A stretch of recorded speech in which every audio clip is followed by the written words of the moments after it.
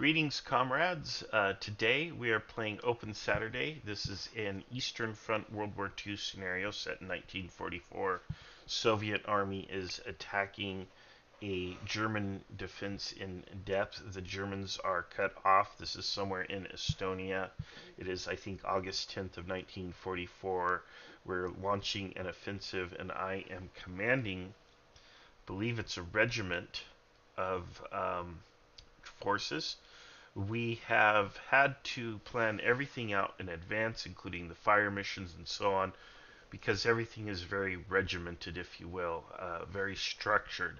There's not a lot of latitude, and the idea is we're going to throw a bunch of guys into the enemy.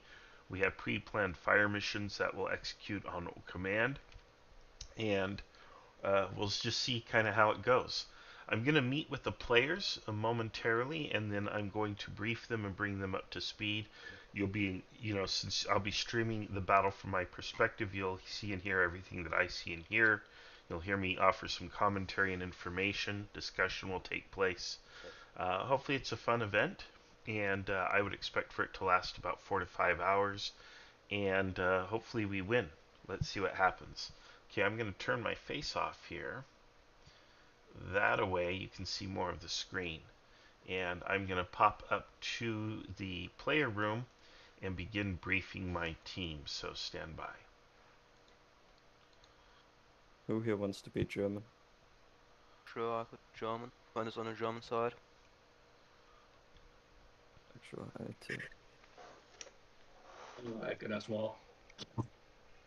Yeah, me too. Yeah, actually, I need to think for a second. It makes sense for someone named MG42 to join the German side. No, fam. We just captured some guns, and now we have our own MG42. No, that works. Yeah. I Okay. just have a question. Sorry, I have a question. Is this the same scale as every other game that we've done? Yeah, basically each small unit is a platoon. But okay, MG42, you can Tunis really remove him from red discussion. And Tunis as well, can you make sure each one of the people in this channel have a a text channel? So yeah. don't let people pick which company they will lead. Just pick them for them. Otherwise, it's going to take a while. Okay. And I am going to give you guys, for the beginning, to get you guys going, I'm going to give you guys 20 minutes to complete planning. So the game is going to start in 20 minutes, whether you are ready or not. And by that time, I would like each player to have their orders written in their own text channels. Timer starts now. We only have 2 minutes. Attack. Please give the rolls. Hey, so where's the scenario map and... Oh, here? French module? No? Tunis. Can... Where is Oh. the position? Okay, let's first of all let me go ahead and take the session here. Does everyone have the module? No, not yet. Just got it. Let me go ahead. I actually have a special one for you guys. Okay. And you will see it in red discussion. Question. I don't have a tabletop simulator. I can have just a map, right? That also works. Okay, yeah, that's fine. Okay. In that case, you should see the slice of the map in red discussion. Yeah. Also, yeah. Now I see it. Okay, so everyone get on that module ASAP, get it installed and open it up, please. So is it that deployment thingy? Yeah, it's the one that I posted, the Soviet deployment plan. Are we have access to red discussion, please? Are we? Who is that? Are all the battalion and regimental commanders already assigned? Is that correct? So we're all company. Apart from Tunis and Marshall. Everyone here, beside me and Marshall, will be company commanders. All right. Interesting. Okay. I have some orders prepared. These are general orders that I'm going to read to you. So pay attention, especially the second half. The first half is more for edification. The second half, I'll cue you, so you want to tune in then. In the meantime, just get those modules open and have a look at them. So, comrades, and we'll be calling each other comrade today. Our conflict is existential. For 3 years, the fascists have done everything in their power to make us suffer. Their goal is our subjugation, enslavement, and eventual eradication. This is the end product of capitalism, militarized, as explained by Marx. Comrades, we are the proletariat, steeped in theory, organized and armed and ready. Each officer knows his duty. Each officer knows what is at stake. And it is your duty to pass this down to each soldier under your command. We will ask men to do great things, even to the point of death, and each man must be willing to make this sacrifice. This is not because we lack compassion for one another. It is because the fascists are forcing this commitment upon us. They came here to conquer by all means, at all costs, and now they are terrified of the revenge we will exact in the name of millions. I assure you we will have this satisfaction. We will have justice.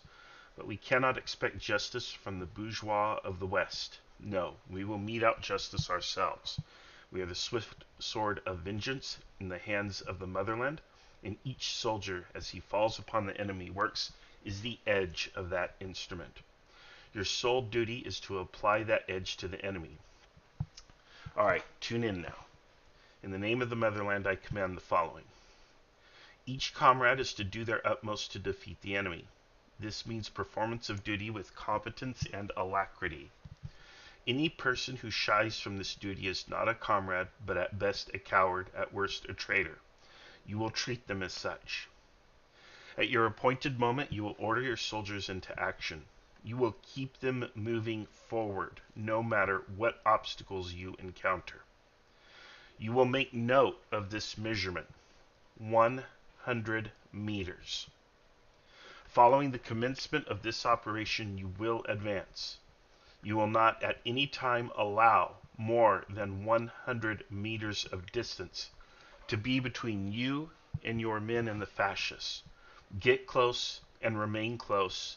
Allow them no rest. Only wounded and the dead may withdraw. If your ammunition is expended, you will fix the bayonet and defend, but you will remain within 100 meters. A fire plan is in place for the artillery. Mind the schedule. As the last shells are still falling, you are to order your advances. If you come to a minefield, you will advance exactly as if it is not there. The men lost to the mines will be fewer than should we route them into a kill zone. If you come to enemy works, you are to take them and continue your advance. It is of no matter should a few enemy soldiers hide or await capture behind your line. We will handle them. Keep to your plan, and most important, keep pressing forward. Do not stop, do not fall back. You have latitude to command in your sector. Obviously, I expect you to act in accord with each situation. Your only limits are specified above. Post yourself, comrades, and prepare. All right, I'll allow for just quick questions. Hoorah!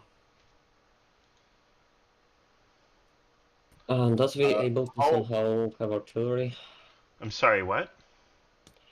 Comrade the polkovnik does in our offensive or attack, we'll be able to somehow get to you and ask for artillery support? No. In case you will have some units will have mortars and direct fire guns attached to them. Those will be specified to you in your order of battle. So once you're assigned to your company, you'll be told. Tunis will let you know what you have attached to you. What you probably want to do, Tunis, is give them a screenshot with their stuff colored. Yeah. Like draw a colored thing around it. So that'll be to you directly. All right. The plan will proceed in 3 phases. The first phase will be Aspen. You probably want to write this down, guys. Aspen. The second phase will be called Birch. The third phase will be called Cedar. Aspen will occur automatically at 0600 hours.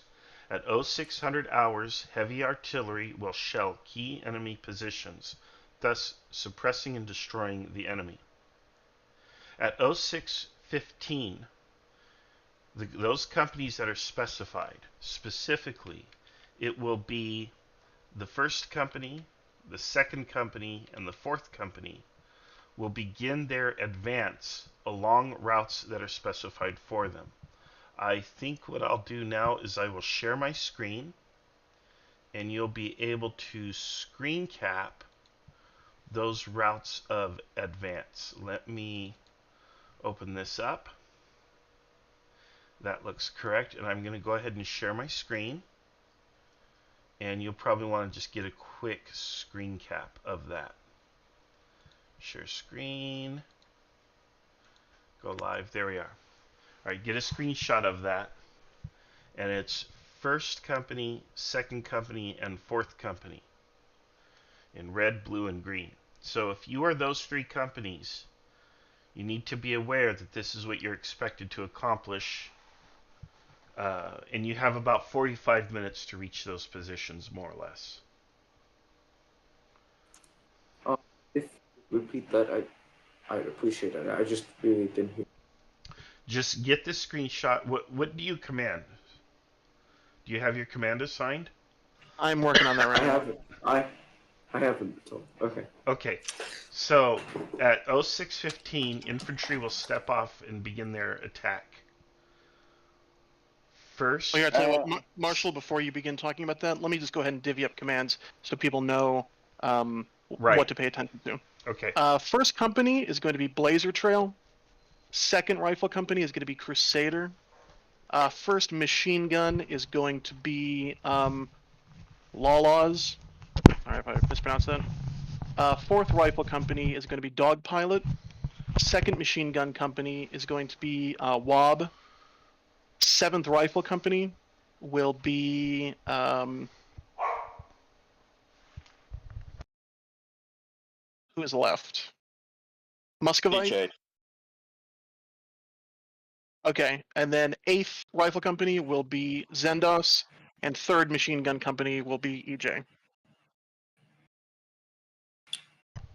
So Okay. once Marshall mentions that, you can... So who's 7th? 7th is Muscovite. Okay, cool.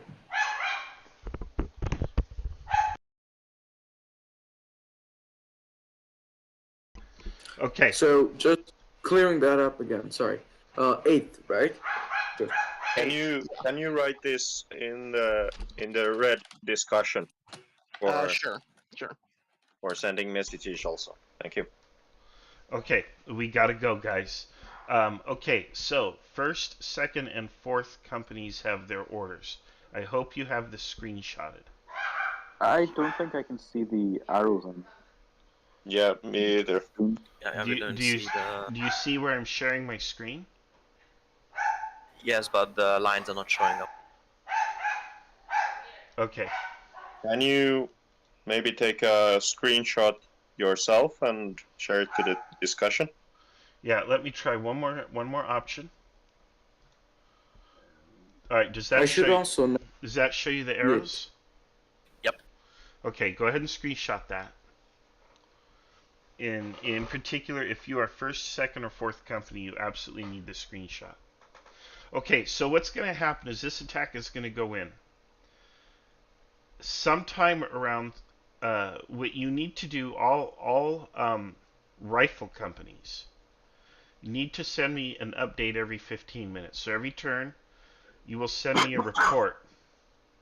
The report is to include the following: time, your name, your command, your position, the situation to your front, what's happening, just a little update.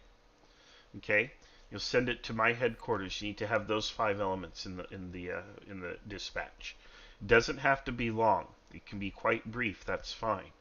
But send those back every 15 minutes. The reason that's important is based on those reports, I will either proceed or delay Birch.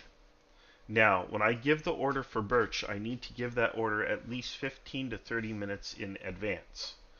When I give order Birch, I will have a time attached to it. So it will be Birch 0730 or Birch 0700.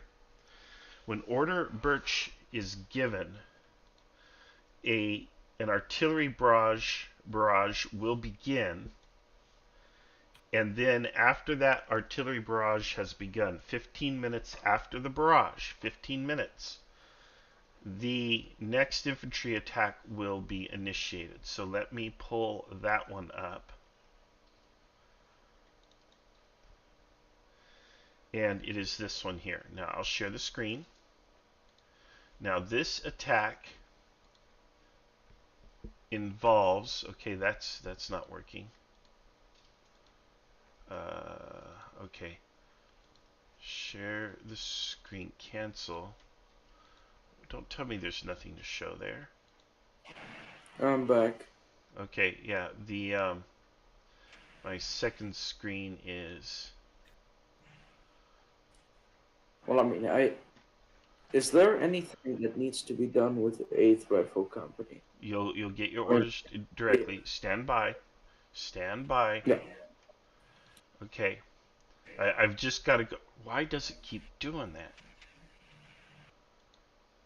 Every time I do that, that is weird. Okay, let's do. Promoted you just now, just in case that's doing something. No, funky. it's on my end. Let me just do a screenshot, and then I'll do this screen here. Now, I should be able to share that screen. There we go. All right. Now, I have written on here the time 0700. You may safely ignore that. When you receive the order Birch at the appointed time, it will be the code word Birch with a time. At that time, an artillery barrage will begin, and 15 minutes after that barrage, infantry is to attack. Specifically, the 7th and the 5th Rifle Companies are to push through. They are to attack on those lines. Now, it may happen that the enemy gives way, and you proceed further. If that happens, act in accord with the situation, stay within 100 meters distance, and just keep pushing. Don't worry about anything else. Just stay in their face and keep pushing. Okay? If our allied units are further forward than you expected, that's okay. Keep pushing. Okay? All right, let's stop that there. All right. Now, at command Cedar will be given along with the time, and command Cedar, and I have on here 0830, and let's see if it's going to be wonky again, isn't it? So let me do it this way. You can safely ignore the time that I drew on the map, which is 0830. Okay. But plan Cedar will again have the largest artillery barrage of the battle. 15 minutes after plan Cedar or order Cedar is given, infantry will begin their attack. Now, 1st, 2nd, and 4th Rifle Companies, which have hopefully reorganized and rearmed and re-equipped, they prepared themselves while 7th and 5th were pushing forward.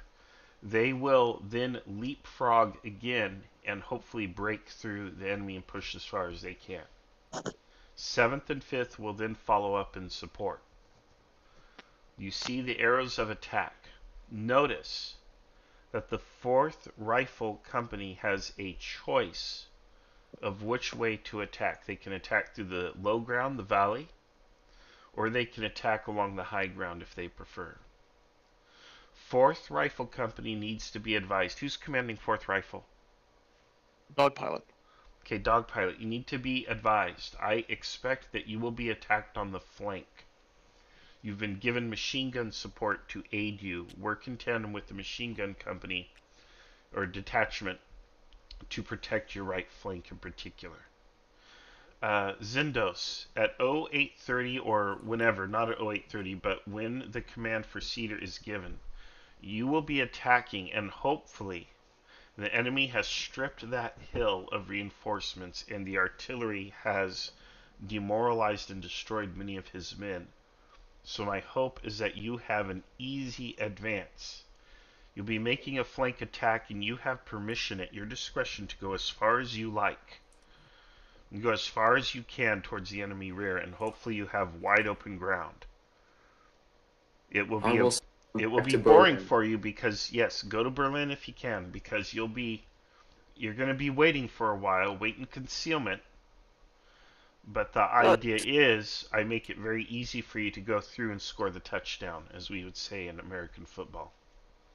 Yeah, I'm gonna use that time to try and guide my second in command. He's a new player, so yeah. All right.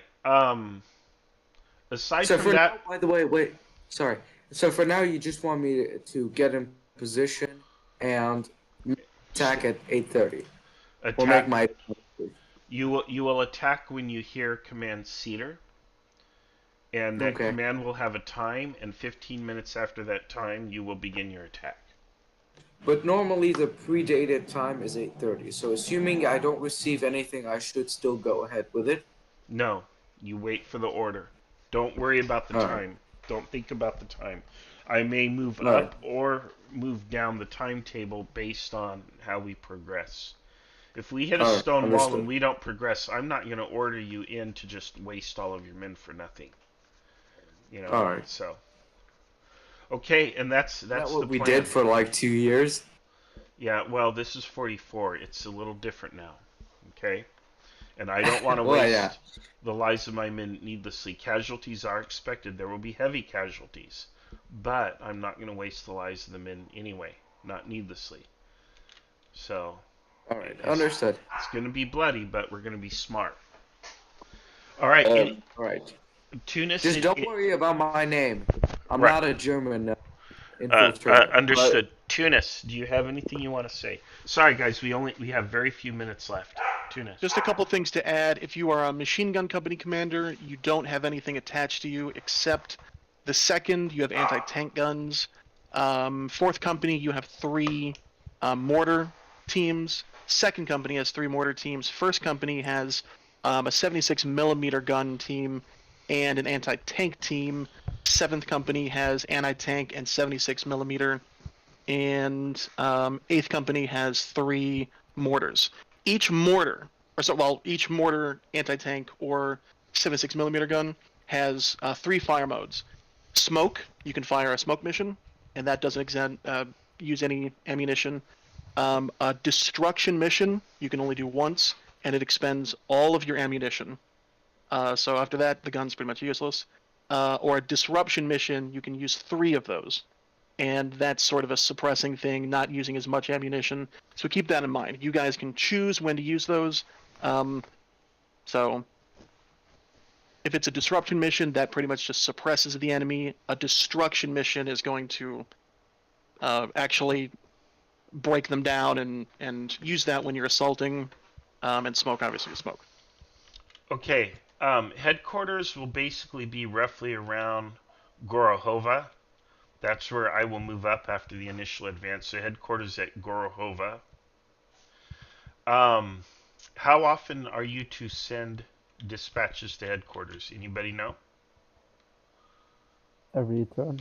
Every 15 minutes. Yes, every turn. Yeah, okay. I was going to say that. When will you be attacking? When we receive the order.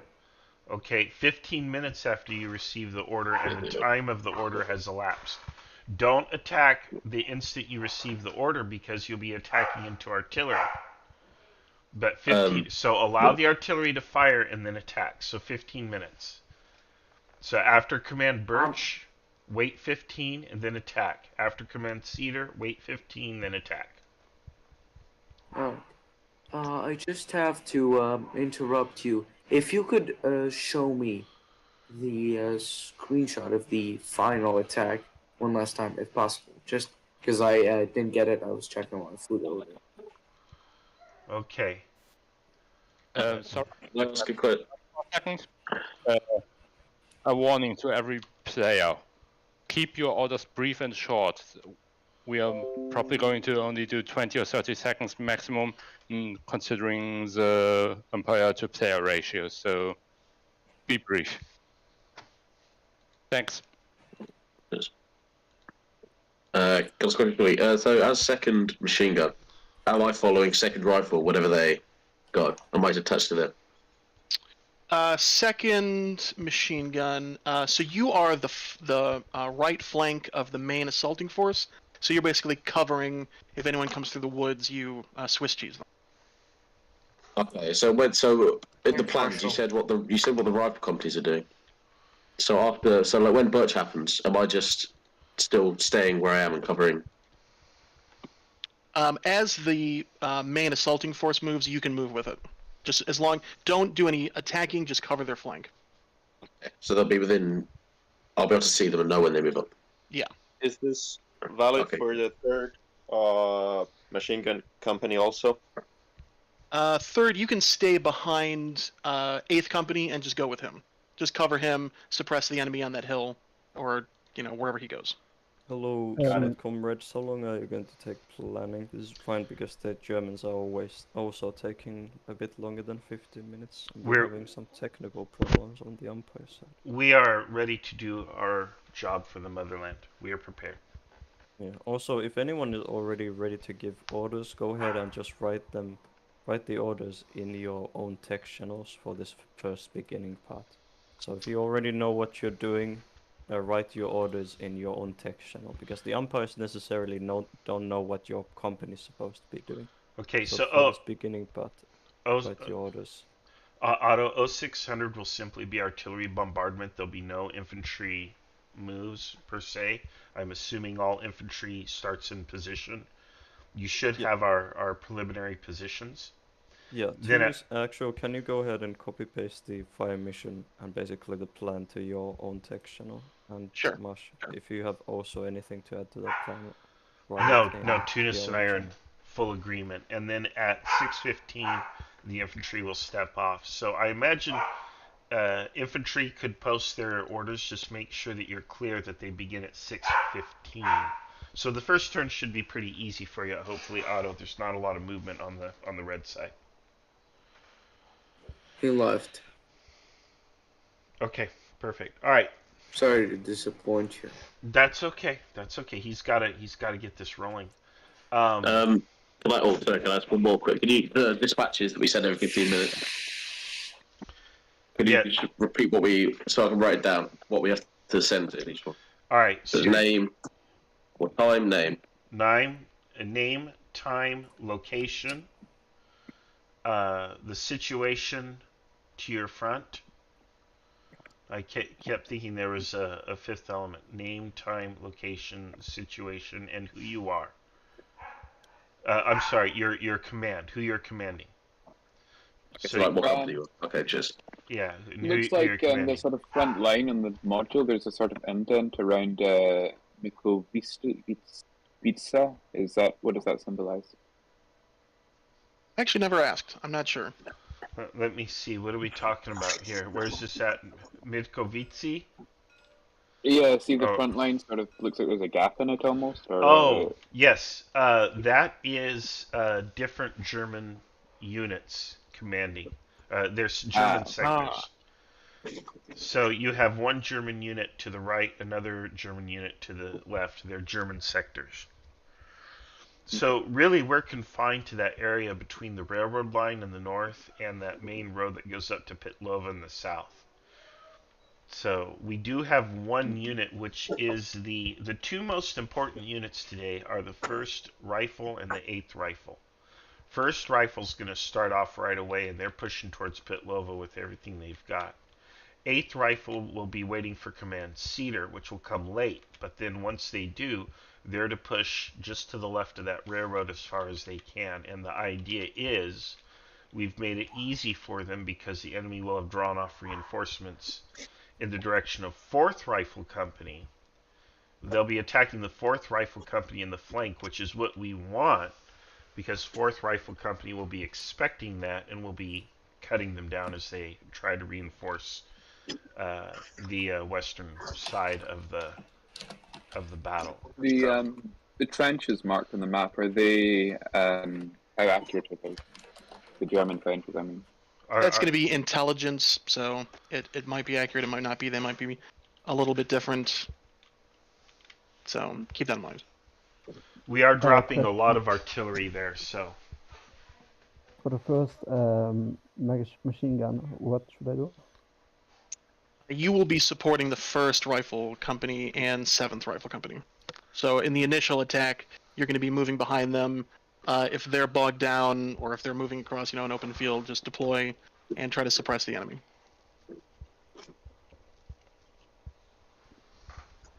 Sounds like we have our act together, but the enemy does not. Very typical. Does anyone not have access to their text channel? I don't think that Shin has been added to my channel. He should. I just added him. Nah, yeah, okay. That's fine. Thanks a lot.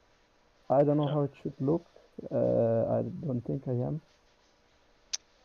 Right above the red 1 channel that you're in right now, the voice channel, you should see one of yours. Let's see. Umpires too. That's it. What? No. Just make sure.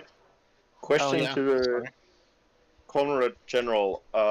Which units are on our attacks right and left? This is a big map, so do we have any supposed unit there?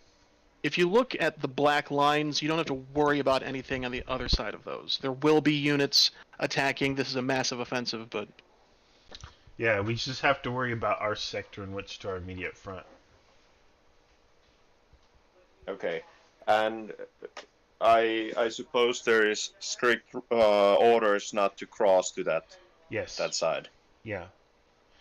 Yeah, you have latitude to act in accord with the situation as long as you follow the plan.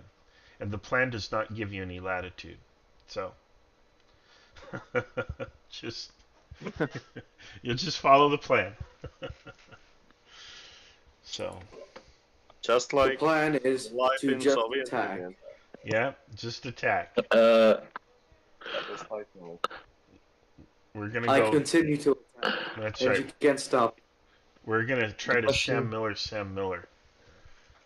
Go ahead. Exactly. Товарищ полковник, from 7th Company. I have something looks like a small lake in front of me, in front of my command. In the other artillery happened, artillery bombardment will clean up the German position. I need to move forward with a 2nd company, with a 1st company, or I should exclusively wait for a breach to move up. Yeah, so when you come to a body of water, you are to cross it as if it is not even there. You will all die, but it will be a cool monument, you know. No, you'll be waiting for Order Birch. So when Order Birch is given, Order Birch will be given with the time attached to it. So you will receive the Order Birch 0700, for example. And at 0700, you know the artillery fire will begin, and then at 0715, your attack begins. What you are supposed to do is you will follow the 1st Rifle Company. You will not cross through the water. You will follow 1st Rifle Company to your left. And you will follow behind them, and when it is your time to attack, you will leapfrog them, meaning you will go through them or around them or whatever you have to do. You will bypass them, and you will push forward with your attack. And you will attack as far as you can until you stop. And then when Order Cedar is given, they will leapfrog you and try to carry on. But that gives them a break where they can rest and resupply and reorganize. But no, you can't pass through that water feature. You have to go around it. So now if you come to a minefield, I don't want to hear that you're going around minefields or that you're clearing minefields. You're not going to stop when you get to a minefield, you're going to continue. And the logic is very grim. It's grim arithmetic, I'm sorry. But the idea is the losses from the minefield will be less than if you slow down, stop, or go around it. Because if you go around it, I assure you, they have artillery and machine guns trained on that path.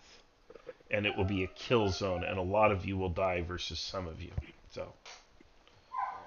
Right, last question. I'm looking at the deployment plan, and I found my machine guns, and the company I'm next to are going until Birch. So do I stay stationary till Birch, or do I push up on Cedar to hold the right flank? As the second machine gun company. You just follow the flank. When the one next to me goes, or just the whole time? When the one next to you goes. Okay, so that's in Birch. I'll move up. Cool. Yeah, you're not just supporting the flank; you're also supporting sort of the center. So. Yeah. Yeah, you're what? You're second rifle company? Second machine gun. Oh, second machine gun. Yeah, so you'll follow. Okay. Yep. All right. Got it. Yeah, so it's my first time playing, so I'm a bit confused, but I think I got it. Yeah. So I'm hoping at the end of Aspen, we've got as far as Mitgovista, and that road that goes across. So we've got both the left and the right of that road. We've got that village, and then we're ready to push into that high ground during Birch. And then at Birch, hopefully we're pushing through towards Pitlova, and then at Cedar we break through at Pitlova, and we break through north of that hill. The 8th Rifle Company on its own will break through. So, and then that cracks it wide open and we win. So that's the hope. So everyone should have your text channels now. Go ahead and right now, I think we're getting pretty close, put in your initial orders. And if you have any questions about how you should format that or what they should look like, let us know. And just make sure that your attack step off at 0615. Don't step off into artillery fire. Yeah, it's my first time, so should I just dial the time and what? Or how exactly? Which unit are you? Or you're the first machine guns? Exactly. I mean, yeah, you can say, first machine gun company will deploy with the rest of the regiment up to its designated deployment zone. And I can just say that, don't I have to say the exact location or something like that? They know the exact location, but once the actual attack starts, then you will need to say, move forward or follow this guy, or try to be as specific as possible. Okay.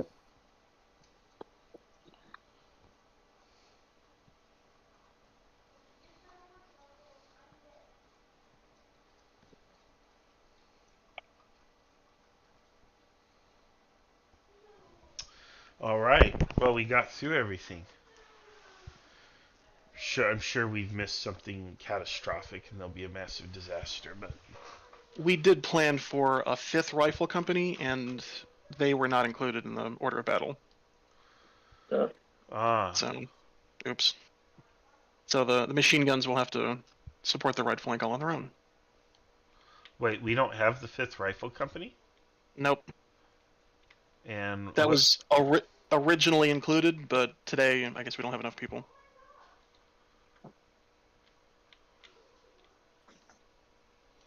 Yeah, that's a big part of the plan. That's Negative.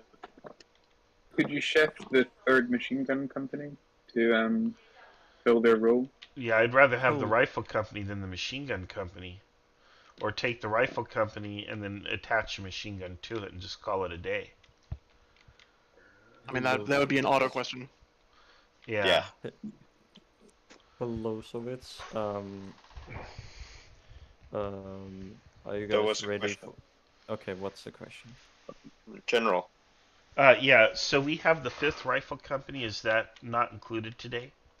Yeah, there's no play for it, but I'm gonna put it in like quote unquote reserve, so it might be in the game later as a kind of botted unit or your reserve. It's kind of up in the air. They're right now assigned to another sector actually. Oh, okay, because we had included them in part of our plan. I think I would rather have them and just like maybe throw a machine gun in with them than have, what is this other machine gun company? I don't know. The second machine gun company. Yeah, second machine gun company. Can we trade?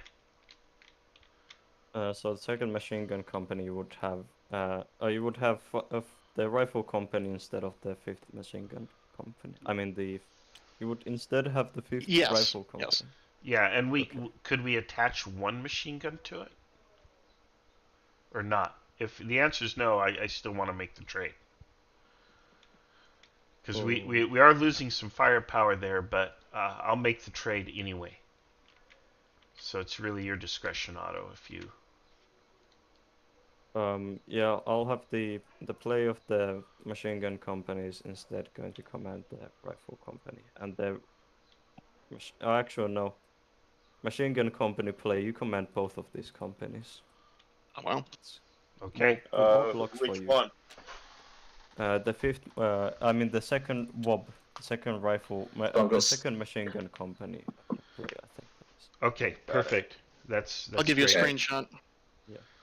Okay. So both of those are kind of in the center-ish or right of the western front. Okay. You guys are basically I'm second and fifth there. Yes. Yeah. You guys are all basically ready to start the game. So yes, we sure are. Okay. Marshall, could I get a screenshot of the Birch bit of the plan then, please, so I can see the fifth movement? Because I wasn't fifth, so I didn't get that. All right, so you need me to put Birch up. Let me Birch up, yes, just Birch. I got the other two. And then I posted a screenshot of your two companies now in the red discussion. Okay, thank you. Okay. Oh, come on. Why does it keep doing that? It keeps... The only way to do that is for me to do this little screenshot thing. It's really weird. Okay, I'll share my screen.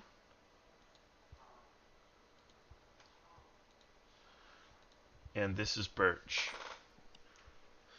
So yeah, the fifth, you'll just have to move into position, but the important thing is that you're kind of pushing your way up through that middle ground. You're taking the high ground basically to your front. And ignore the time that's written on it, and remember it's 15 minutes after the time specified by Order Birch. Yep. Cool. Okay. Okay, good luck, guys.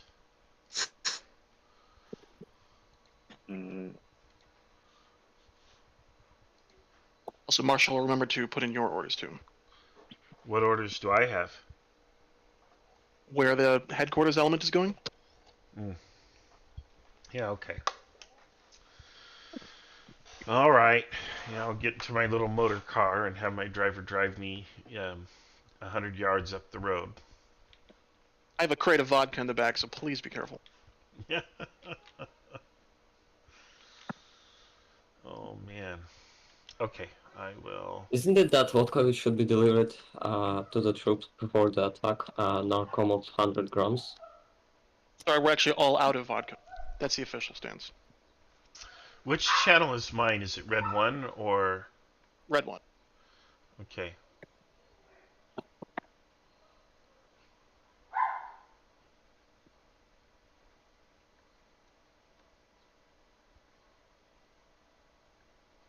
I think we can probably break off into our channels.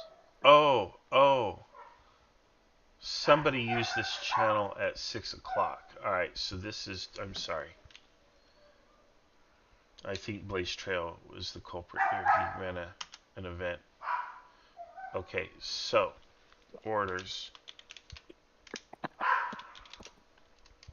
Yeah, I ran a game with Foundry just before. Yeah, no problem. I need to get in there and check that out with you, Blaze. Orders 0600.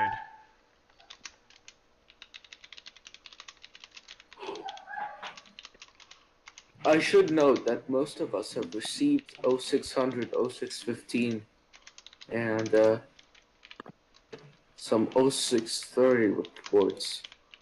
What? I don't know if we're meant to get those. We got anything yet? There was a game yesterday. Okay. Oh, so you guys worked on... Yeah, Okay. so just It was somebody else. Yeah, draw a line and don't worry about it. Alright, let me borrow V.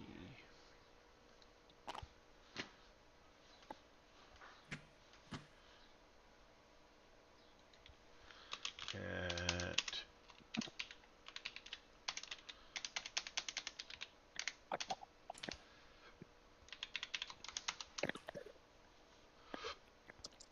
Where was the headquarters? Sorry, just so I can say where to send the dispatch. I will initially Gorohova is where you'll be sending it after 6:15. I don't think you have to send a dispatch on this first turn. You don't have to send me a dispatch on this first turn, or even the second one. First two turns, don't worry about sending me dispatches because I know what's happening with you on the first two turns. It's turn 3 and on that you need to keep me updated. Because basically your turn 3 and your turn 4 dispatch will determine if and when I issue Order Birch. Let's see here.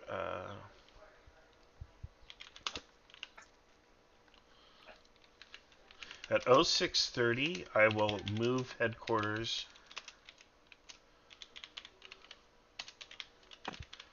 to Gorohova.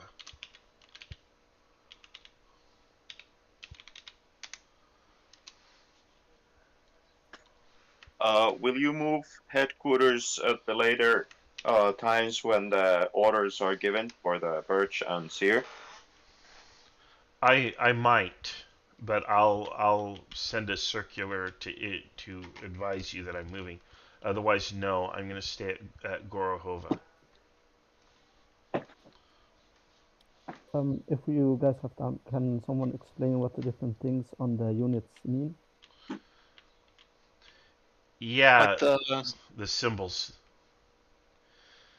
So, go ahead, Tunis, if you want. Well, so if it's an X, that means it's infantry. The 3 dots at the top, that means it's a platoon. If it has one straight line at the top, that means it's a company. If it is an X with the black dot in the middle, that's an infantry support gun, so like an artillery piece. Light artillery. Yeah. The circle with the arrow coming up through the top, that's a mortar.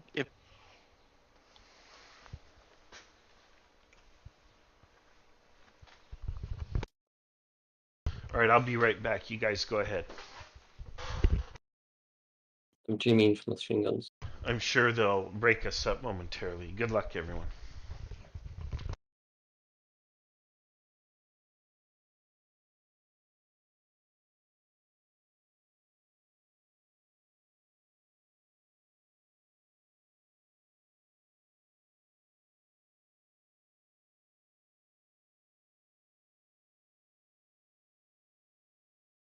I got moved.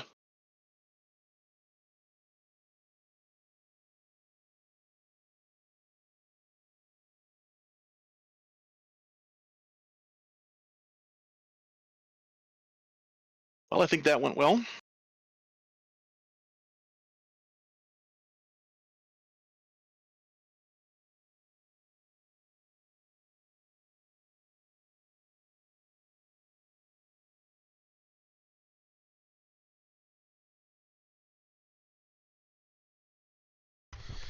All right. Yeah, I agree, Tunis. I think it went very well.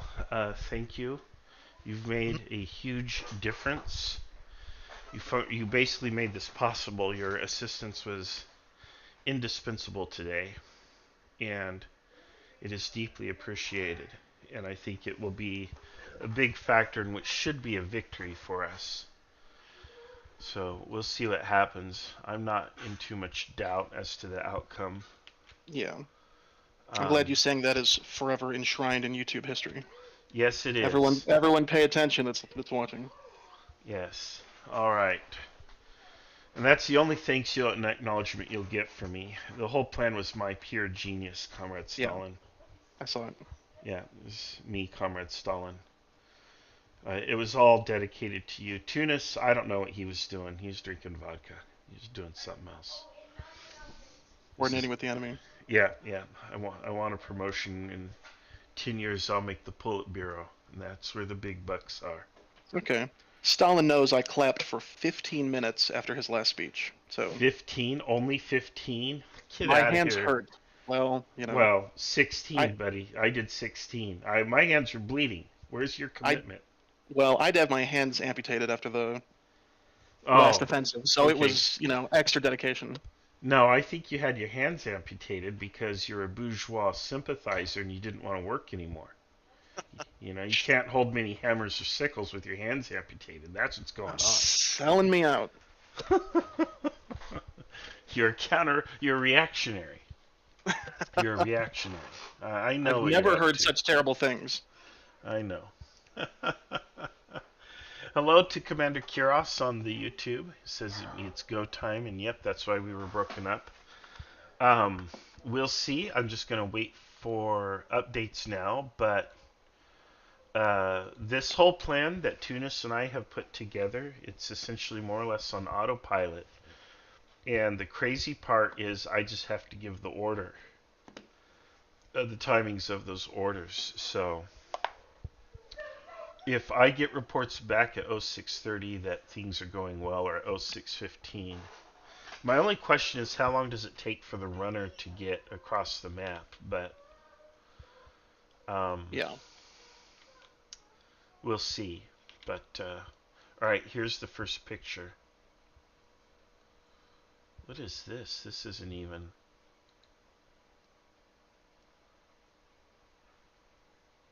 I think this is us in the process of moving to the deployment. Porohova. Where is that even at? Comrade Commanders, it is now 0600. It is a warm summer day in Estonia. You are both located around the village of Motovilova.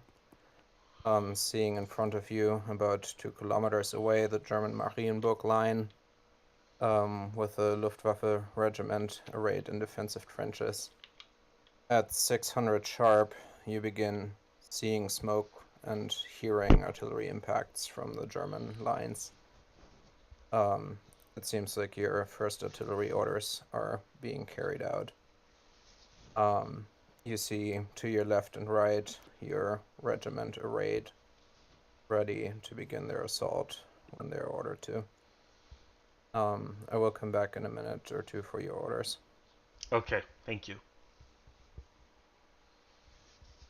Our lazy soldiers are moving slower than we thought. Mm-hmm. Well, they'll be paying for that then because the artillery is spent. Artillery is spent. This is... Oh, okay. The plan proceeds. We're not going to change the plan. So. Yeah. The good news is I made the plan semi-flexible in that order Birch can be given at any time. So it's not pegged at 0700, because if that were the case, this problem would persist, but now I can just adjust it. Yeah. Just give the order later. So they're going to need another 15 minutes, I think, to get into position. Orders, commanders, comrades? No orders from myself, although I'll move up to probably Lotina myself. We'll just move up, but yeah, the commanders know their duty and they should be following their orders. Yeah, I'm going to remain with the comrade commander. Lotina will be the new headquarters location. Are you taking your regimental command staff with you? Yes, always. Yep. Cool. Thank you. Yeah, yep. I will not leave my command. So. Understood. Okay.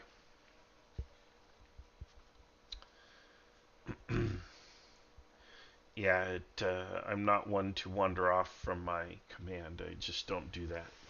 I hate it when players do that.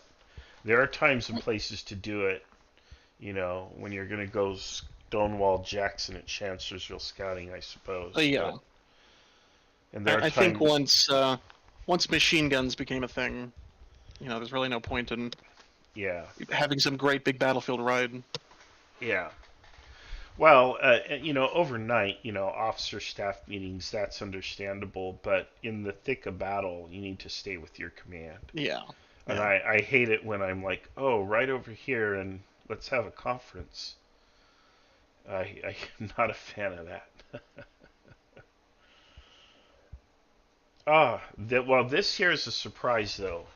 They have, and I'll show people on YouTube, too. I'll open it in browser. In case you can't see it. They have us. I don't know what the grid square is. I think the grid square is a kilometer. Yeah, I think about that. So they have us about a kilometer behind where we should be.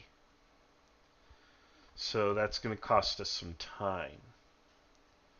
But it does not really change the plan. What it does do is our initial artillery bombardment is a little wasted in that the men will not be advancing directly following the end of an artillery barrage. The Germans will have basically 15 minutes to reorient and reorganize themselves, which is going to make this a little bloody for the men, but they also have mortars and direct guns and machine guns and rifles, and they're just going to have to fight their way forward. Yeah. So, I don't know what to tell people. The umpires threw us a curveball right at the start. It's not going to be pretty, but it will be victorious. Right, because, Birch is not tied to a timetable. It will be ordered when it's ready. So... One thing I was afraid of, that I was thinking about, is if our commanders are a little bit too big on the initiative, and they advance into an artillery bombardment area. Well, that's why I've told them, wait 15 and then go. Yeah. So my only concern here is that they would have given stationary orders, and then they'll be 30 minutes behind. Right. But we'll catch them all up. So I'm not going to issue any orders or change anything. Hopefully they are advancing, and we'll know momentarily what they're doing. Let me pull up my Discord so I can get any new dispatches. Yeah, if I start giving orders now, it'll just confuse people and disrupt things, so.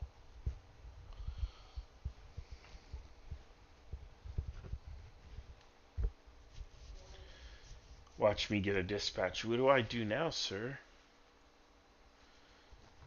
Well, it's called the plan. You do the plan. It's a good plan. I thought of the plan. Do the plan.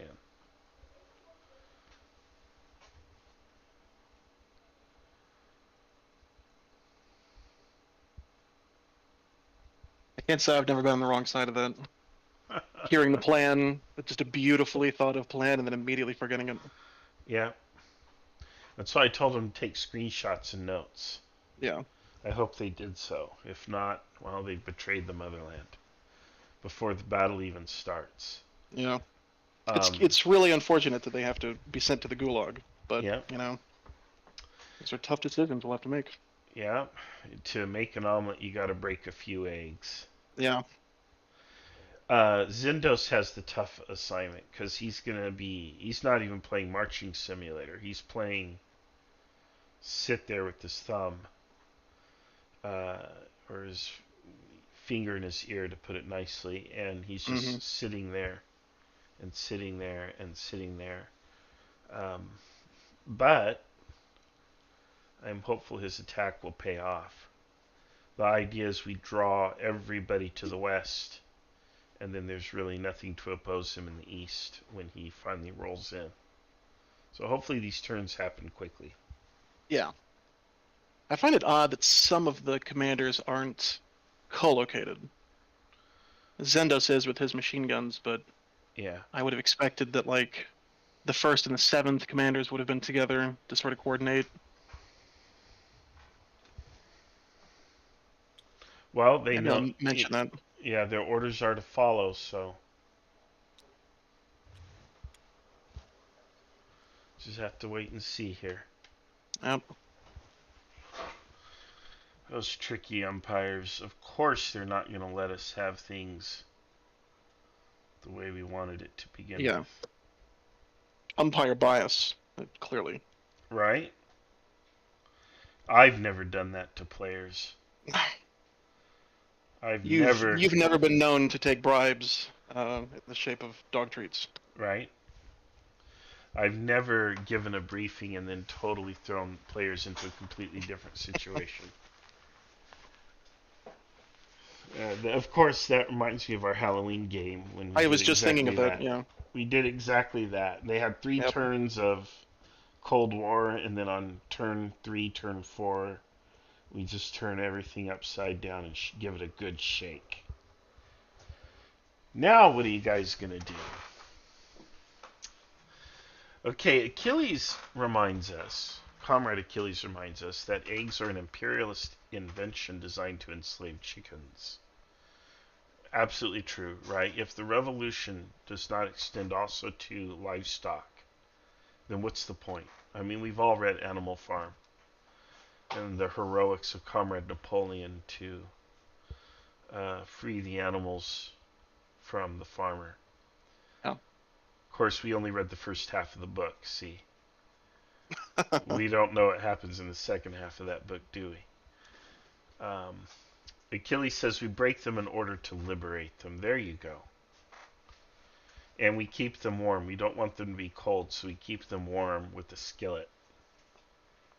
And then we want them housed, so we house them inside of us. It's how dear they are to us. It's like giving them a permanent hug. So that's what we do. This is just making me hungry. Yeah. Talk about cooking eggs. Yeah. Well, didn't you get your potato today? No. No. There's an artillery bombardment, blasted the headquarters potato bucket straight to hell. Well, yeah. I'm afraid you'll have to drink your potato then. Now that I'm definitely doing.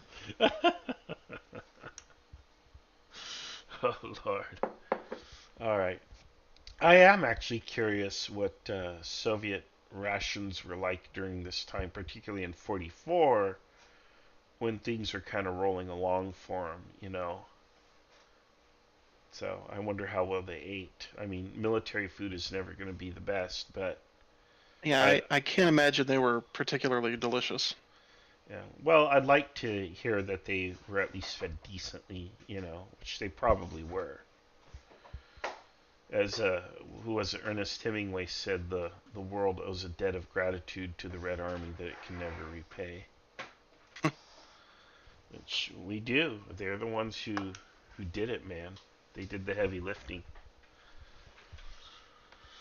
Let's see here. Well, they started typing an update into my Yeah, I saw channel, that on mine too. But then they stopped, so they're probably preparing.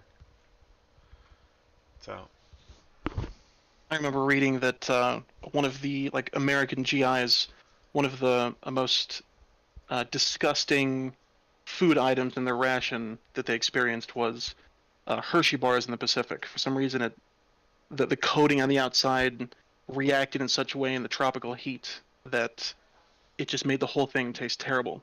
And millions of dollars went into research to make a better tasting chocolate bar for our GIs. And can't imagine the Soviet Union did that for their infantry. Yeah. Okay, just got my screenshot. Yeah, me too. And let me... Comrade Commanders, it is now 06:15. You have moved up to the village of Lotinai. The artillery barrage ceases. Your units start moving forward. And as the artillery fire stops, you can hear it being replaced by rifle fire that begins to sound out from your northwest. You do not have direct visibility on the combat as far back as you currently are. I will come back for your orders in a minute or two. Okay. Yeah, I think we'll just move up headquarters to Gorahova now. Yeah. I could barely make out some of our platoons taking some fire up there. Yeah. Well, next time they'll be in position on time, won't they be? What kind of commander lays out a whole plan, does not have his troops in position? Next time, we'll begin at 6:15. Next time, hopefully. Next time is about 20 miles to the northwest. Yeah, next time we'll deprive Otto of that satisfaction of messing with our plan. Well, the good news is, Otto, we planned for this. But it's the German players who didn't have their act together this morning. Why are we being punished? We're not being punished. That's the scenario. It's a Kriegsspiel problem that's been presented to us. And have any orders, comrades? Yeah, move headquarters to Gorahova, please. Staff and everything. Thank you. Okay. Yep. Sure. I'll follow. Thank you. All right, so that puts me in Gorahova on timetable. So dispatches that are sent there will arrive. I'll get them. And they should start sending dispatches now on this turn. So that's kind of the important thing, is that I be there. And then hopefully they're having some success and Gorohova's not the target of an artillery bombardment. But that's just a risk we'll have to take.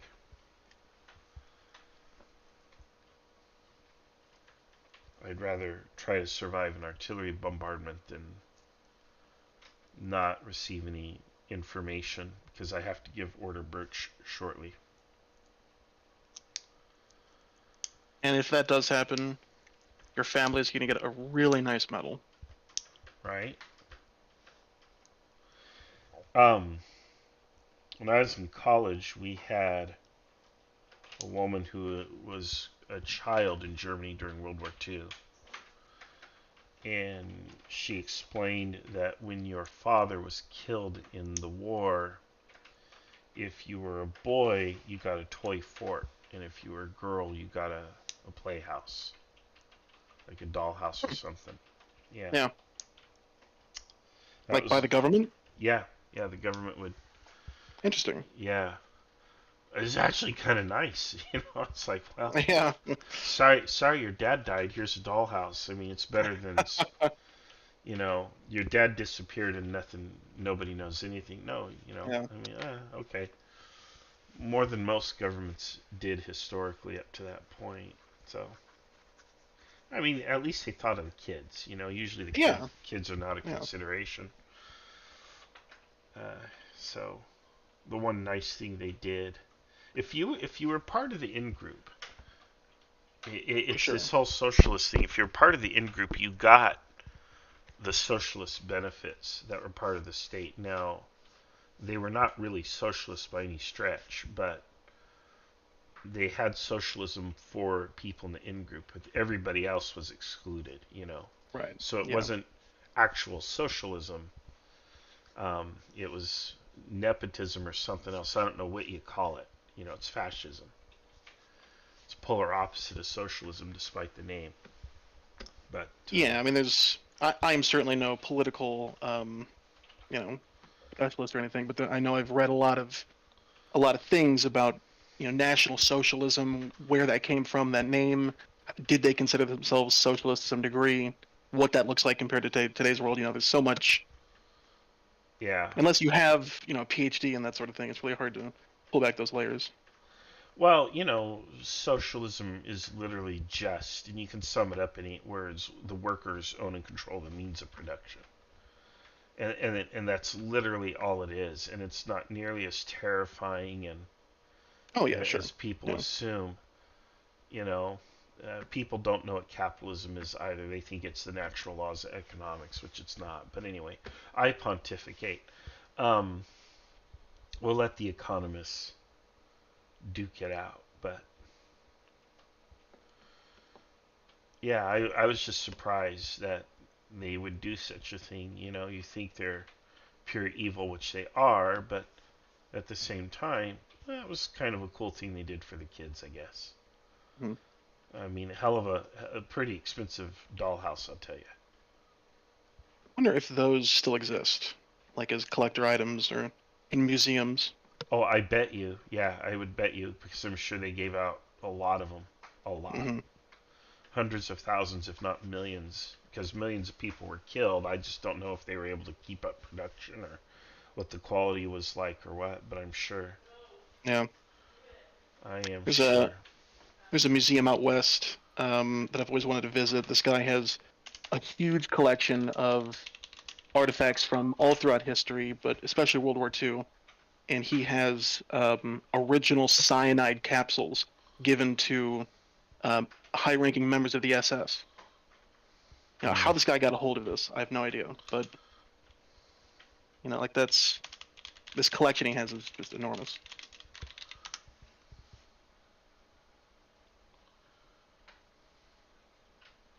You know, these were the capsules that, like, if they were captured, they would have bitten down on it.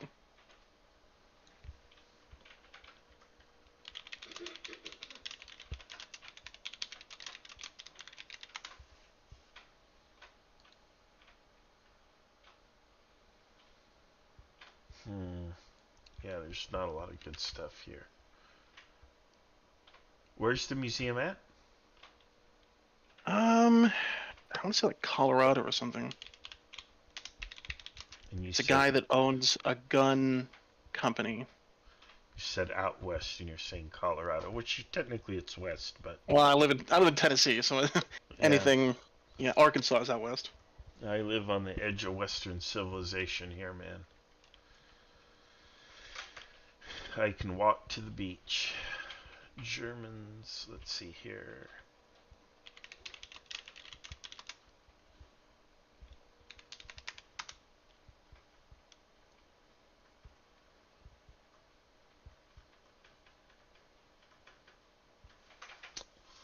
Yeah, I don't know.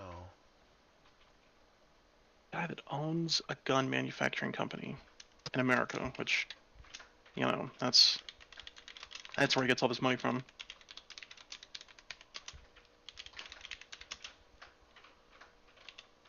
Yeah, there's a bunch of YouTube videos online too about it.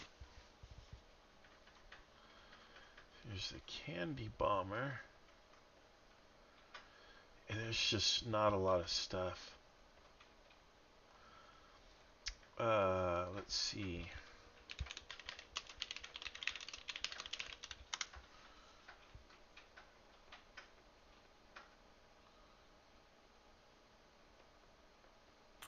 Comrades, commanders, it is now 0630. You and your command staff have moved up to the village of Gorochova. Okay. You can hear a massive exchange of machine gun fire and rifle fire from the buildings in the east of Mitkovica to your front. It seems like your second company has assaulted the trenches, whereas your first company is moving up the road and not directly assaulting. The Germans seem to have broken in the first line of defense, but your units are also taking losses. In return, you can see heavy explosions and an exchange of gunfire on both sides. But currently, the Germans are being driven back. I will come back for your orders in a minute or two. Okay. Okay. Good. All right, Tunis, do you think we should give, it's what, 6:30? Order Birch 7 o'clock or 7:15? What do you think? 7:15? 7, I think 7 might be good, because if the screenshot I'm looking at, kind of like what I was mentioning earlier, our front units risk now getting into the Birch artillery zones at like Pitalova. Mm-hmm. Oh no, wait. Pilova at Birch is smoke. So that is not as bad. Well, really, the decision is 0700 or 715. I think 0700. Well, we're making pretty good progress. Okay. What do you think? Yep. All right. Let's get that order out to all commands. I don't know if they want. I don't know that they need us to write it out or how we deliver that. I'll ask the umpire. Yeah. But all commands need to receive the order. It's a circular, so. Now, I don't like circulars, but. What do you mean when you say circulars? It's an order that goes to all officers. Oh, yeah. Okay, Captain Maxim, 4th Company, forgot to order the advance. Will be slightly delayed. No enemy in sight, however. Okay, umpire. Yes. I am issuing order Birch 0700. That is to go to all commands. It's just a one-liner. Is that sufficient? Do we need to do anything else? Because that needs to go to all of our officers. That is sufficient, I believe. Okay, I'm sorry to make you have to do that amount of copy-pasting, but you just have to drop that order in there. I will leave you two out of it. You already know about it. Yeah. A quick question. We're right next to mortars. Are they firing? They are not firing. Okay, the 76mm gun either? The 76mm gun. That's the infantry gun right to our left. Yeah, that's not firing either, no. Okay. Can I send a runner over to them to see if they have fired? Sure. Okay. I just want to make sure how much artillery or ammunition they have left. I believe we have a dispatch umpire, so if you want to put that in your chat, you can get that to the relevant commander. Oh, sure. Okay. Or I can just give you an update next time. It's just, the update's fine. It's just critical that order Birch 0700 goes to all commands. Yes. So, okay, thanks. Understood. Okay, thank you. All right. Okay, so 4th Company. Let's take a look at 4th Company. They screwed up. Where is 4th Company? That is down here. They have not attacked yet. They are, I don't know where they are, but they are not where they're supposed to be. I don't know where they are. I don't see them on the screenshot. But I received a dispatch and it reads as follows. From Captain Maxim, location Koselka. Where is Koselka? Okay, they're behind us. See right there? Yeah. Oh, yeah. Situation. Okay. Forgot to order the advance. Will be slightly delayed. No enemy in sight, however. Alright, he is, don't tell him, but after the battle he is to be arrested. I'll do it personally. He's to be placed under arrest. Okay. I'll make sure his family and next 3 generations also are sent to the Gulag. Well, we'll find out what's going on. He'll get it. He'll get. Oh, okay, yeah. Sure. He'll have an execution and then a fair trial. You know, but no, he'll have a fair trial. We'll find out. Maybe there's a good reason, but at least he was honest. So we appreciate the confession. But we can't have commanders forgetting to order advances.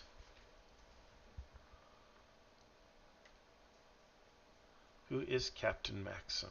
Dog pilot? Because this is Aide-de-Camp von Loritz. Yeah, he's an umpire. Oh, okay, so it's Captain Mac. Okay, so he's... Alright, yeah, so it's dog pilot. Alright, well, sorry, buddy. That's just how it goes.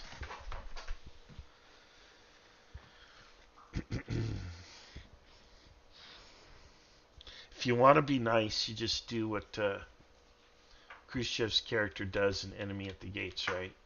You just hand him the pistol and say, perhaps you want to spare everyone the trouble. Yeah.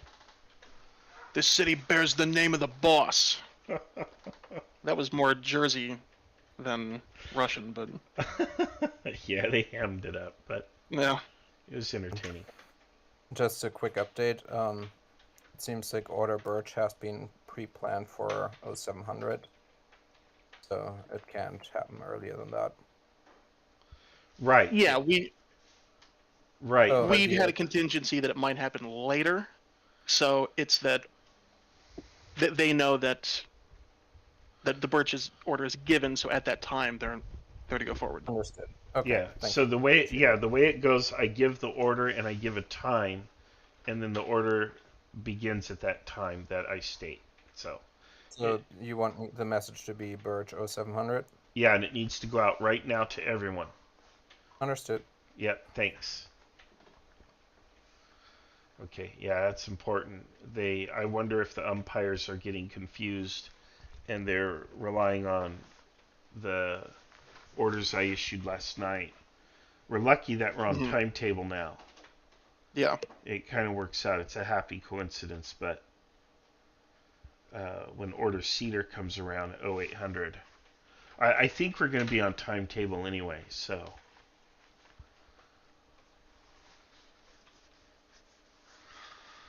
All right, Achilles has a couple notes for us regarding the chocolate in the Pacific. He said, sadly, the effort failed miserably. And then he also mentions regarding the doll houses. He says, that is the kind of thing you stop doing late in the war when there are a lot of little kids with doll houses. It indicates how big the losses are becoming and depresses morale. Yeah. Yeah.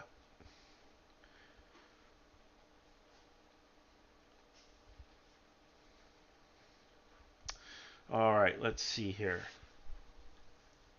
Okay, so this is our last situation update. So people on the YouTube know the actual situation on the ground is probably advanced beyond this somewhat, but this is our last update, so we don't know for sure. I'm really curious to get a dispatch back from the 1st Rifle Company, because they're kind of the spearhead on the left. I'd like to know that they've made progress. The Rifle Company, which one is that? The 2nd is the one that would have assaulted those trenches and probably has taken heavy losses.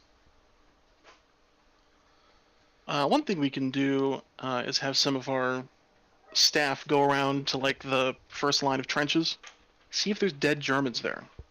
That would tell us were the Germans even defending those trenches. So that gives us an idea. Was our artillery bombardment successful? Did we soften them up? We could do that, but let me ask you this. What difference would that knowledge make? I guess it wouldn't make much of a difference, but... Yeah, because we could expend that energy and make the umpires do the extra work, I suppose. But the answer doesn't change the plan. So there's not really a point to doing it. In real life, it would be kind of interesting, but... I guess my thought is, I'm looking at the screenshot, and I see a couple platoons that have been chewed up pretty bad. There's one all the way at the top that looks like it's taken a few step losses.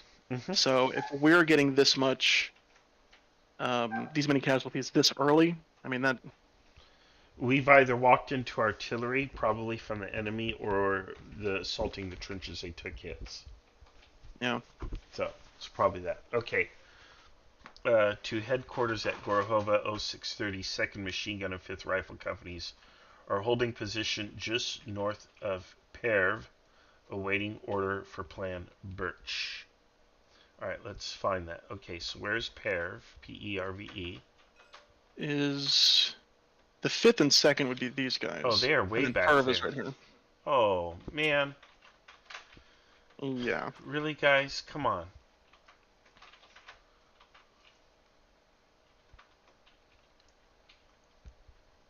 Alright, we need to tell them to move up. Who sent the order? There's no name on it. Who is commanding 5th Rifle Company? It is now 0645. You can see Germans being further pushed out of Mitkovica, which now seems to be mostly under Soviet control. You can hear the sounds of distant gunfires from the forests beyond. you dispatch runners with a message 0700 Birch in all directions, and you expect them to have arrived before 0700. You also send runners to the mortar and infantry gun platoon to your west, and it seems like they have not fired so far in this battle. I will come back for your orders in a minute. Okay. Thank you. I'm going to send a dispatch to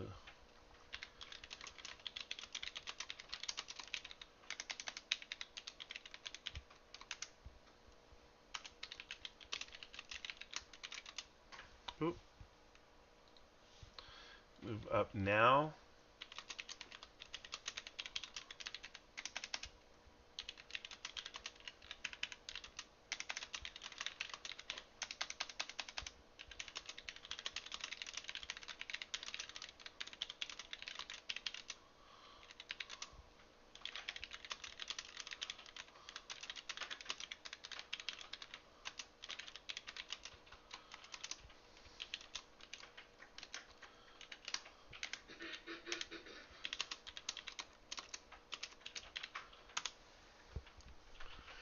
Alright, so I've sent him a dispatch saying, move up now, Birch will begin at 0700 and you must be in position, otherwise you will not enjoy the benefit of the artillery cover. So. Now, one concerning thing is, it looks like we've actually been pushed back. Commander, do you have any orders?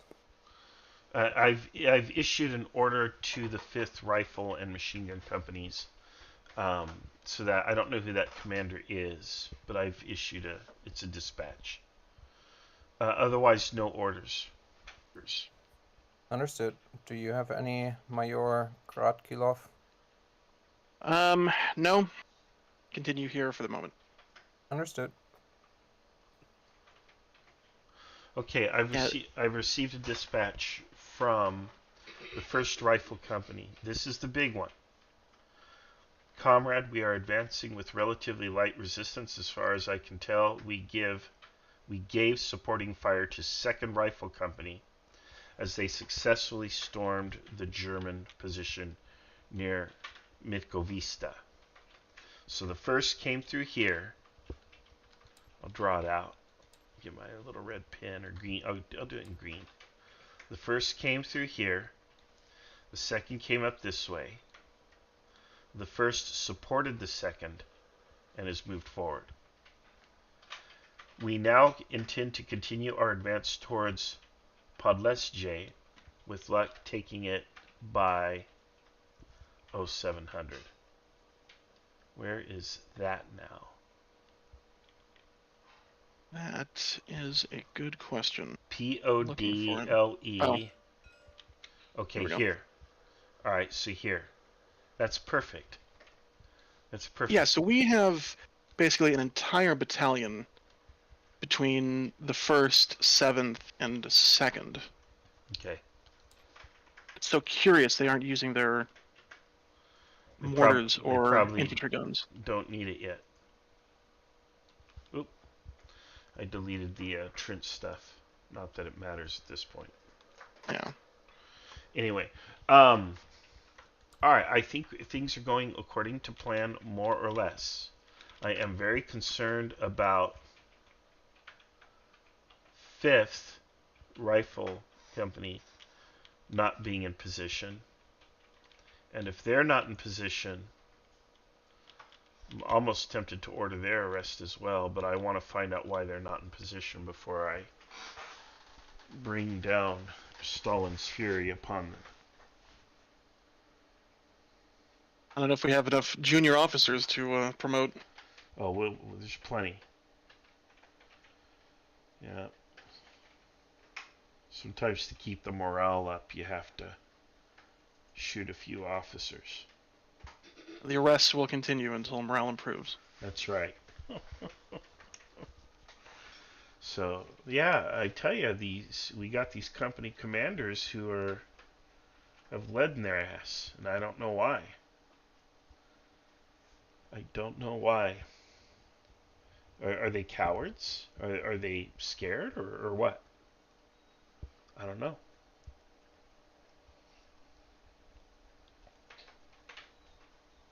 I mean, they're certainly not dedicated to seeing the success of the workers of the world. Yeah, I don't know why they're dragging their feet. They must be bourgeois sympathizers. Unbelievable. Well, anyway, we'll wait and gather facts before we indict that one, but... that doesn't sound very Soviet. Well, we're going to gather facts. I mean, for all we know, they're part of a whole counter-revolutionary network. Yeah. I mean, they'll have some questions to answer. They'll answer them in a dark room, tied to a chair with a single light bulb hanging over their head. Let's see here. But they might get to return to the field. You know, we'll see. I hope they have a lot of teeth, though, because you're going to need extra teeth. Yeah. You know, we have to make sure we're getting the correct responses. Lord, we're awful. You know, it's role playing. It's okay. Running the Red versus Blue campaign, hearing some of the orders that the players actually give is kind of disturbing at times.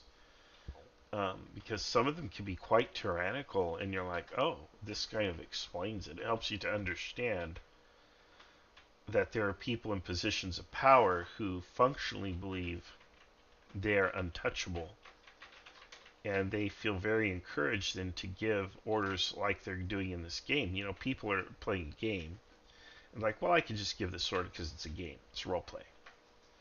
But I also think that there are people in positions of real-life power who, because they believe they're untouchable, just they follow that same logic and give the same orders. And that's why so much horrible stuff occurs. And it's something we need to talk about and discuss, partly in the IKS too. How far do we let things go? We do have a rule against ordering war crimes. We don't do that here. But, you know, it's just something to think about. Because it's actually kind of serious. But, anyway, right now we are having some fun. Commander Kiros is saying he just joined. Hey, by the way, quick thing from your adjutant. Do you expect the next artillery barrage to basically be firing next turn already? So the artillery is to start landing next turn? Oh, 700, yes. Okay, good. Thank you. Yeah. Yeah, it'd be terrible if the artillery's delayed, but we got units that are delayed too, so I don't know. It'd be awful to arrest more people. Yeah. But I've got to tell you, we've got a hero of the Soviet Union here, commanding the 1st Rifle Company. Absolutely. Who is that? That's Blazer. Alright, well, definitely hero.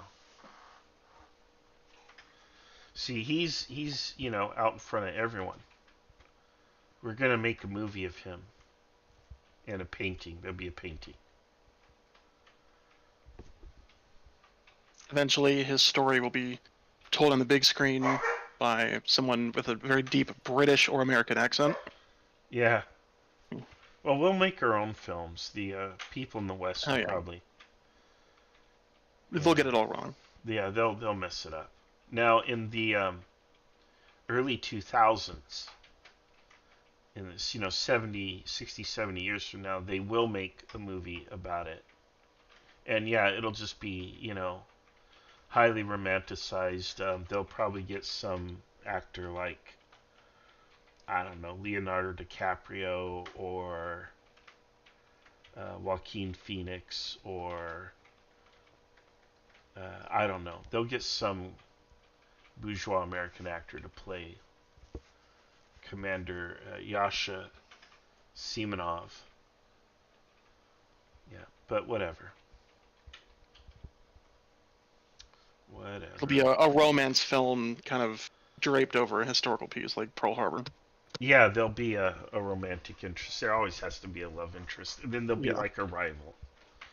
Yeah. And like his rival will be the commander of the 4th Rifle Company who forgot to order his men forward. and he forgot to order them forward because he was doing something to try to sabotage the career of Comrade Semenov. You know, he said he forgot, but the love interest's brother actually is in the 4th company, so he did it for her. Yeah. Yeah. Or maybe here's what he did. He delayed his attack in the hopes that 1st Rifle Company would be slaughtered. Yeah. Thus eliminating the romantic rival. And then, and that's what he's done. But he's been caught. He's been caught now. And 1st Rifle Company has heroically advanced thanks to their courage, saving thousands of Soviet lives. So that's the plot. That's the story. God, I am going to be like near Hollywood next week. That sounds like it's already been done. Like that sounds like it has to have been a movie. No, this is just totally original plot here, man. Totally original storyline. Totally not like in the Bible. Totally not a King David story. I didn't rip off the Bible for that one. Man, that'd be difficult. Yeah. Totally not an Old Testament story already.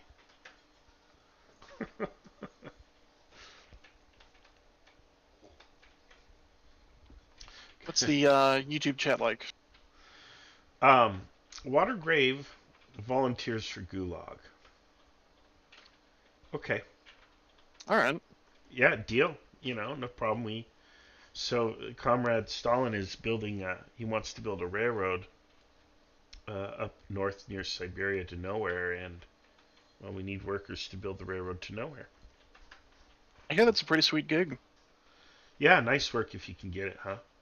Yeah. The pay actually kind of sucks, but the retirement benefits are out of this world.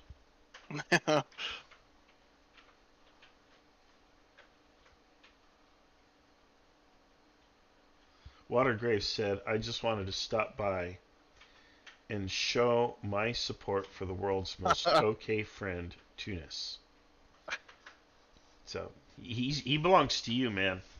Yes. It's a pretty high honor, though, to be the world's most okay friend.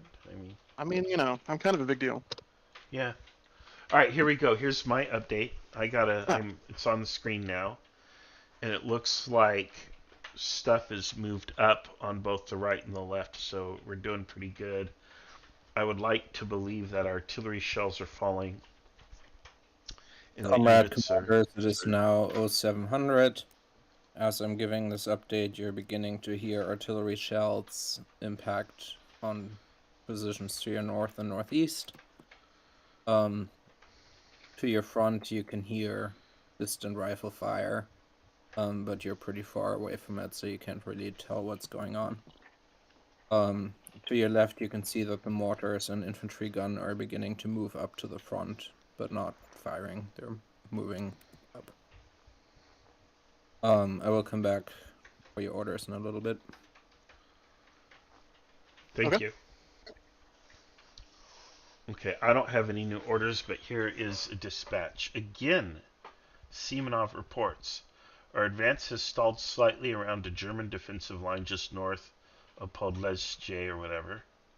However, I am planning a flanking attack on the extreme left flank, and it should hopefully be taken by 0700 or 0715. See, not even he's going above and beyond as a true hero of the Soviet Union. He says here, so far we have taken minimal losses. However, some of our units are low on ammunition. 7th Rifle Company is moving into position to leapfrog us once Birch begins. So that is another dispatch from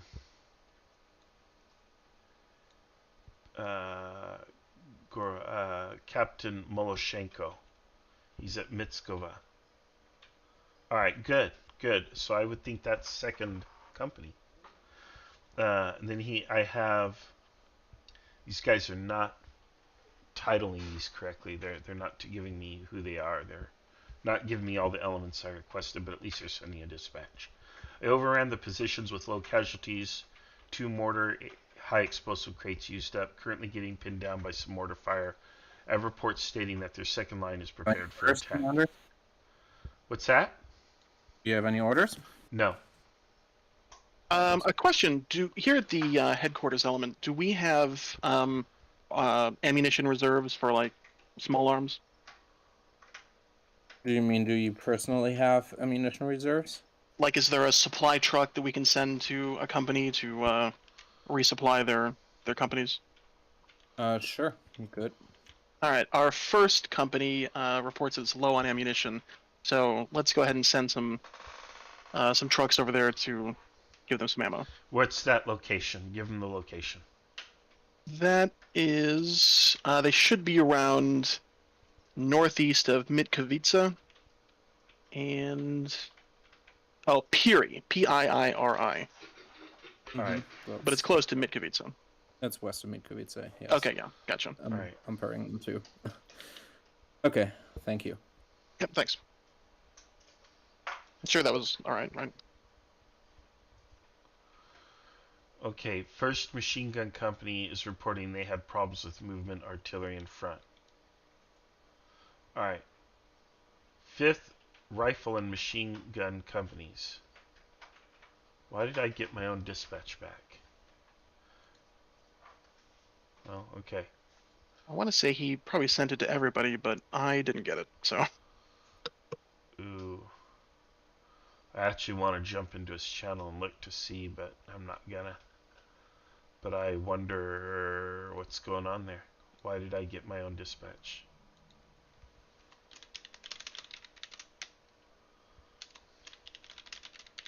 Oh. Oh yeah, that's interesting. Anyway, okay. Let me look up who Captain Moloshenko is. That is...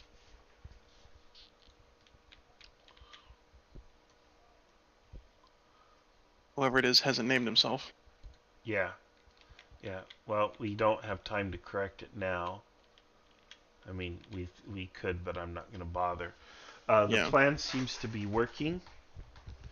And if anything, we may be exceeding the plan, although I have a feeling that their main line is around Pitlova. Yeah. That's where they've fallen back. So, I think we'll give orders for Cedar at, what, 07:45, you think? Because it's going to take time for the runner to arrive.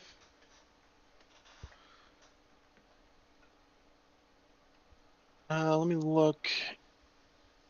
Yeah, so the timeline is no earlier than 7:45. So yeah, I think that'd be probably pretty good. Okay. Let's issue the orders.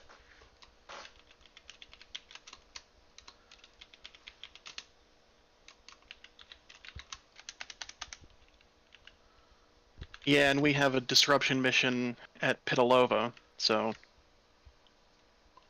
within 45 minutes, I'd say, yeah, that's pretty good.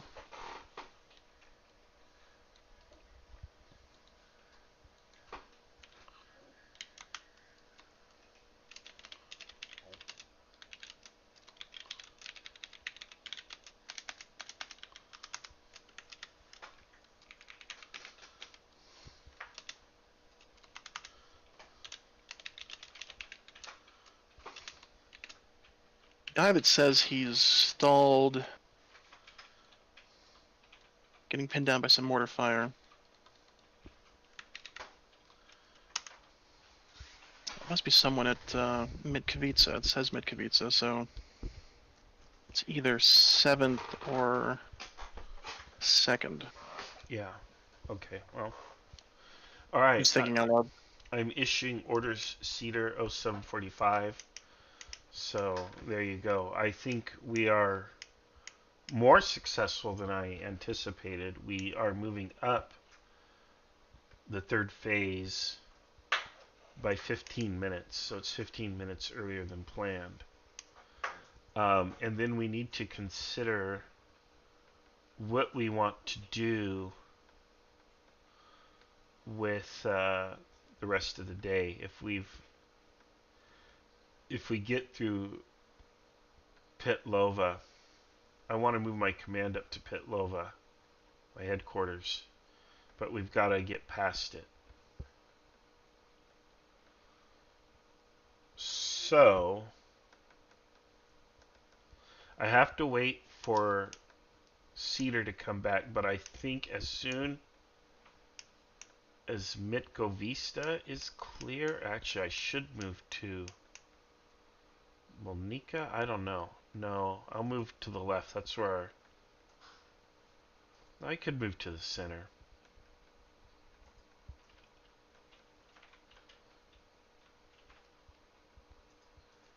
Man, that's a big move, though.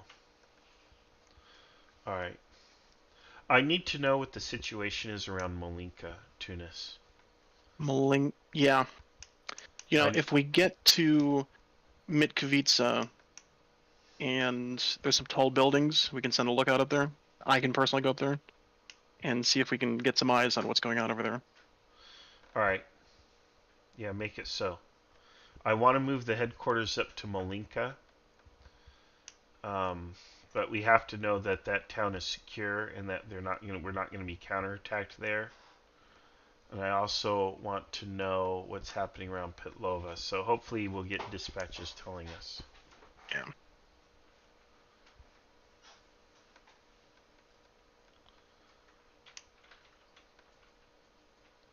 So I hope Zindos realizes that 0745 means he attacks 15 minutes later at 0800.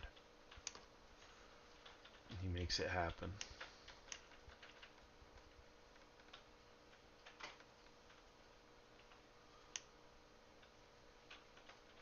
It would be cool if the umpire table were being recorded, I'll tell you that. Yeah.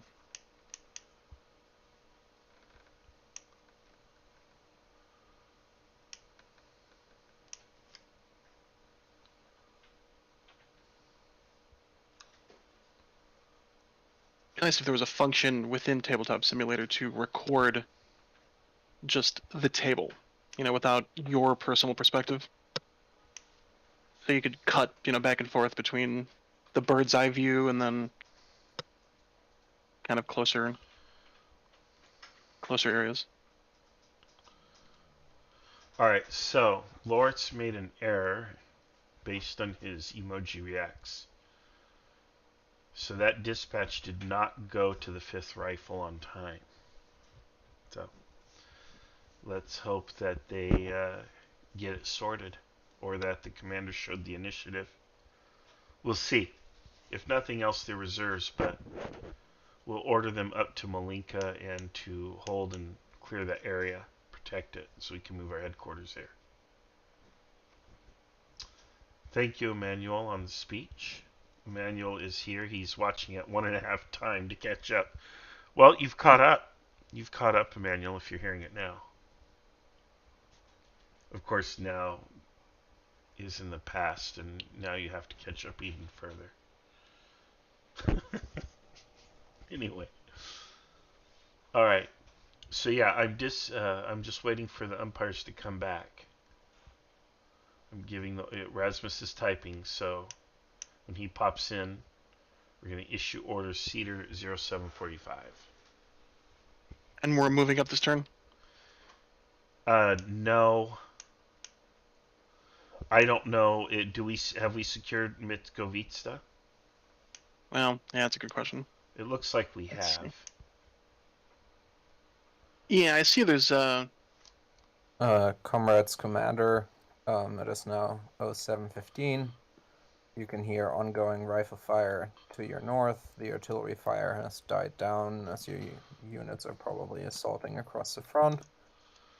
A truck with ammunition has been dispatched to the positions of 1st Company. I will return for your orders in a minute or two. Thank you. Alright, I think we can move to Mitkovitska or whatever. Yeah. Looks like we've captured some Germans. I didn't saw that. Would it be worth it to see if some of our guys could go over there and squeeze some information out of some of them that Nah. Want a slightly more cushy sentence? Nah, they don't have anything to tell us. They're fascists. They just lie. Yeah, we couldn't believe them anyway. Yeah, let's move headquarters up, though. Okay. Let's see here. Let me copy this again. And I do have... okay, so Semenov in the 1st Rifle Company is going to take that trench. Minimal losses so far, which is great. 1st MG Company, south of Kuzmina. Where is that? It also says south left of Mitkovica, south of Kuzmina. Okay, so he's not at all where we want him to be.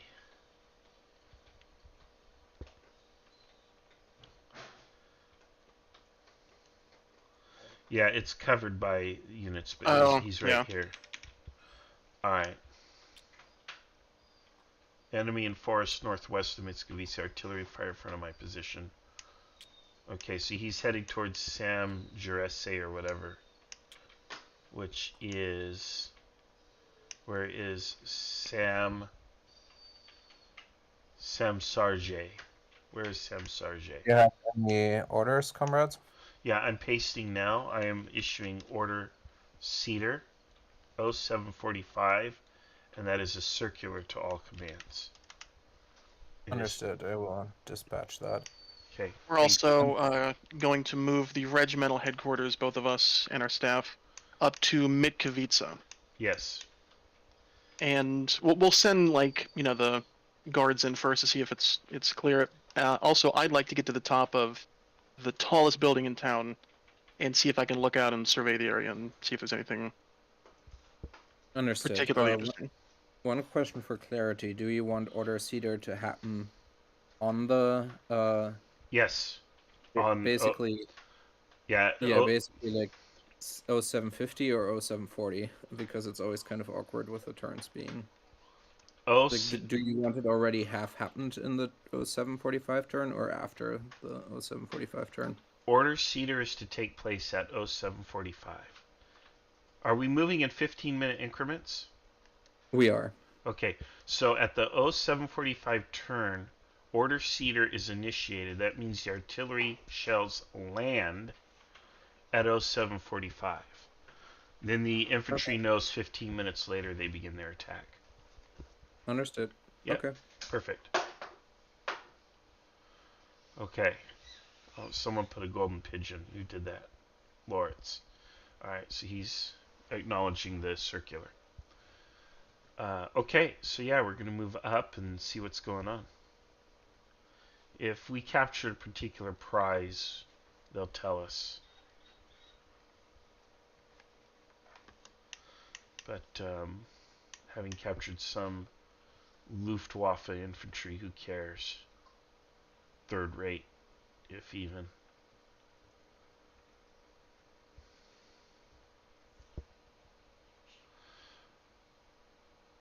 Alright, let's see here. We got a couple other...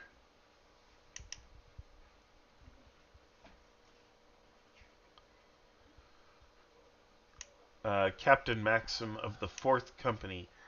Currently advancing, no enemies in sight, and I am preparing to place my mortar battery at Megiste.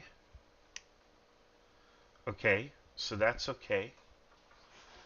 Captain Maxim at Megiste then reports 15 minutes later. My men have started being fired upon, and I am preparing for an assault of Gorodostek, or whatever. Okay, so that's... Ooh, that's the trenches there. It's going to be a tough one. But he needs to hold that position. And, okay. He needs to push up to Malinka.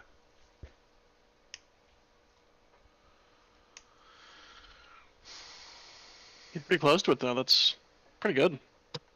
Who was that? Maxim. Yeah. Who is Maxim? That is Dog Pilot. Yeah, he's actually the one who's under arrest because he forgot to order the company to advance.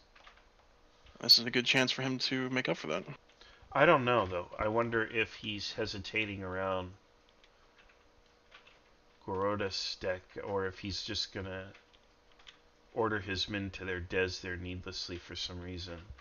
If he's betraying the Soviet Union.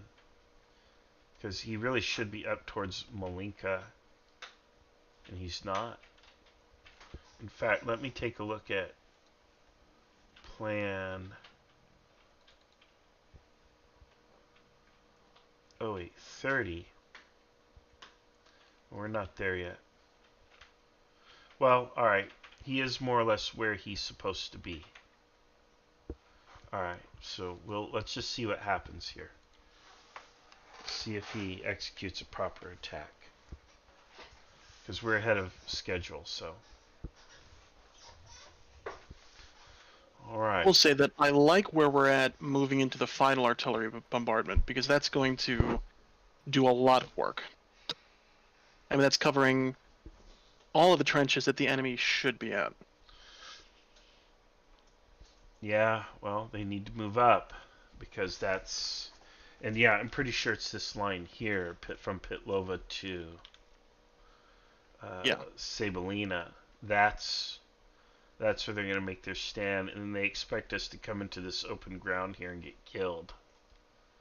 So that's where it gets real deadly. So I thought they would have honeycombed a little better in these hills up front and just caused us mass casualties there, but so far it doesn't appear to be the case. So we'll see what happens.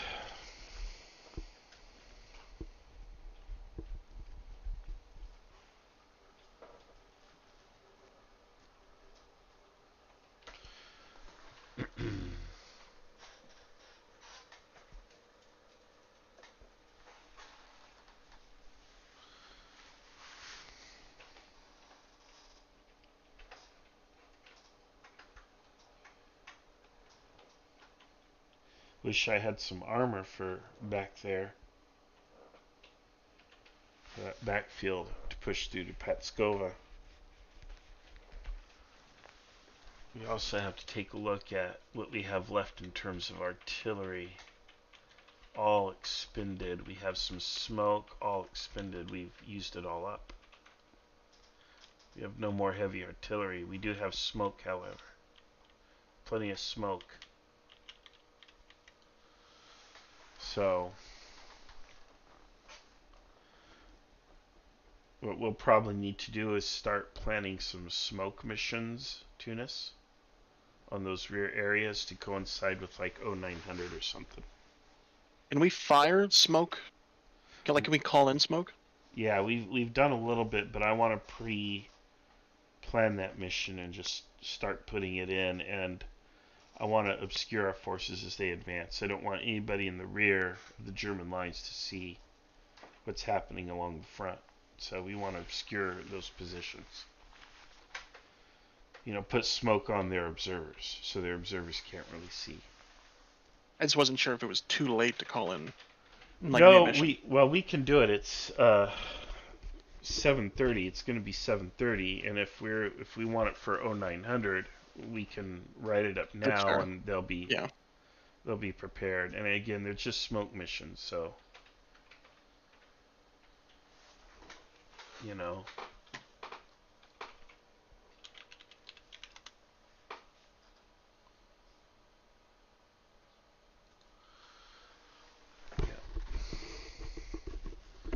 Achilles is telling us SRA, sir.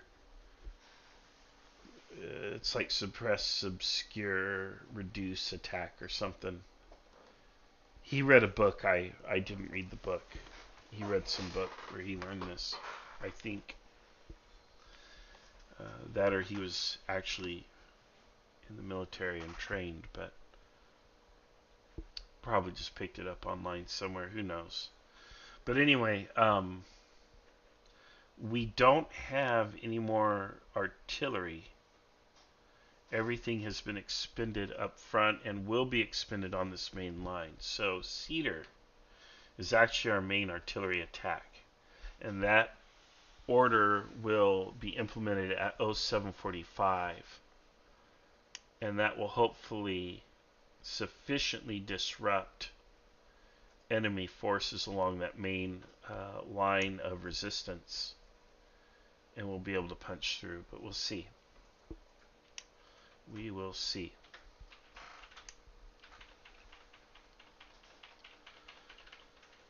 And then after 7, come 8 o'clock, all we have left are smoke rounds. Now, each command does have individual artillery support, or most of them do. They have mortars, they have smaller guns, stuff like that they'll be using. Achilles says it was on the back of one of his cereal boxes. Yeah, you know, remember getting the prize out of the cereal box? You get like get the decoder ring or whatever, you get a prize. So, there you go. That's probably where he got it. Alright, here it Stands comes. for suppress, secure, obscure, reduce, and assault. It's a mouthful. Oh, so you've got the same serial. Okay. Yeah. Well, no, I'm also reading the two comments. Okay, let's take a look here. Big update around Mitkovitska, or whatever. Yes, let's see. Wow. Okay, so it looks like we've taken that position. Comrade commanders, it is now 0730. You move up to Mitkovica. Well, on your way in the town, you come by some German prisoners of war who are being detained in a building. To your front, you can hear heavy rifle and machine gun fire being exchanged at the edge of the forest north of Podlesia. To your northeast, you can see Soviet infantry assaulting into the forest. The gunfire is very intense. You can see Soviet men being cut down by rifle fire as they cross the street between the forests west of it and the forest east of it. And you can hear that the German fire from the forest starts to die down. I will return for your orders in a couple of minutes. Okay, well, I think we just continue with the plan. Yeah. I think that... Are they pushing a little bit too fast? No. Okay. And that they jumped the gun. They need to be up there, and again, they're supposed to be no more than 100 meters away from the enemy at any time. So they're to push as far as the enemy will yield. German prisoners. I don't know if there are any human officers among them or if they're just all NPC. But yeah, no, it's just a platoon. We'll move them off to the rear. Ask if there are any officers of note among them, human players. And if not, they're just going to move to the rear.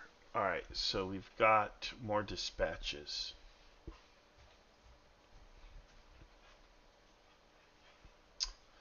Simonov says we are now beginning the assault. Should be taken by 0730. And then 7th Company is expected to make the advance towards Pitlova. Losses are now 20 men total, but they're in fighting condition. They should be in adequate shape for Cedar. Wow. Okay. Everything in order. Except I don't see the units that are supposed to make an attack behind me. Considering that, in the state of my troops, I'll carry on with the planned attack myself to not let the attack to the west get outflanked. Do you have any orders? Yes. Are there any human player officers of note that are captured in those German prisoners? No. No? Alright. Just infantrymen. I mean, maybe like a corporal or something, but no. Yeah, I'm not concerned with them. Then prisoners go to the rear. Just march them back to the rear. Otherwise, no orders. Mm-hmm. Understood. Okay, thanks.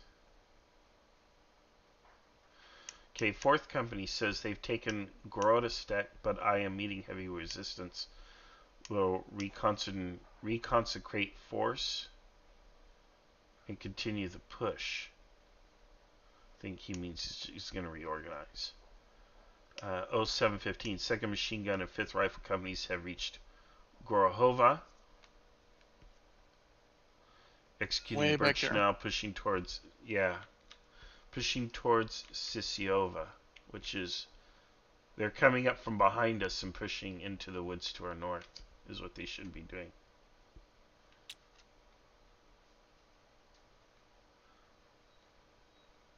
Where did 4th Company say they were? Gorohova.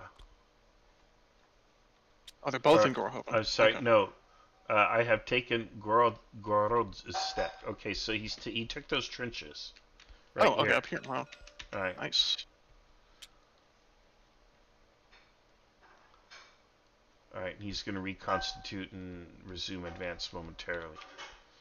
All right. 2nd Machine Gun and 5th Rifle Companies are pushing through to Sisiova as their goal. I'm asked if I'm getting enough dispatches. Well, it doesn't matter. I need dispatches to be accurate and have all the required information I specify. Otherwise, dispatches aren't very useful.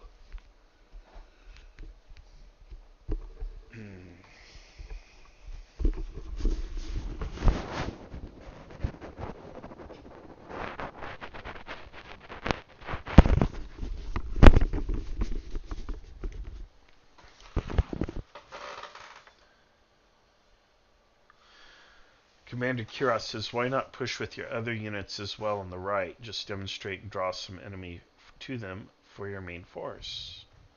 Well, funny you should ask that, because on the right we have the 8th Rifle Company, and they will begin their attack at 0800. And they will be, and hopefully, yes, the Germans have been pulled over to the west, which will allow them to punch all the way through and push towards Sabalina.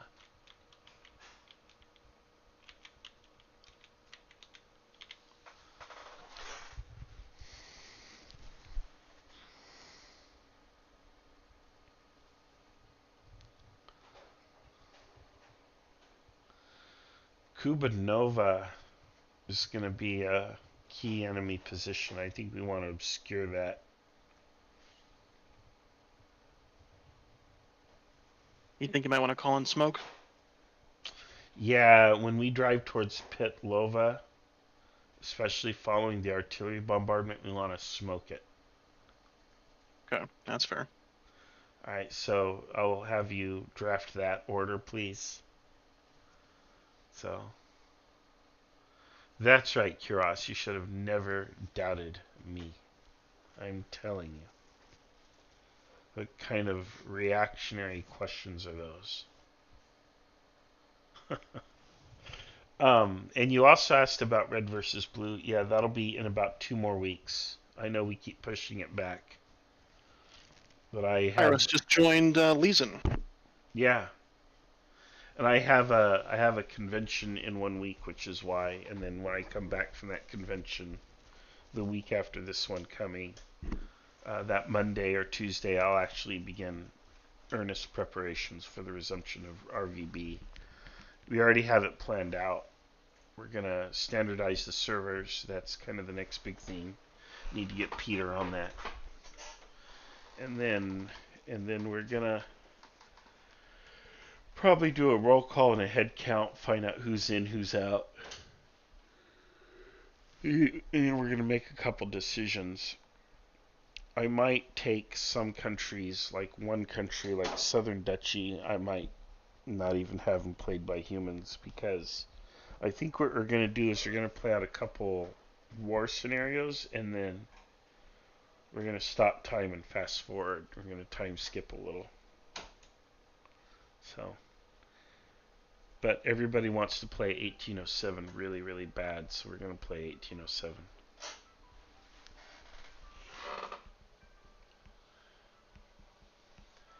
Kuros says, take as much time as you need.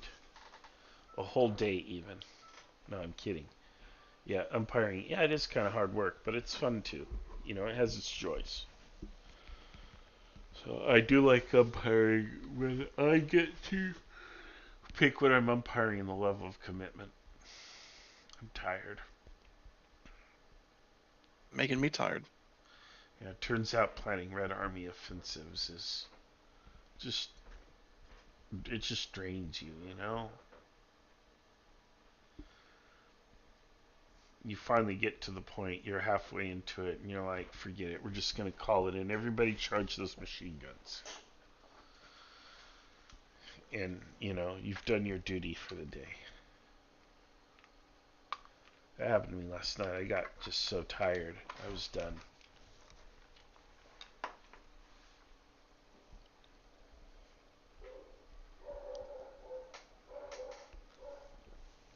I do need to eat something soon.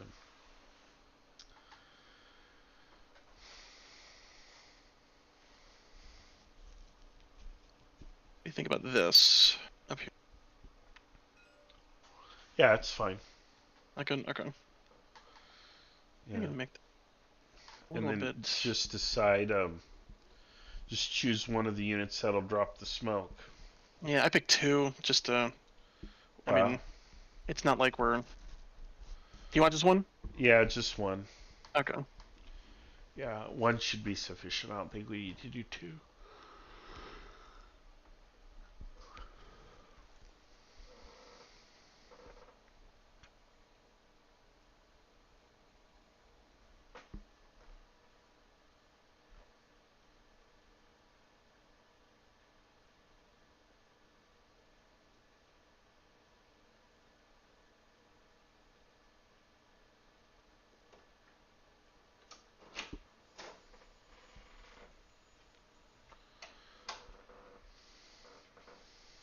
Alright, there we go. Oh, what time did you want that for? Okay, Cedar's landing at 07:45. 30:45. I'm sorry. Yeah, let's make it at. Let's make it 08:30. 30. Okay. Yep.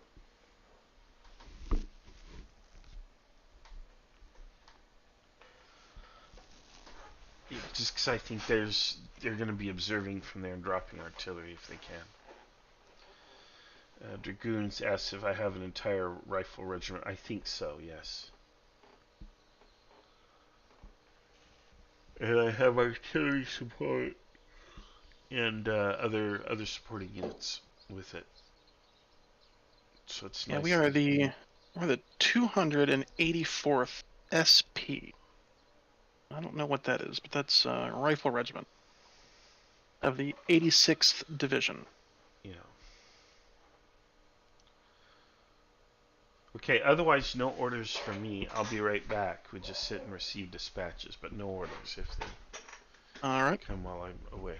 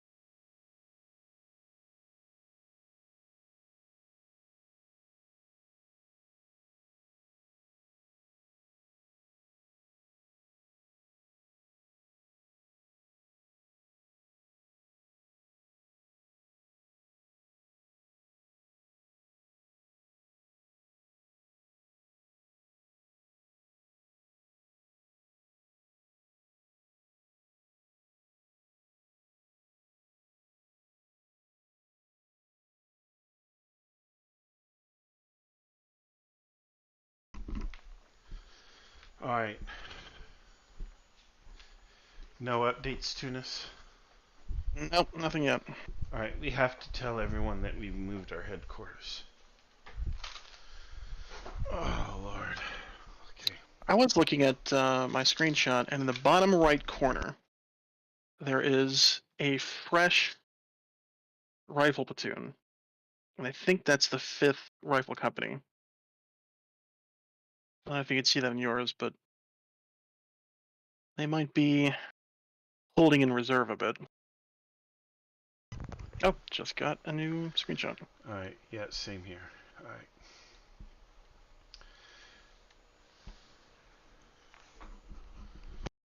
This should be the massive bombardment.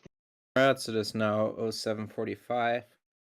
You see Soviet troops assaulting the forest to your north as a large amount of German artillery is dropped on their positions.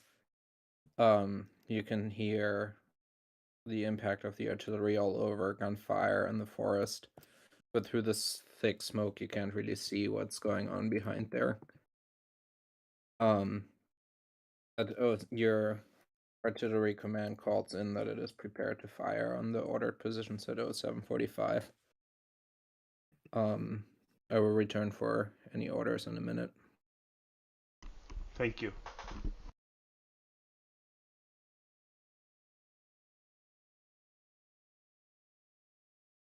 Kind of like you said, they're prepared to fire, not that they're actually firing. Yeah, okay. Well, if they delay by 15 minutes, it's not the end of the world. We're having a hard time clearing these forests.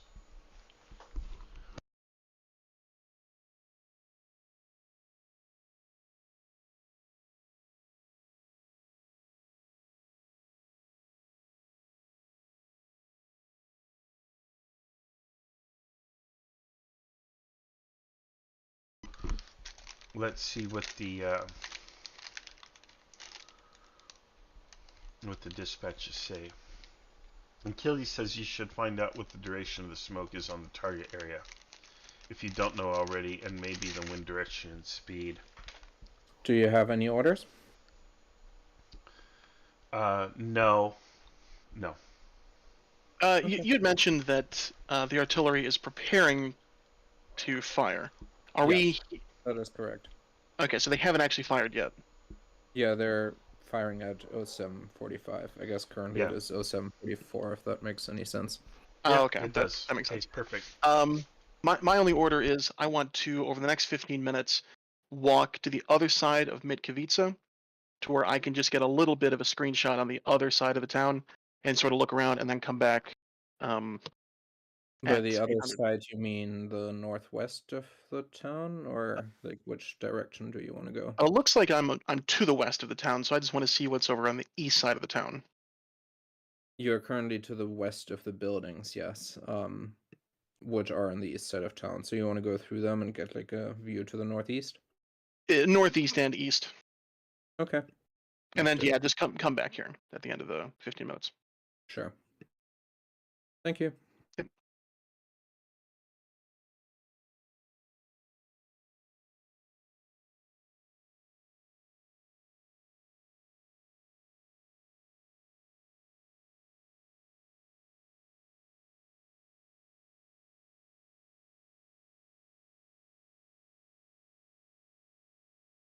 I think things are going pretty well. I think so, but the infantry is not where I want them to be, even though we are ahead of schedule. I do wish they were up against that line.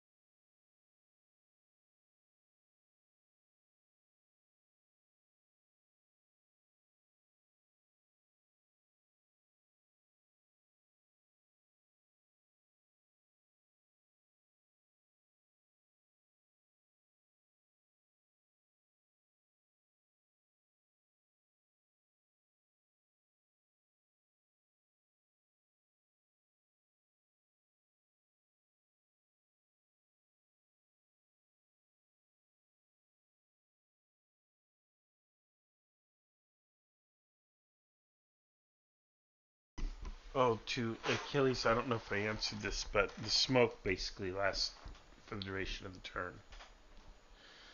You know, the artillery will keep firing it for 15 minutes.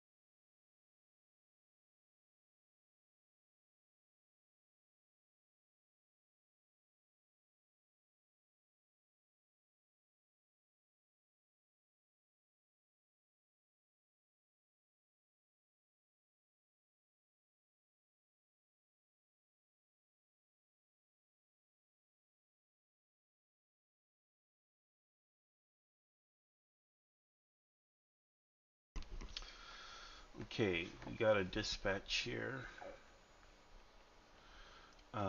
Assault succeeded and reforming to take Malinka, which is nice.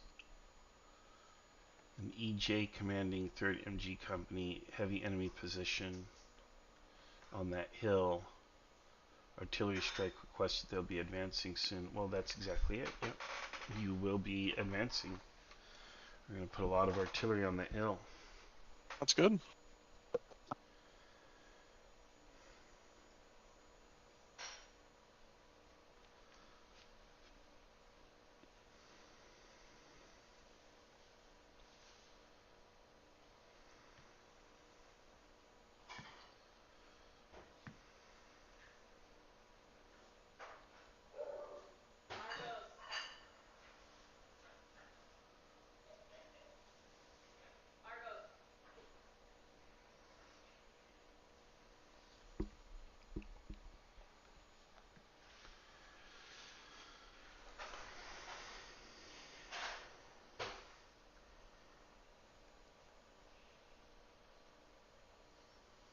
And things are bogging down. There must be a lot of combat they're working out.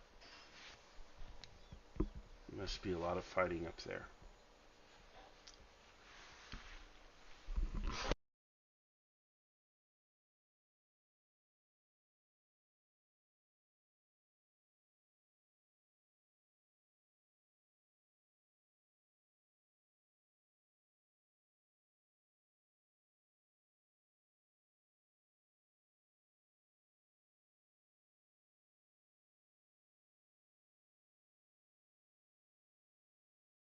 I guess that means a lot of action going on.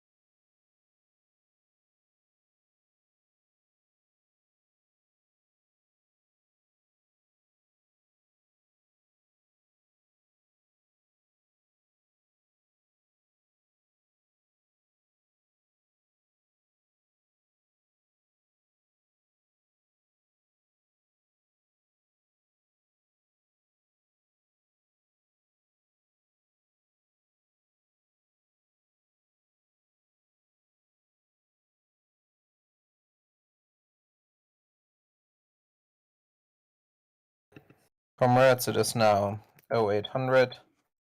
You can hear a massive artillery barrage landing to your front, directly to your front, further to the east, further to the west. Just the entire horizon is filled with smoke. To your front, the smoke of the German artillery barrage from 15 minutes ago is still burning from trees that have caught on fire, but the enemy artillery itself has ceased firing. You can also hear that the gunfire to your front has ceased. It seems like the Germans have retreated further north from the positions that are directly in front of you in the south of the forest of Podlesia.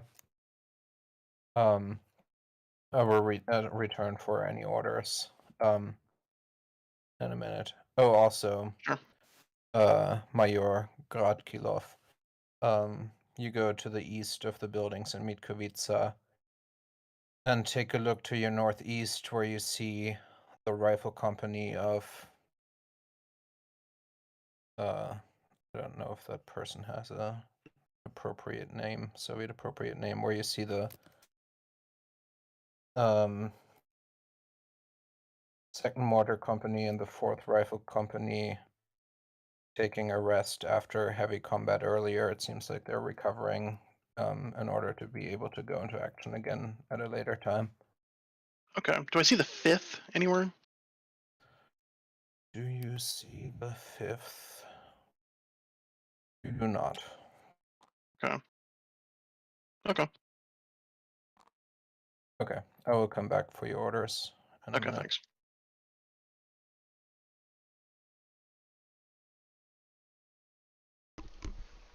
Alright, all of our artillery is now expended.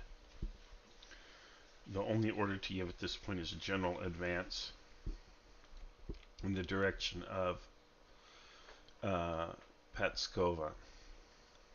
So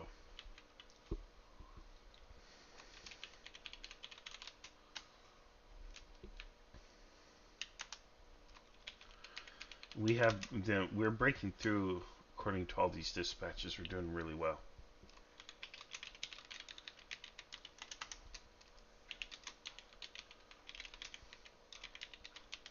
I'm looking at your channel just because we would have the same access to the dispatches, I assume.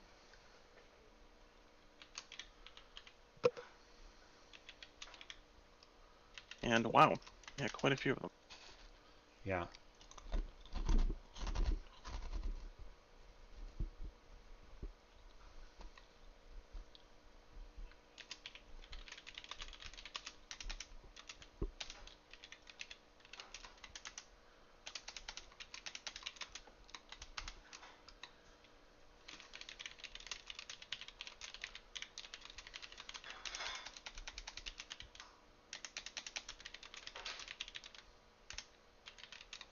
Any orders, comrades? Yeah, I'm typing up an order. All right. Go to everyone. I think nothing from me. I'm gonna plan probably 15 minutes from now, going on a little bit of a walkabout to get visual reports on the different companies, but I'll give that in the future. All right. All right. Sounds good. I've given what's probably going to be my final order. General advance across the front. Everybody just advance now. Yeah. All of our artillery's expended, so now it's a soldier's fight. All right. Runners will start going out with those orders soon. Thank you.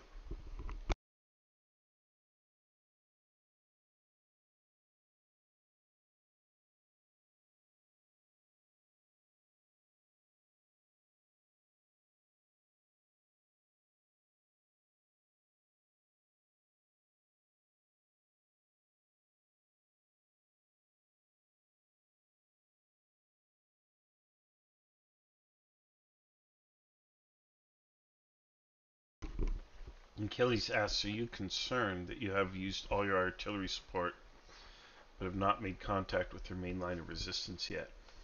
Yep, but I do think we dropped that artillery a little early. Nonetheless, everything was pre-planned and pre-scheduled.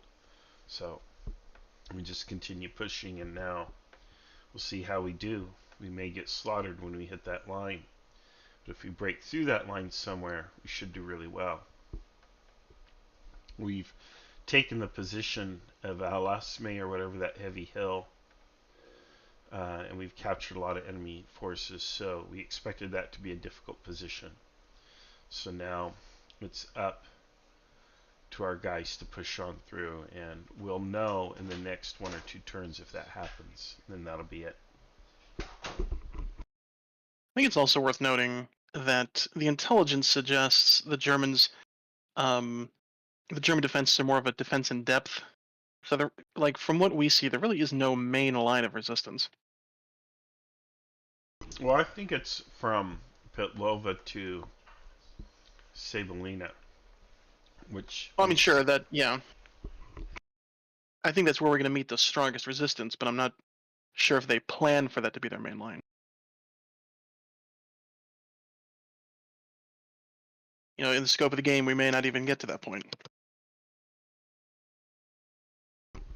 Yeah, I think we'll get there, and that's what determines if we win or lose.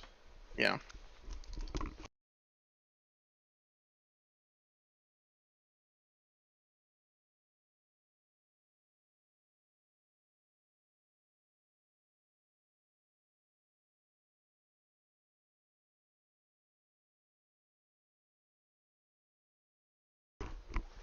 The pita lava line.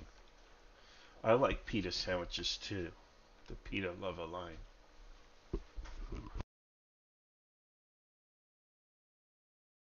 I'm not a big fan, so I definitely want to see us break through that. I would like that line to be as strong and tough as a Pita. Which is to say, not much. Yeah, I was going to say they fall apart for nothing. Yeah.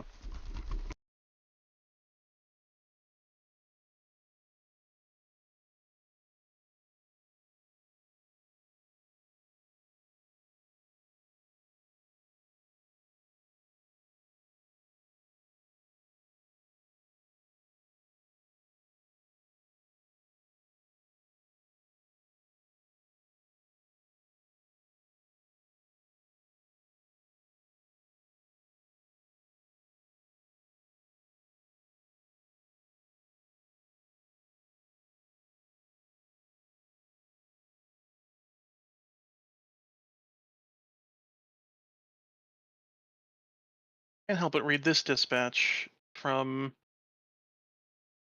the, what is it, the 8th Company? It says, my command has broken through enemy trenches on the hill in front of me. Yeah, he wasn't supposed to go up on the hill, but he did. Yeah. Okay. Yeah, at least he broke through. Yeah. The big thing is, does he push through to Sabalina or not? Yeah. Let's hope that he broke the defenders, and as they were retreating, they hit the Cedar artillery barrage. Yeah, we'll see what happens.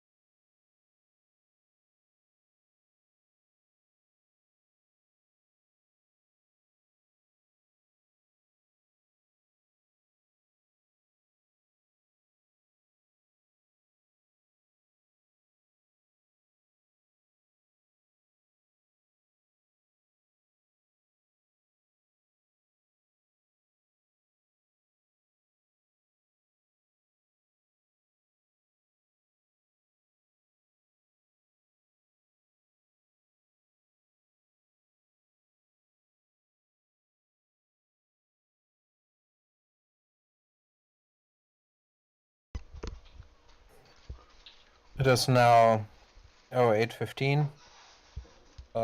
You're still in Mitkovica. Most of your units are pushing up through the forest to the north.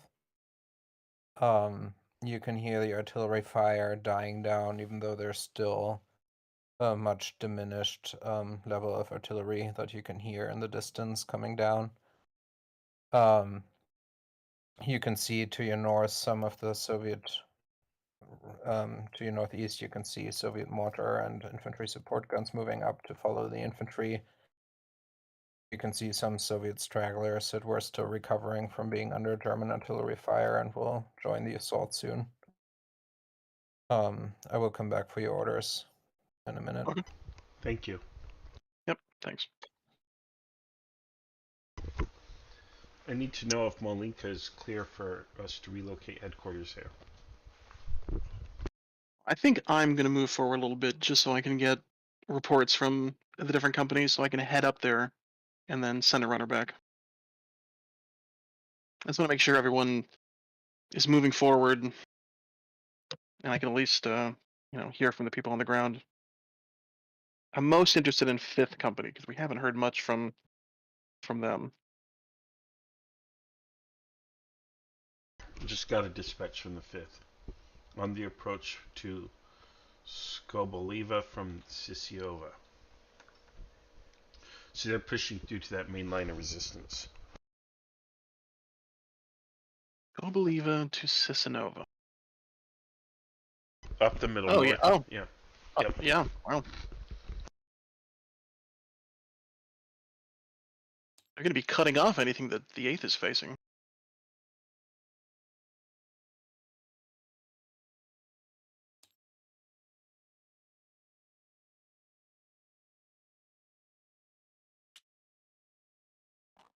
It sounds like Molinka is clear then. Do you have any orders? Would you like to move up or remain in Mitrovica? Move up to Molinka. Headquarters relocate to Molinka. Molinka? Okay. Yeah, Molinka. I would like to head over on the left, see if I can find 1st Company. They should be south of Pitlova, but I'm sure I can just follow the road and find them. Understood. And then I'll be back shortly. All right. Have a good walkabout. Take care of the HQ for me.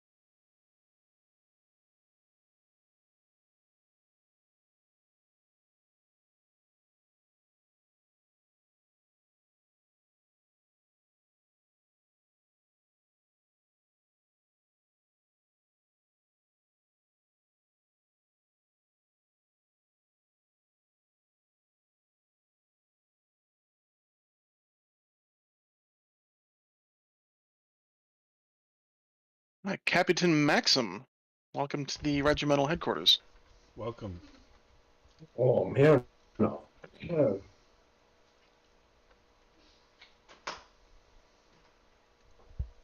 How has the attack been progressing? I've lost about 60% of my force. If you can see. But I have accomplished my official goal. You were late in your stepping off. Why was that? I forgot to give my orders. Okay.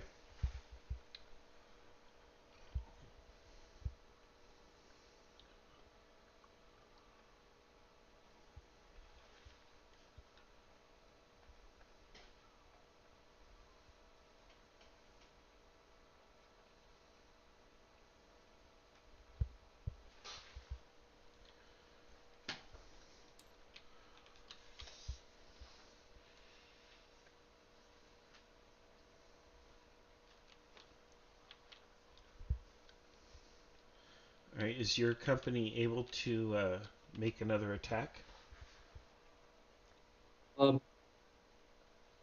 What company? You no longer have a company? I have about 2 platoons and a mortar and some mortars. Are they able to make an attack? Yes. Very well. Make the attack. I was preparing for that. All right. Those are your orders. Thank you.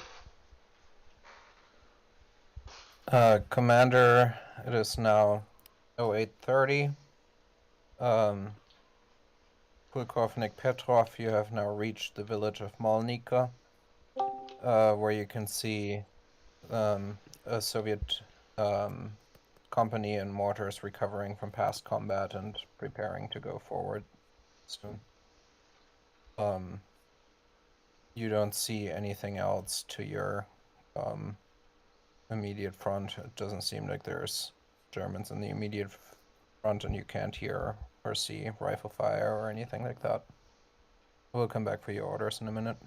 Rasmus, you did give them the report already, or? I gave them the report, yes. Okay, good, then I won't have to repeat it.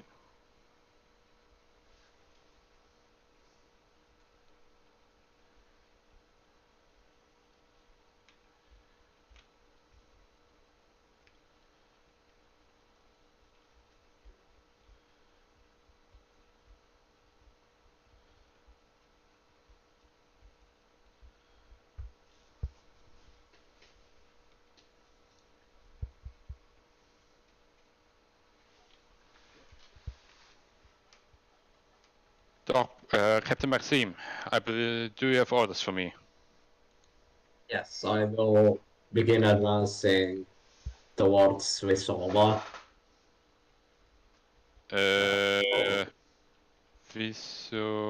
Swissova, it's north of me. Swissova? Oh, I see it. By the way, I've been told by that your units still need one more turn to recover. I know it's frustrating, but apparently that's what it is. Alright.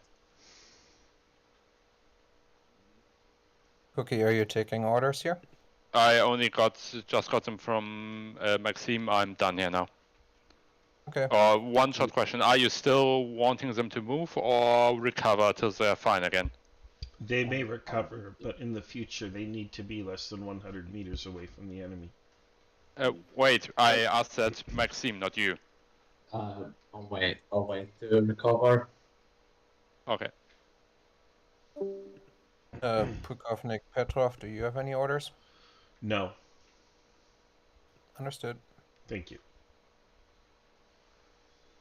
I'm sorry for not being able to advance, but that trench assault took a lot of strength from my force. We'll deal with it after the battle. For now, recover your forces and then go forward and remain in contact with the enemy.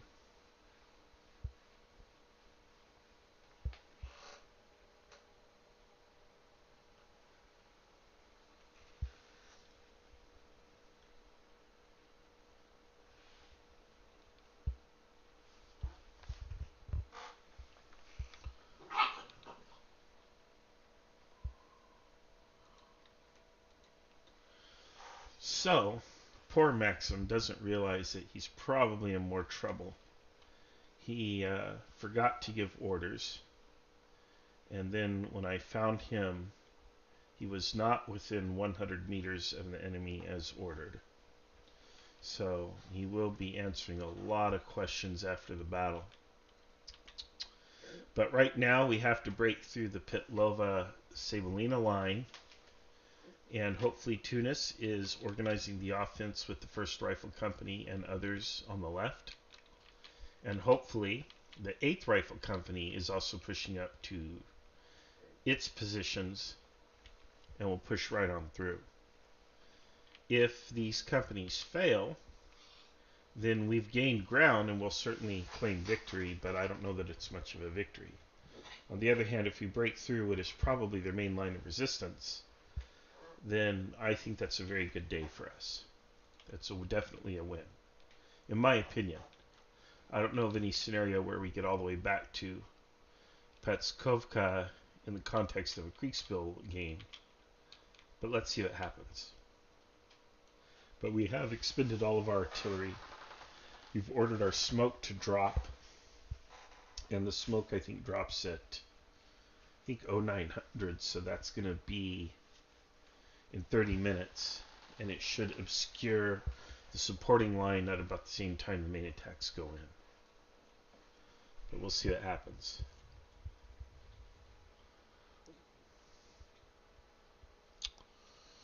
And Otto's telling me I could use the big pieces, but then the big pieces, it doesn't look like I'm busy. So the little pieces give me a lot of little fiddly bits to manage. Makes it look like I'm important. So we'll see what happens.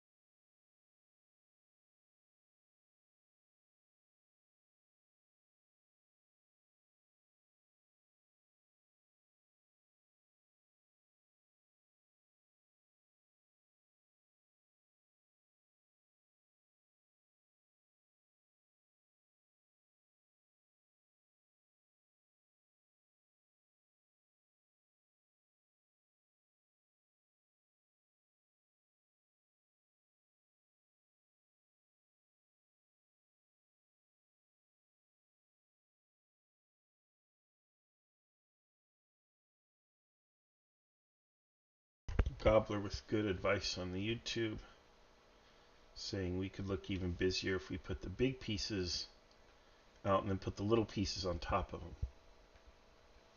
Yeah, good idea. Alright, here is our latest update.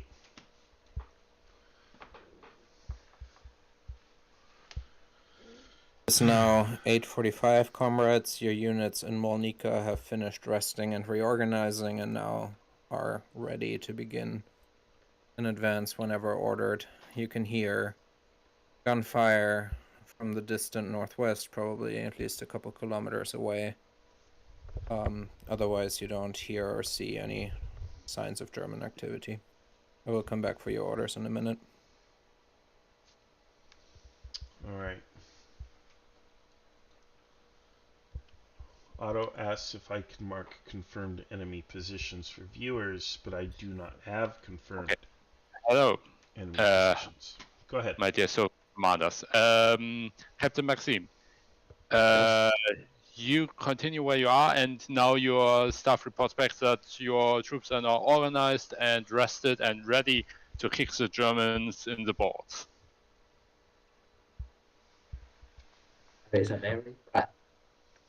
Any questions?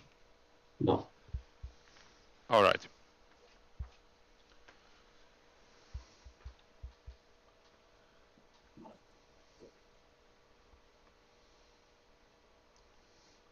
Alright, we have a good report from the 5th Rifle Company, which is that they are breaking through. They're going to overrun the line, which is good. Let's go. Alright, we're breaking through. This is very good.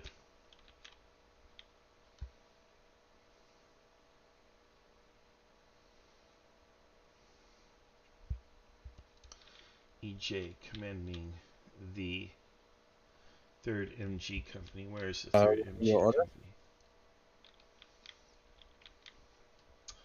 Company? Yeah. I need to send a dispatch to 3rd MG Company. Got it. Where's 3rd MG Company? Or who is in? Well, no, I can find it. That's fine. Do you already have the dispatch? No, you're typing it. Okay. Capitan Maxime, do you have any orders? No, I'm recovered. I will advance towards the position marked 89.7 on the map. I'm having a hard time understanding you. You want to advance where? The point called 89.7. Okay, understood. Okay, and I've posted a dispatch to the 8th Rifle Company and the 3rd MG Company, who are together on the far right side of the map. And do you want to follow the company that you're currently located with, their advance, or do you want to go anywhere else?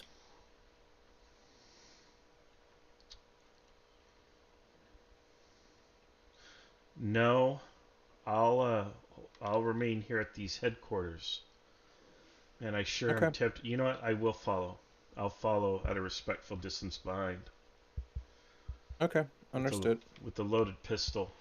And we will, yeah, I'll go up there. No problem. Understood. Thank you.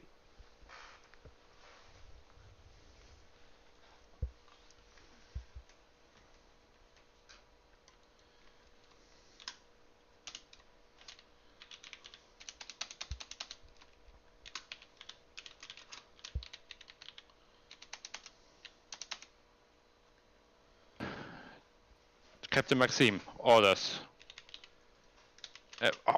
Who's it? Already gave. Ah, God. Okay. Yeah. And he doesn't tell me.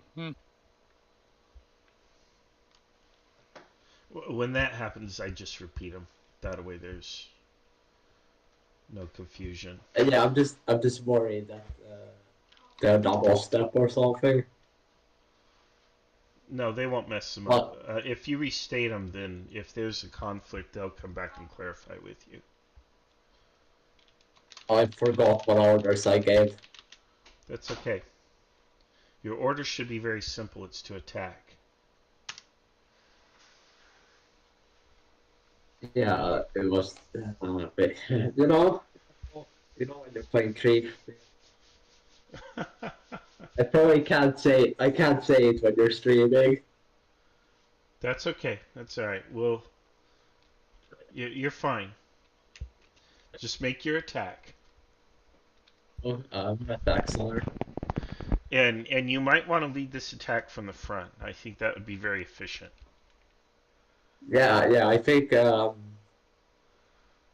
should stand in front of my men. Well, you carry the banner of the Soviet Union forward as you assault the enemy.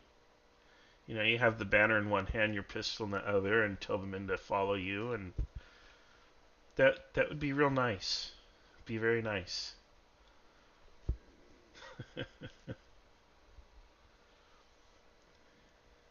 Would certainly save a lot of work after the battle, I tell you.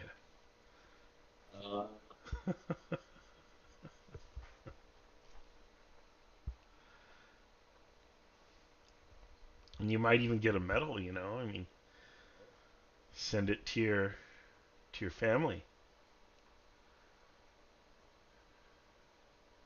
Yeah, your men will get a morale boost. Suddenly your 2 companies are as powerful as 6.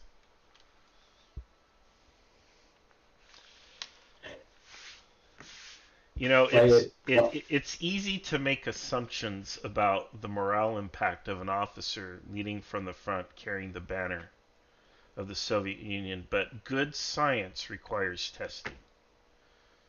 So, just saying. You're just saying. You're just telling me the officer dying at the front would really boost the morale. Yeah, well, I mean, it's for Stalin, right? Yeah, it's for glorious content, Stalin. Yeah, you're not going to tell him no, are you? I mean, oh man. I don't want to end up like Kuwait. Right. So, all right, you have your orders. Good luck. Yes, I will execute this. Yeah, just let the umpires know.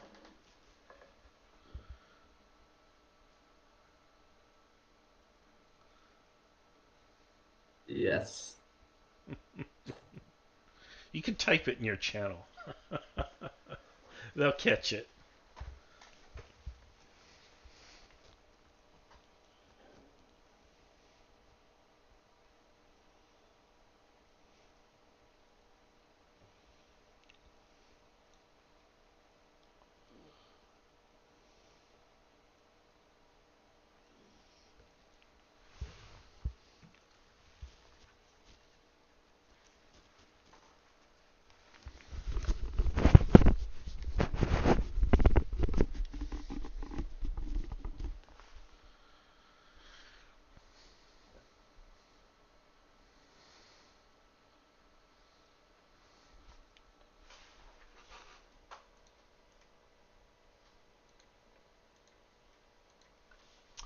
That's exactly right, Gobbler. If he breaks the enemy in his glorious charge, then his previous transgressions will simply be forgotten.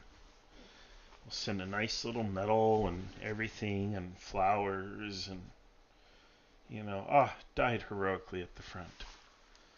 Otherwise, forgetting to send orders and being caught, in the rear where the headquarters is, organizing your men because, I don't know, what they're tired or something, not within 100 meters of the enemy as previously ordered, taking an extra 15 minutes to rest the troops.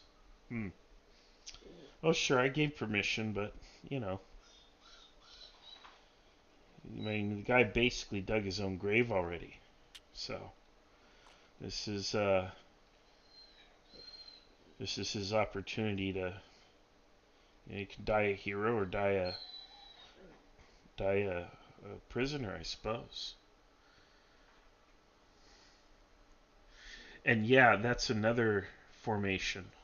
I want to find out what 8th Rifle Company and 3rd Machine Gun Company are doing, because the 3rd MG Company sent me a dispatch saying, what do we do now?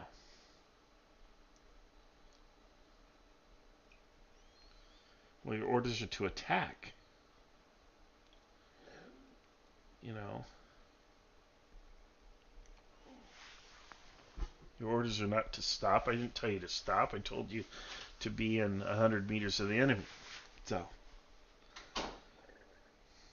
it's pretty clear about that. So,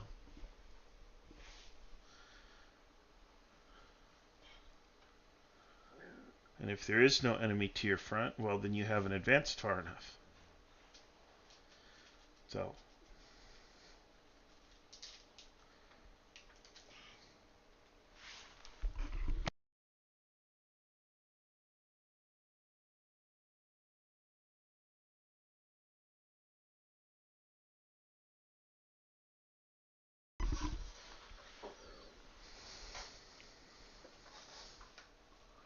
from the looks of things on this map, and Tunis is kind of metagaming me intel though, but it hasn't changed anything I've ordered.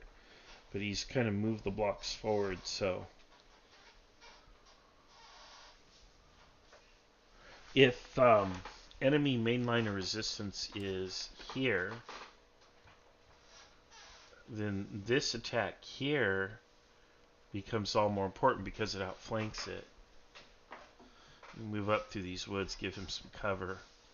Although I wouldn't like to be in the middle of woods when there's artillery shells cracking above my head and sending splinters everywhere, but whatever. Yeah, I don't know. See, I don't have intel, but part of the reason I don't have intel is I don't have guys that are up here. Now, these guys have intel, and they should be reporting back to me. They may be reporting back and forth with Tunis. And you know what? That's okay. I'm not gonna be cross about that. Tunis is doing a really good job.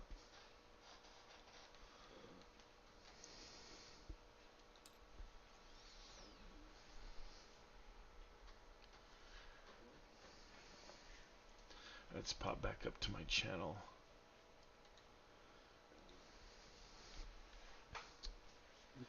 Alright, everyone on the live stream, here is the latest update.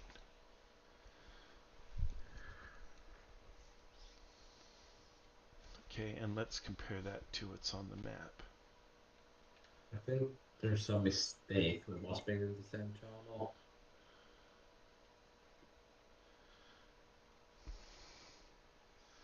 Okay, yeah, it looks like we're pushing up through here a little. It is now 0900. Your units are moving forward with the company of Capitan Maxim in front and the regimental staff of Pukovnik Petrov behind. You are starting, the forward elements are starting to approach Hill 89.3. There is no sign of any German or Soviet forces in the vicinity. You do not currently hear significant amounts of gunfire other than like some sporadic shots here and there anywhere around you. The battlefield is currently pretty quiet. I will come back for your orders in a minute or two. Thank you.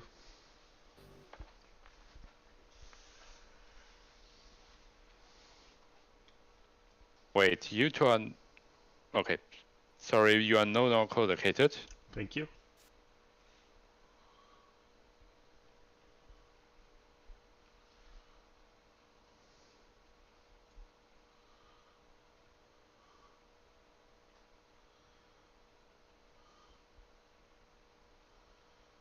Okay, so first MG company at 8:45, which I think that's here, right here, reports the enemy trench line is destroyed. We will organize my units and then move northwest. Perfect. 8:45, 5th Rifle Company and 2nd Machine Gun Company have reached Nurm.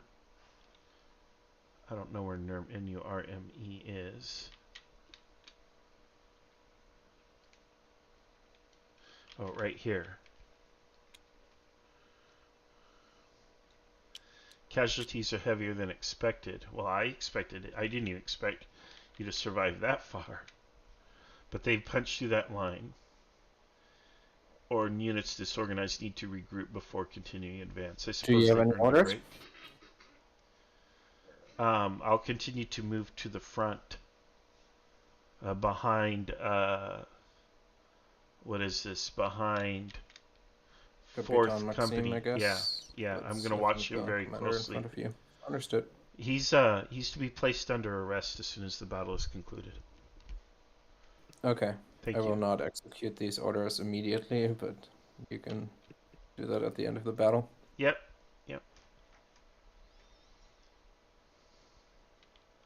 Dispatch to me, Grohova, okay, blah, blah, blah, 8:30. I'm following 2 companies ahead of me and providing mortar support. Okay, that's fine. Alright, everybody seems to be doing alright. I've heard, or I'm hopeful, I'm of the expectation that these units are somewhere around here. So, at this point, it's the center which is lagging and needs to push up. And for some reason, they're lagging because everybody's tired or something. I know the terrain here is a little rough. And of course we're tired. But it's time to claim victory. It's time to push through. And I wonder now if the Germans have a surprise for us further back. I've been waiting for their resistance to stiffen. And it hasn't been very good. And I can't believe that we walloped them so hard with our artillery barrages, that we were so effective that they are running and virtually ineffective. It could also be that they were much weaker than expected, and that they've been weak since the beginning. And we're basically just kind of kicking in a rotten door kind of a thing. But let's see what happens. The post-battle debrief will be interesting. It's also possible that they said, well, we're going to do this Rome Total War style, and we're going to fall back and we're going to defend this very narrow front here. Because, you know, we can go full Thermopylae right there. None shall pass, some line here in the rear, where we don't have to defend such a broad spread out area. They could be doing something like that.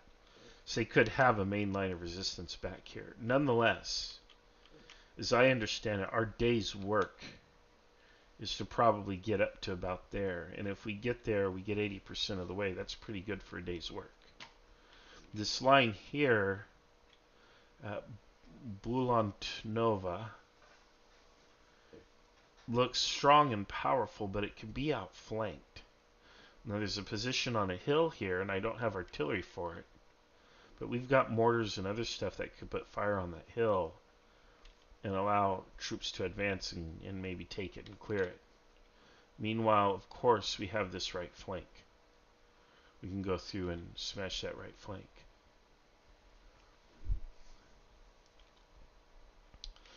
Gobbler says he's just waiting for that Panzer company to come up from reserve.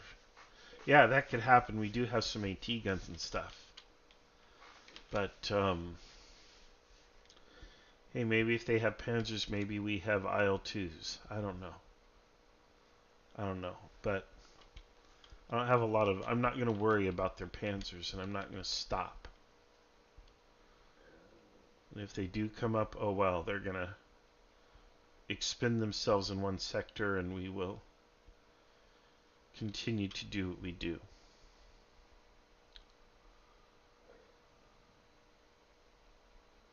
Alright, no further dispatches or reports, so there we have it.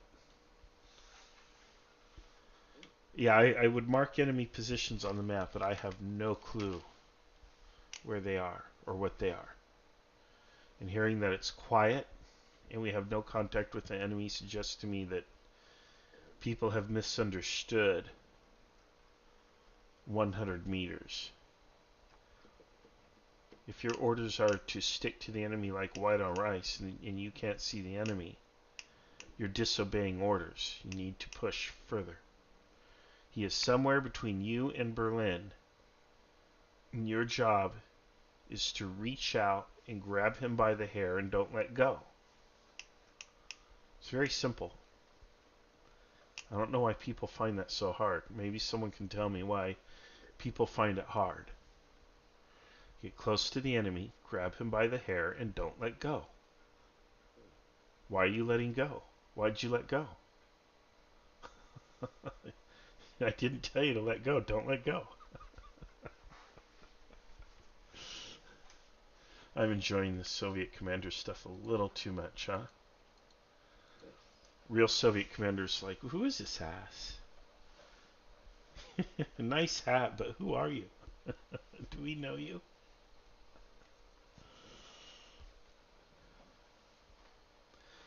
Gobbler asks, are there any differences modeled between the Soviets of 41 and 44? Yeah, 44 would be better equipped, a little better organized, probably actually a lot better organized, a little more competent, better morale.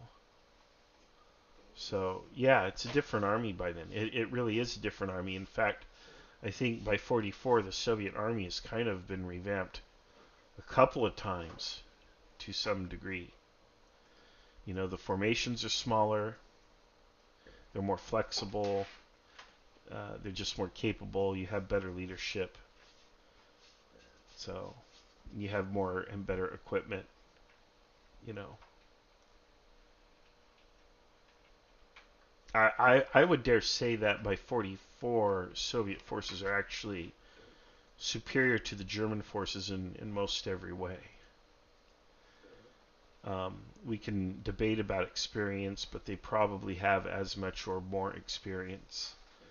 They probably have equipment that's as good, if not better, than what the Germans are fighting with by that time. They certainly have it in greater abundance. You know, they have professional, expert leadership, veteran leaders. So they're at least as good as the Germans in that regard, if not better. You know, by 44, the German army's broken. And I know a lot of people tend to worship German military technology, but it wasn't that great, guys. You know, yeah, they had Tiger tanks and Panther tanks, which are wonderful. Is now 0915. Right. You're continuing to move up behind the company in front of you, whatever their designation is. They have now taken Hill 89.3 and are approaching the village of Sabelina. You have not yet heard or seen any German units, and there is still only very sporadic rifle fire heard across the front, like individual shots you can make out, but nothing. It doesn't sound like there's an organized assault happening. Okay, I'll send one more circular. Okay. I will return for your... Do you have any other orders other than the circular? Continue moving forward. Okay, understood.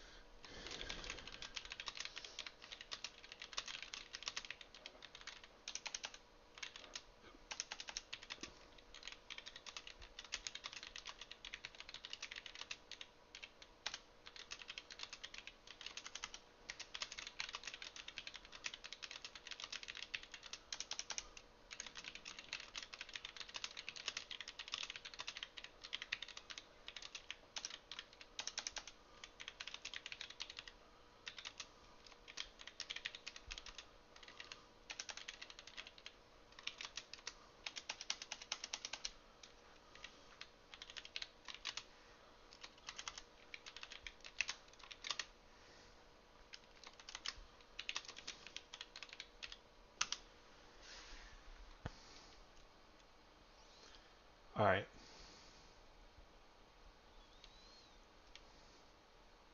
So, yeah, getting back to my little lecture on how much more I know about World War II compared to actual people who are experts and have read books. Who needs that, right? The German military technology tends to be a little overrated, and by 44, the Soviets have excellent armor, excellent tanks, and good aircraft, capable pilots, whereas the Germans have just been, on the downswing, losing many of their better pilots and such. Their airplanes, like the 109, are getting heavier. They've got the 190, which is a great fighter, but they don't have it in numbers, anymore, and they don't have it in numbers piloted by capable pilots. So, the Germans are being ground down. And yeah, they have fancy tanks, but as Gabler correctly points out, my panzers are amazing. They will crush all before them right after we fix their transmissions and get them out of the depot. It's kind of funny. I have these big 116 RC tanks. They're quite large size. In fact,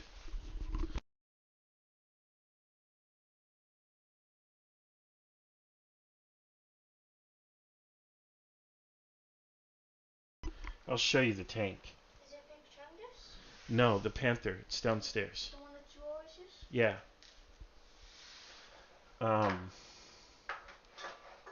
And it's kind of cool because on these tanks, I have the same issues that they would have had in real life because, like the wheels get stuck. If I go into any kind of terrain that's gravelly or bark or whatever, they gum up, whereas my T-34 tank doesn't have that issue. Because the wheel spacing on the wheels is much more. Whereas the Panther and the Tiger, they have these interleaving wheel designs.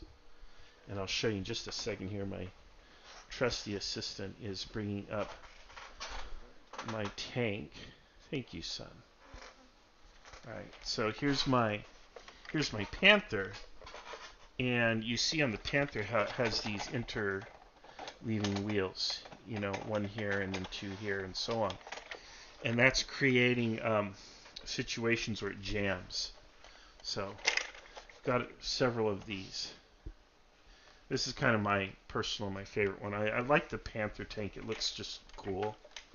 It was like a Mercedes-Benz or a Benz or I forgot who made it. It was one of those. Neat little tank. Late model Panther. But anyway, put it next to my fish tanks here, which are... I'm doing this whole thing with my fish tanks, which you can see in the background too, but neither here nor there. Actually, you can't see that, can you? It's not in the view. I got a fish tank here. It's a hospital tank. I'm an aquarist. I'm doing a lot of work on that. But anyway, Dragon says, in 44, the Germans probably still better at the tactical level than the Soviets, but the Soviets have the operational and strategic initiative. I could agree with that absolutely. And more importantly, have gotten better at using their units operationally. Yeah. And Otto has kind of simulated a lot of that here. Okay. I have a dispatch from Captain Maxim. So he's the 4th Company, the one that's been a little bit of trouble with me, the one who I've given orders to arrest. He's at Gordas Steak, which is... Where is that? He's behind me?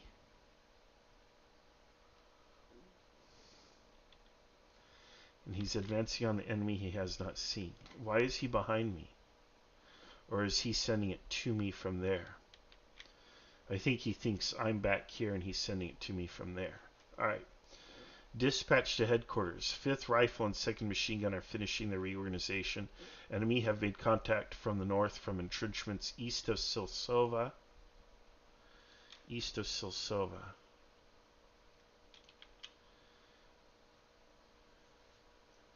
Not that one. East of Silsova. Okay, here. Okay.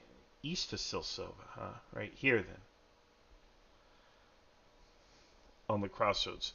We'll be moving to take them out. Okay, so he's going to clear this. There's a pocket of resistance, it looks like, and it's going to be cleared. I need an update, however, from 8th Rifle Company. Where are they? What are they doing? Hey! Commander. Sorry, it took so long. It's okay. What's the situation? Well, by now, things on the left should be, for the most part, sorted out. But after they took Pita Nova, or whatever it's called, Pita Lova, the 1st and 7th Rifle Companies and the 1st Machine Gun Company were completely tangled up,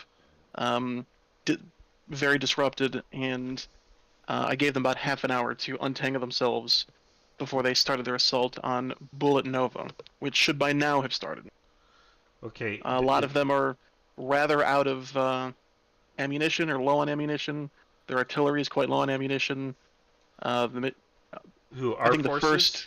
Our forces, yeah. Okay. Yeah. The 1st company is down to about 50% strength. The 7th is about the same. And the machine guns have taken heavy losses as well. So I'm sure they can take Bullet Nova, but after that, luckily the defenses are sort of a bit thinner. But so taking that trench line is going to be difficult. Is the enemy present in any strength around Bullet Nova? There's a trench line there, but when I was over there, I couldn't see them. All right. If that attack fails, they can hold, and hopefully 8th Rifle Company is pushing through. And we are dragging our feet here in the center. It does appear that there is an enemy pocket of resistance around here, and we're moving to clear it. I would rather bypass it, but I don't have time to stop that from happening and order them to bypass. But really, what we could always do is outflank. Yes, there's a hill here, but if we put supporting artillery on this hill, fire on that hill to suppress them, then we can attack and clear that hill. If that hill is destroyed, those forces at Bullet Nova won't be able to sustain, because they'll be outflanked. Yeah. And also, if we push through here in the east, we also outflank them. And again, Bullet Nova becomes meaningless, so we don't have to assault it at all. I agree. But we've given the order, and we don't have time to do anything about it, so let's see what happens. Hopefully it succeeds, but if it doesn't, it's not the end of the offensive. The problem here is in the center with the 4th and the 5th Rifle Companies, which are just dragging, and that has me concerned. I basically ordered Maxim of the 4th to lead from the front. Figured that would save everyone a lot of heartache and trouble if he did so. It is now 0930. To your front, as you move up, you can see German trenches across the river. The one rifle platoon of Capitan Maxim charges them across the open plains and across the river and is gunned down and killed to a man. Whereas is Maxim also killed? Yes. Aw. That's terrible. His mortars to your east start opening up fire on the German positions. You now also have to your front his remaining 45mm gun, which these units are now not commanded anymore. Otherwise, you hear some gunfire from your west, in the pretty distantly to the west. You would guess it's at least a couple of kilometers away. I will return for any orders. Thank you. Tunis, why don't you take immediate command of these extra units now? Okay. And then go to Rasiva or whatever, go to the 1st and them, and organize that force, get it sorted out, and don't throw them away, though. If Bullet Nova is heavily defended, just hold. If anything, you can attack with the Porsche. Have a holding force in front of Bullet Nova and attack this trench line from the rear. You see what I'm saying? So if I draw this on the map, you'll hold here, and then you'll attack this way. Well, the attack at Bullet Nova is already happening at this point, and it took me 45 minutes to get back. if it's failed. Okay, I got you. Yeah. Or regardless of if it's failed or not, come and attack this way. Hit these trenches from the rear. Let these fascists know they're outflanked. In the meanwhile, I'm going to go over towards Sabelina, and if necessary, further east, and I'm going to make contact with the 8th Rifle Company. And I'm going to take control of them and push them forward. Great. For your awareness, Sabelina is probably within firing range of the German trenches that Capitan Maxim ran into. Oh, is that where he met his glorious fate?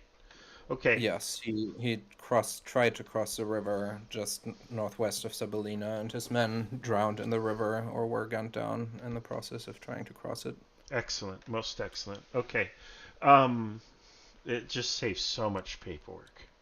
Oh my god. And in the days before ChatGPT to write your reports for you, it's just I'm very relieved. Anyway, we're gonna move behind Sabelina then. And Understood. But the idea is to make contact with the 1st Rifle Company, please. Do you have any orders for the mortars or the 45mm gun that was under deceased Capitan Those are Maxim? assigned to Tunis, and Tunis will give them orders. Understood. Okay. Tunis, do you have orders?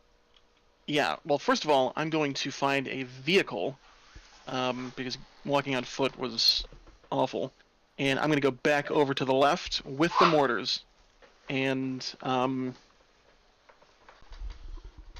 check out what's going on over there.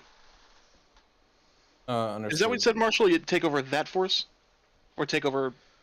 I'm gonna go east to the 8th Rifle Company. I want you to go and you west. wanted me to go west. Yeah. Where you were. Gotcha. Yeah, I'm going to take these mortars over here and go west as quickly as possible. A little bit more direct than I went last time. Okay, you do not want to take the scenic route. Right. Yeah. Understood. You already have the working relationship with them, so we'll maintain that. If I can get these mortars into trucks, just to get them there faster, is that an option? I do not think so. Okay, well then, we'll get there as quickly as possible. Cool. Do you want to move ahead of the mortars, or do you want to? I will actually move ahead of the mortars. I assume you said that there's some shooting to the west, a couple kilometers. I'm going to guess that's where I just was. I'm going to get back over there, try to get to 1st Rifle Company. The mortars will meet me over there at Rosiva, just south of Rosiva. Understood. Thank you. Cool. Thank you. All right. Well, Captain Maxim died a glorious death, so his family will be very proud of him, and he'll have a very nice funeral, and we'll make sure to send some flowers, and it's going to be lovely. He's going to get a nice medal from me. So I can't remember if we arrested him earlier, but it's kind of getting hard to keep track of who we're arresting and demoting and promoting. Well, the order was given, but we will just sweep that under the rug now that he has obliged us. Yeah. You know, by boosting the morale of his men before they figured out they couldn't swim, I guess. But they did their duty to the Soviet Union. I'm impressed. He redeemed himself by blood. As the Gobbler points out, you don't need to live like a hero of the Soviet Union to die like one. True. Salute Captain Maxim. So there you have it. All right. Well, they should break us up and move us, and then I'm going to talk to Zindos over here and find out. What are you doing? Yeah. Where are you at? What's going on? He might have good news. I mean, he clearly took that hill. He might be doing amazing. So I think in general we're doing pretty well. I think so too. Yeah. I'm like, where there's two things that may disappoint me. One is the main German line of resistance is all the way back at Pratskova. In which case, why? Because it takes us the whole game just to get there. And we have it, you know. And the other possibility is the Germans are just so brittle and weak to begin with. This is kind of a foregone conclusion. We should have played it as a co-op. Both would disappoint me because it means that we just did a cakewalk. Well, I think based on the screenshots that based on my screenshots, based on what I've seen, we've seen at least a couple of battalions of German. So, you know, that's... But if, on the other hand, our plan turned out to be pretty good, if my intuition was right, and we were just smacking them right where they were, then I'll be very happy with that. But I think the odds of that being the case is generally kind of low. I don't think I'm that good or that lucky. I'll say this: I don't think I'm that good. I'd be that lucky, and I'd rather be lucky than good. But I wonder if that would just speak to the Soviet doctrine at the time, where it's just go straight in, no need for anything fancy, just like a blunt instrument. Well, you and I spent an hour at least this morning intensively working on this, and I also spent a couple hours the night before working on this and planning it out. So it's not the simple just attack plan that it may seem. It was this was a well-considered and I think properly executed plan. And I think part of the genius was, one thing I think I did well was setting Birch and Cedar up as flexible attacks that would go in on a command, and then I give the command 30 minutes early, and then it just kind of happens like clockwork. I do think the artillery dropped too soon on that trench line from Rosova Sabelina line. I think we should have done that about 15 to 30 minutes later. But it is what it is. I mean, all we can do is wait for the debrief and see. Yeah. And we have suffered a lot of casualties, but we have gained a lot of ground. So, I would wonder if the artillery barrage happening too early, if that was maybe in our favor. Because you got to think, and this is maybe thinking a little bit too deep into it, the barrage happened, and then they had 15 minutes to, of silence. Get out of the trenches, tend to the wounded, and then the attack happened. So it's almost like we sort of, psyched them out a little bit. Yeah, I don't know. I don't know what happened. I'm secretly terrified that the Germans are just so weak that this was a fait accompli, if you will. This was just destined to be a cakewalk, and that's it. This is the first time Otto's run it where the Soviets are on the offensive.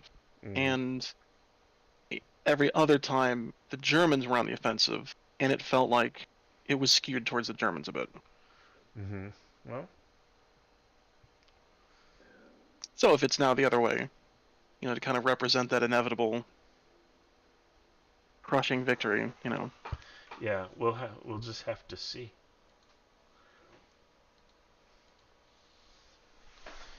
Huh. I will send runners myself in lieu of any of the company commanders out there. Okay, that's fine. Just so you're not getting 4 reports, you're just getting one sort of overall picture. Well, I don't think I got reports from everybody. I think some people just ignored that order. Well, I guess I figured that I right before I left, I said, "Don't send a report. I'll hand deliver it." Okay, and then I figured that I would run faster than a runner, but then it took me an hour to get back. The other problem I'm running into is, really, I had it figured out. It wasn't the dispatches, was it? My brain drew a blank, but anyway. Oh, yeah, guys are not staying in close contact with the enemy. Like, I don't know if they can't count to 100. I think I'm going to line up every officer and make him salute me and then count to 100 in front of me. Well, but like in the left, when I was over there, they were combat ineffective until they untangled their lines. Do they have bayonets? Comrade Commander, it is now 0945. You're moving just southeast of Sabelina and trying to cross a swampy area, getting your boots pretty wet in order to be able to connect to 8th Rifle Company. To That's your what east. boots are for. That's right. On your right, you can see mortars that have run out of ammunition. The crew's waiting by them, and to your front, you can hear intense rifle fire being exchanged. But because it's through a forest, you can't really see what's going on there exactly. The mortar crews have rifles? Mortar crews have rifles. Do they have bayonets on the rifles? They do. They have ammunition? Mm-hmm. They will continue the attack. Understood. That's your orders? You will collect the mortarmen and send them to the front? They'll accompany me. They'll kind of be like a guard with me, and they'll come with me. I probably won't put them into combat, but I want them with me just in case I need something. Understood. Yeah, my goal is to make contact with the 1st Rifle, or the 8th Rifle Company. I need to find them. Okay. Understood. So, in the process of finding them, do you want to wade into enemy fire, or do you want to... No, there's no sense hazarding getting shot on the cusp of a great, glorious victory. But I'll take those mortar crew, and they'll just kind of spread out, put eyes out. If enemy fire, they can return fire and suppress the enemy, and we can fall back a little and reroute ourselves. But I've got to find 8th Rifle Company. So. Understood. Yeah, we won't take silly risks. Right. Okay. No, I get it. Thank you.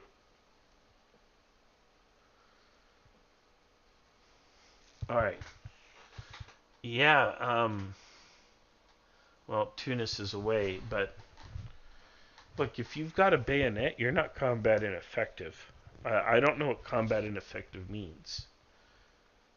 Are you shot in the arms, in the legs? You can't fight the enemy? You don't have fists or teeth? I don't know.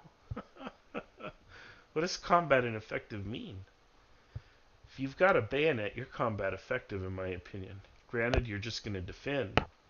I'm not going to make you attack necessarily. But you're going to hold position while you reorganize, and you're not going to step back. Yeah, I'm going a little too far, huh? Can't fight a war with a wooden rifle, can you? You need ammunition.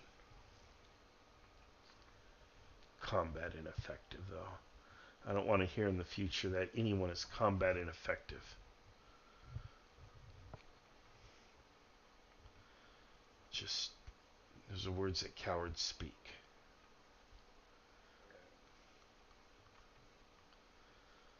Poor Tunis is just repeating them because that's what he's hearing, but no.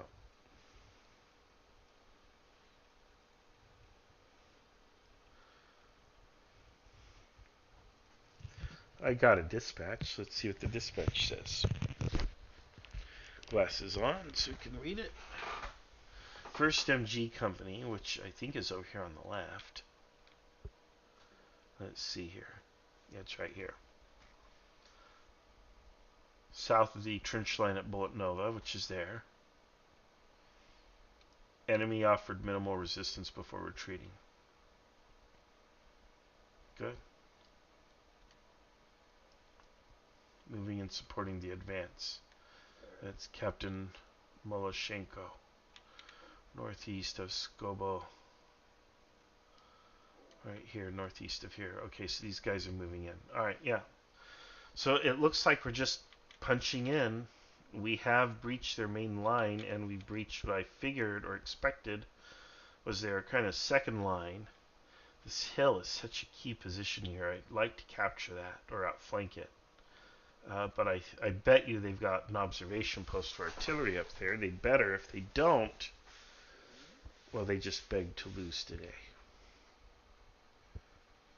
But we have to keep moving. If we stop and hold position, we'll be prey to enemy artillery. So, have to keep moving. I don't want any of these guys to stop.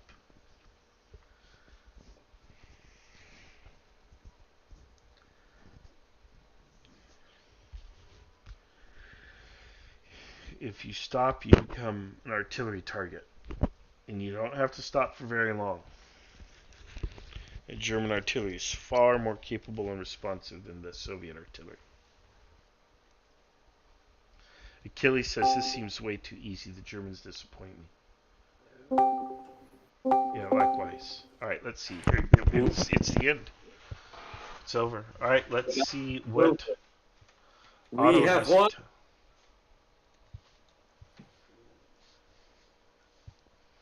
Alright. Actually, Rasmus, since you're the host, can you take the end game save? I can't do it for some reason. Is it possible to join the table, Otto? Yeah, it is. The game is over, isn't it? But did you want to do it after or before? Oh yeah, actually, yeah. First, yeah. All right, guys. Everyone, I think everyone is here, so everyone quiet down. German victory, right? Let's quiet down, guys. Quiet down, or I will just mute you if you talk on top of anyone right now. So before we break fog of war, also please use push to talk. Send those. Thank you. So before we break fog of war and invite everyone to the umpire table, let's ask the side commanders. So the Soviet regiment commander of the 284th Rifle Regiment, the first wave of the 86th Infantry Rifle Division's attack. How do you think your forces are currently doing in the battle? I think they're depleted, but they have done more or less what could be expected of them given the circumstances. I am fairly pleased. I did have some questions regarding some of the personnel, but I think those questions have been satisfied. And at this time, I'm fairly pleased with our performance. Alright, and now we go to the German side. So as the German commander-in-chief currently, Oberst Johann Meyer is currently at the field hospital for his wounds. And let's go to the second commander-in-chief. So Major Bierhaus, how do you think you are doing currently? I believe in the final victory. If we just retreat to another trench line, we will surely exhaust the Soviet bear before he can destroy us. Alright, guys. So now we're gonna break the fog of war. So I'm gonna, in general, you can find the link to the umpire table. The password is Kriegsspiel, and the server name is IKS Kriegsspiel Umpire. Rasmus, you're the actual host of the TTS game, so can you take a save for the end game? Can you stream the table? Yeah, I will stream the table as well. Rasmus, are you there? Yeah, I did take a save. It told me it was too large to transfer, but I see it on my local drive. Oh, okay. Okay, nice. Good. Okay, so I'm gonna stream the table now, and you can also watch the stream of Marshals. So we're gonna end the game here. We've been playing for, what is it? 4 hours. 4 hours of in-game time. It's going next turn would be 10:00, and the German line of defense has finally crumbled, and the path to Petseri seems clear. Some of the German troops are still in somewhat intact, and although they are all routing, and the Germans are likely going to get reinforcements from the northeast, from the rest of the Luftwaffe division, which historically is not in such heavy combat as this area is. So there's likely going to be a follow-up battle for this for this series of battle, the defense of Petseri and the next German line of defense. But for now, it seems to be quite a clear.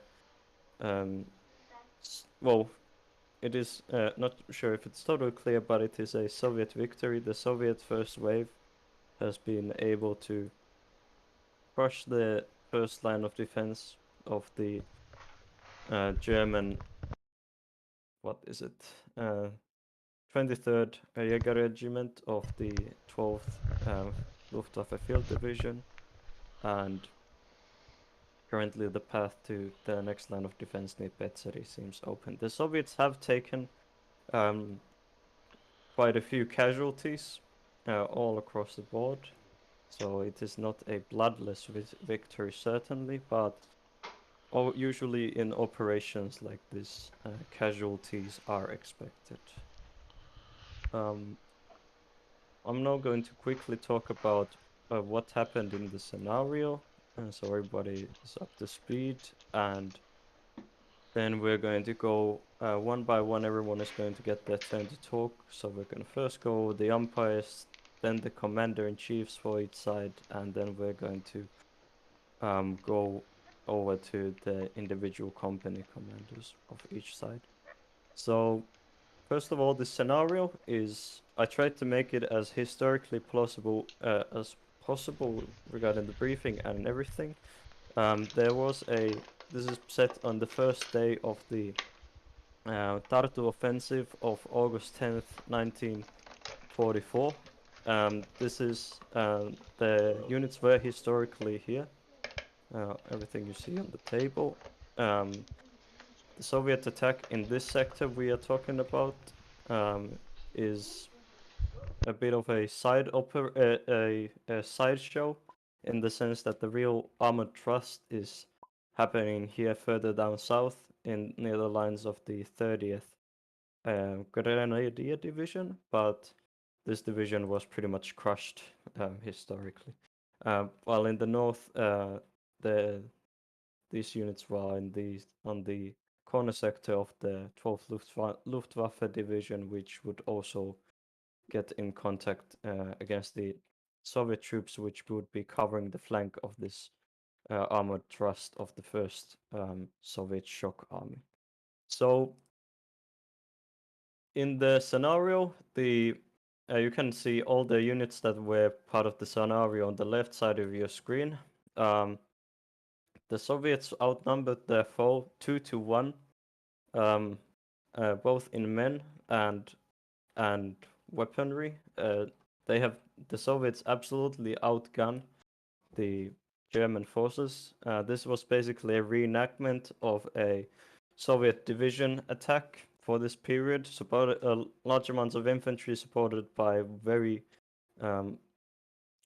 large amounts of artillery. And typical to the Soviet doctrine, the operation was centrally planned, so the Soviets had to plan all of their artillery all of the battery fire missions beforehand. So the Soviet commanders had to have a very clear timetable, as they would have historically. Where to even start? There was a big game, so we're not gonna be able to cover even half of what happened. But basically, the German line of defense went about here in these trench lines, with quite strong positions on the hill to the northeast and in Mikovice and Molnica, with second line of defense going inside the forests. And the Germans had basically formed a defense in depth. The Soviets focused the main thrust of their regiment into the open plains on the southwestern area of the German division sector, and in a very packed area, focusing their forces while having what seemed to be only a smaller force here in the east. I think it was a few companies. The Soviets focused some of their batteries for the initial barrage on the village of Mitkovice, and were able to stun the German very first line of defense here in the village, and prompted the German company defending this area to retreat northwards into the forest. The Soviets then moved their troops northwestwards, eventually assaulting the enemy troops in the forest line. And meanwhile this was happening, and this assault was quite successful. They were able to capture some German forces here, although the Soviets, of course, suffered some casualties. The area they likely suffered the most casualties in the beginning was in the center, near the village of Molnica, where a few Soviet companies, or I'm not sure if it was, well, a small amount of Soviet troops conducted a frontal assault against the German positions in the center near the village of Molnica and suffered very heavy casualties, and the Germans were able to retreat from the area more or less with lower casualties. In the east, also, the Soviets eventually started the attack on the area and were able to capture the hill with casualties. But overall, the Soviets were able to defeat the German line of defense in the initial hours of the battle, somewhat handily, although with losses in men. The attack then moved onto the forest, where the Germans the Germans basically started retreating after losing their front line of the forest. They started retreating their men to the next line of defense near the river line. The German used up their artillery which they had, which consisted of 2 batteries of 75 millimeter French World War I era guns, and called in an artillery strike on the Soviet positions near The Germans were defending with World War I weaponry. Yes, well, historically, the artillery regiment of the 12th Luftwaffe division consisted of captured French 75 millimeter guns, which were made in 1897. Yeah, yeah, pretty old. Oh my! The Germans then, the Soviets then moved through the forest near Pitalova. The forest became quickly absolutely packed with Soviet troops and created a lot of confusion and traffic jams that Soviets were still able to overrun the German positions at Bereznuki. And after this, they had to begin reorganizing their forces for their next assault. In the center, at one point, the platoon, the company command of the Soviet company in the center, which had a fourth company who had to reorganize their men after the bloody battle here, was ordered by the Soviet commander-in-chief to conduct a frontal assault with the men he had, which consisted of only a platoon of men, and this attack was absolutely slaughtered by the German positions, with the company commander and his men being lost in the process. In the north, the Soviets conducted some probing attacks, it seems like, but then under the cover of smoke and mortar fire, they then rushed the German positions, overrunning them towards the end of the battle. The Soviets, after they had reorganized their forces in the southwest, were able to begin pushing the enemy troops steadily, while the Germans were constantly having to fall back to their next line of defense. And eventually, the German troops have been exhausted to a point, both mentally and physically, that the morale of the army has broken, and they are currently running to the town of Petseri itself, where they will likely make their next stand with whatever men they have left. The artillery was very interesting for the Soviets. Have quickly, well, actually, Rasmus can go over how the Soviet artillery performed later, because he was taking care of the Soviet artillery orders, since all of the artillery was pre-planned. But yeah, that's basically what happened in the scenario, really briefly, since there was a lot of stuff happening. Can't cover really everything. So now let's go to the umpires, my wonderful umpire team, which helped me through this very well. Let's start with Rasmus. What did you think of the battle and everything? Yeah, I thought it was very interesting. The pre-planned artillery was something that I don't think we'd done like that before. And it was something that the Soviets definitely had to rely on.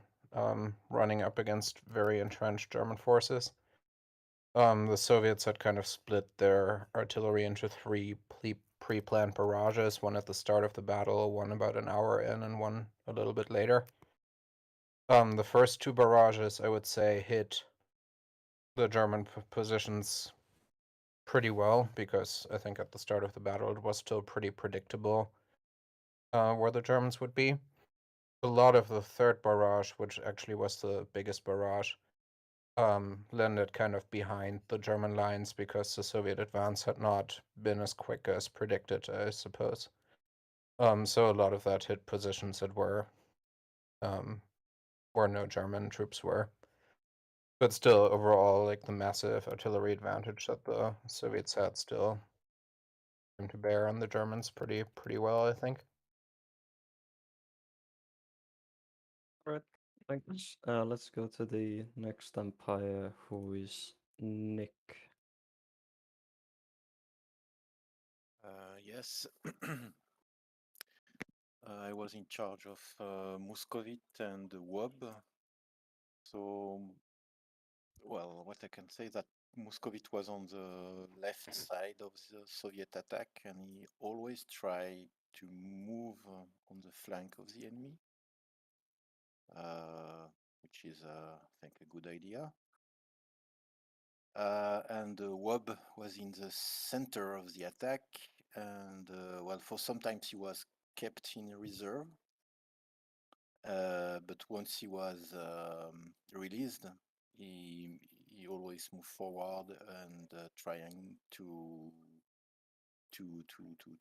push in the center of the enemy. Maybe, yeah, just one point regarding the gigantic mess that happened at some point and was described by Otto. I think we even were, well, maybe we were too kind with the Soviets because it was really a huge mess, and we could have, let them spend maybe more time to reorganize their troops. But it's my my feeling. Yeah, that's all for me. Right, thank you. And let's go to MM. Hello. I only came in as an umpire mid-game, as I was not coming at the beginning, but I came later in. And I later took helped be the umpire of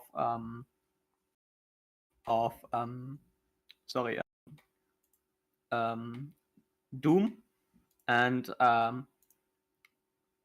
what was his name? Second company and the fourth company. Yeah, fourth company as well. Birkin, exactly. That was always drunk. That held the most right flank, or the most northeastern flank. I can say that Birkin and Doom were both really coordinating pretty well together. But they were both in tatters when I came, and they made a pretty decent defense with Birkin falling back, or trying to fall back always, and making a good job at that. And Birkin Doom fighting pretty well on his position and then slowly being overrun. For he did kill a Russian commander in his. Who was the one I killed, actually? Who he killed? First company commander. You? Yeah. No, I'm Okay. second company. Who was first Russian company? Not. No, not first. Not first. Yeah, I was wrong. Sorry. We'll find out it later. Just Yeah, we found out later. MM. Okay, I will continue. However, they did get overrun slowly, and even the logistic team did not have enough typewriters to throw at them to hold the line. I told them to throw all the typewriters, but we ran out of typewriters before they ran out of people. You get your chance to talk later. So anyway, yeah, I think the right flank did the best job they could, given the resources. That's it. Thank you. Let's go to next umpire. So, Cookie Hunter. Yeah, so I was umpiring for Crusader dog pilot and 4 lords. And if I had to note something, Crusader was mostly trying to be always at the spearhead of the sword, which sort of did work out pretty well. Dog pilot was an unfortunate guy who got ordered to basically charge head on the head of his troops into the machine gun position and died.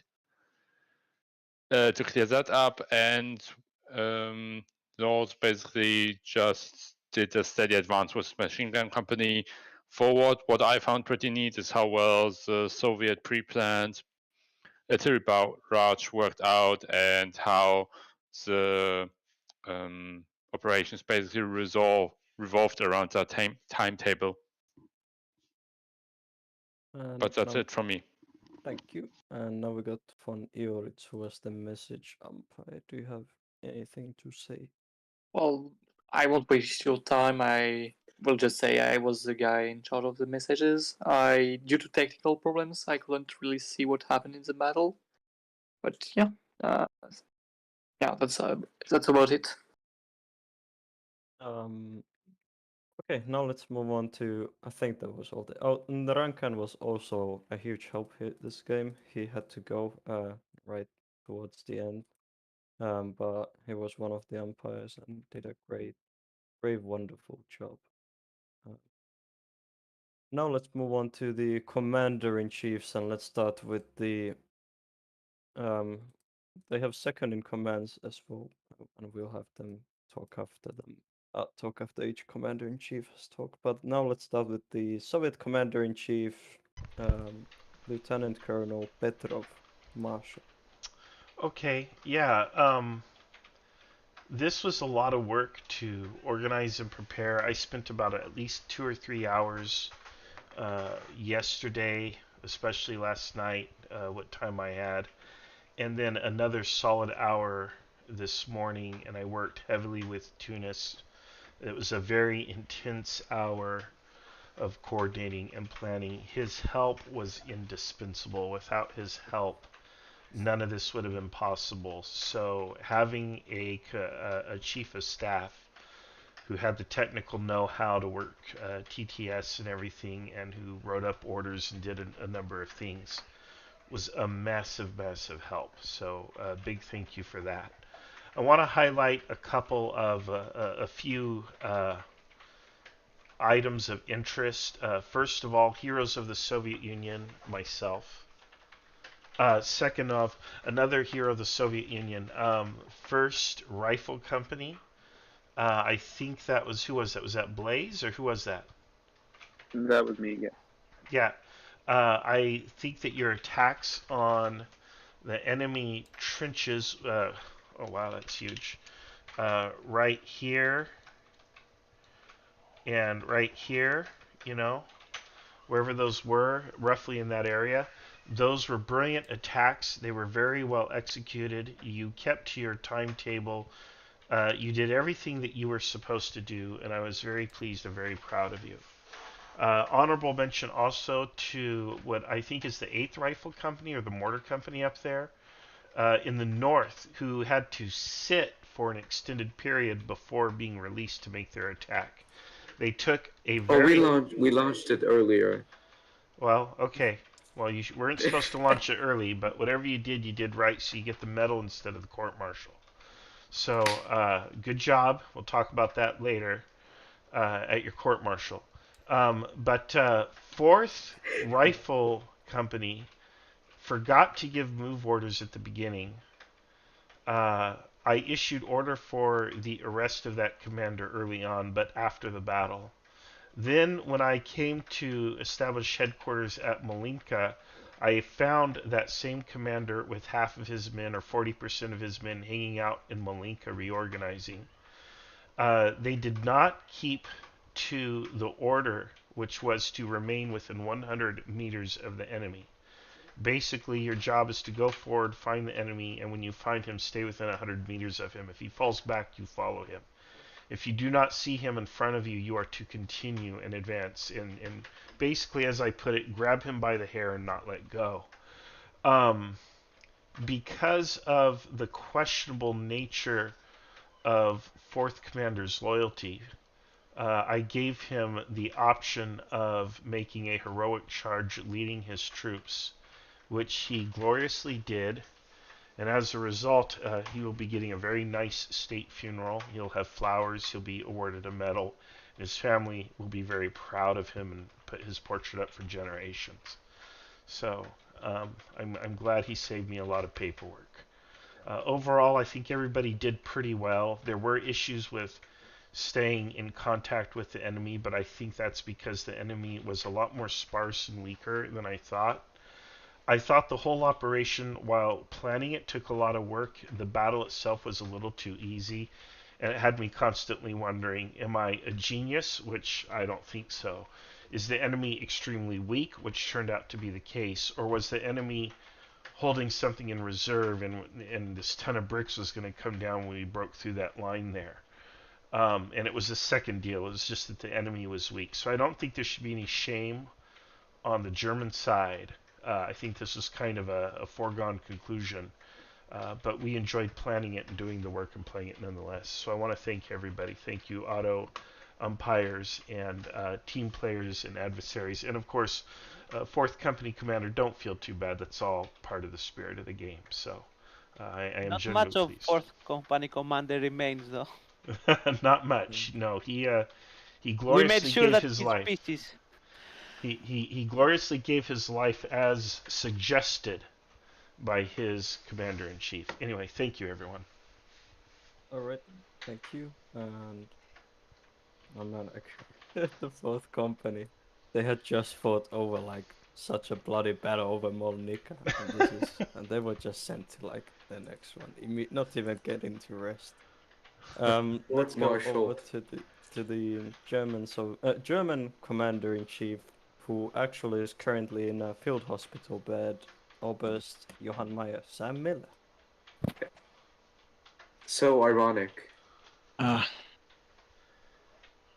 What can I say? I think we will come back for revenge. The fatherland will not forget, and we will come back with a glorious charge at Moscow. But not today, but tomorrow. But as for the actual battle, it took me some time to plan the trenches and such.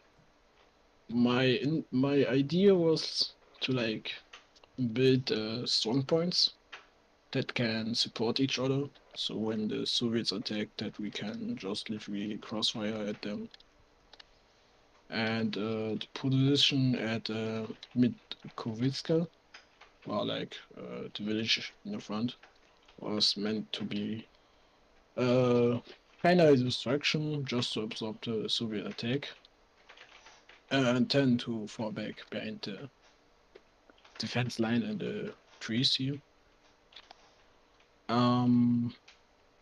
Unfortunately, after some time I died, or I'm still alive, but I'm in the hospital, so after that I was allowed to spectate the battle, but I will give props to my second in command, because I think he did a good job following the orders, but I think some subordinates didn't do what he expected them to do, like holding the road to Petsiri, which I can't blame them, but since the Soviets are too strong.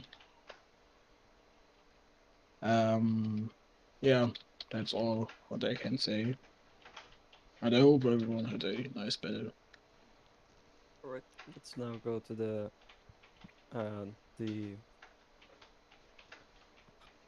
second in chiefs, the predecessor. I don't know what they call them. Battalion commanders who were the second in commands. There you go. So let's start with the Soviets. So we had Major Tunisin Gradgilov. Yeah, I mean I think the planning part was really fun. Marshall, I'll give it up to him. He put together something great, and just to throw back what he said, I don't think that it was a foregone conclusion we could easily have created a plan that sucked and turned an easy victory into a easy defeat. So that was fun, coming up with the plan, the artillery bombardments, and watching that play out was great. So I thought all the Soviet players really embodied the soul of the Soviet company commander. My only question to the umpires was, were there any field artillery pieces or mortars that weren't out of ammunition at the end? I think. I don't believe so. No, I think we had a handful. Yeah, only a pretty small amount. So you're gonna have to wait for the second wave in to come. I in. think Crusader had like yeah. 3 charges and maybe one round on his infantry support gun, but otherwise I don't know any. Okay, that's fair. New rule is if you end the battle with ammunition in your guns, you get sent to the gulag. But that, yeah, good job, everyone. And now the German second in command, Major Bierhalles. Yeah. I was not too heavily involved with the planning phase, though I think like the disposition of the trenches and the force is quite optimal. I don't think I could like any of my input would have made it any better. But I don't know how many of you have seen like the Finnish TV show Unknown Soldier about World War II, where the army general gets shot. I know the scene. The guy gets himself Panzerfausted. Yeah, so that's kind of how I felt when the general died, and I had to rapidly request status reports from everyone, which I did a couple of times because I didn't feel they were adequate. And I quickly realized that the Soviet weight was on our right flank, so I wanted for them to be stalled in Kubanova and Bereznuki, so we could artillery shell them. Now, to my surprise, I learned that we no longer had any artillery ammunition, so 3 charges of mortars would have to make do. I don't know how much they did. Can the Empire confirm or deny that we actually hit something when we leveled the town of Nurme?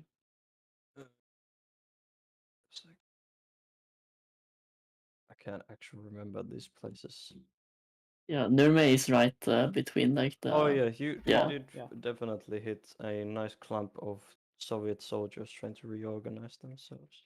So I attempted to reorganize a final defense at Krusa, the trench just south of Kopli, and Petrovka or Balatnova trench.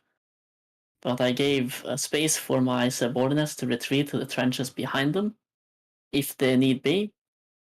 To my surprise, I learned that my subordinates have retreated beyond the trench and now find themselves battling the Soviets in the middle of an open field. Which was because they were going to retreat even further north. And yeah, that's about when the battle ended. Overall, I don't think this was winnable unless the Soviets had made a horrendous plan, which they didn't. They had an ingenious plan. And very good timetables on the artillery as far as I'm aware. Thank you. Let's now go to the company commanders. Since there are so many of you, and I want everyone to get a chance to at least say something. Let's say that each one of you have 2 minutes. Yeah, 2 minutes to talk. Let's go with that. So I'll put a timer for each one of you, and let's start with. Try to briefly say where you were, what you did, or anything memorable from the battle. There'll be free discussion afterwards, so you can say whatever after that. But let's start. Let's go in the order we are here in this channel. So let's start with Anton. Anton Hauptmann Daniel. Thank you. I think I don't have to say anything. I just want to thank you for this huge game, which was an reenactment, and that's all. Thank you very much. Nice. Thank you. Let's go to the next commander, who was EJ. I think you were you on the eastern flank? I can't remember. Soviet command. Yes, on the right, eastern flank of the machine gun company. I started way off the lot more to the south than what were our starting positions on the Soviet plan. So I just tried to reach those positions at the start until I got fired on. So that was interesting to find the starting positions and scout the enemy. But then after that, it went well, and our communication with the 8th company commander worked well. And at time, or rather, his mic cut off a few times, so I had to order the charge a few times for his men. But otherwise, it went well. Pretty good. Good fight. All right, let's go to the next commander, who is, let me unmute him, who was Hauptmann Schöne. Yes, I was the commander of the second company of the Jaegers in Molnica and Vaslana, that hill, whatever its name. My anti-tank was all initially destroyed by that bombardment. It got completely destroyed. But there was a frontal assault in Molnica, if I remember correctly, and there was a lot of heavy fighting in the trenches. And the only thing that saved me was a timely mortar barrage, I believe, from the 4th Company. I was bombarded so hard that I actually had lost command of my units for one turn because my HQ got completely destroyed and I couldn't even contact the units in front of me. But I tried to defend as much as I can, and I think I did more than was asked of me with the material I had left, especially when I saw Soviets doing bayonet charges on my positions. There was also that Soviet commander who died. I really don't understand how you guys gonna get his corpse. He was pretty quartered from the machine gun fire, I believe. But in the end, my men in the trenches had enough and began mass surrendering to the Soviets. I tried to tell them to keep fighting, but they had none of it. Let's go to the next commander, so Kapitan Moloshenko.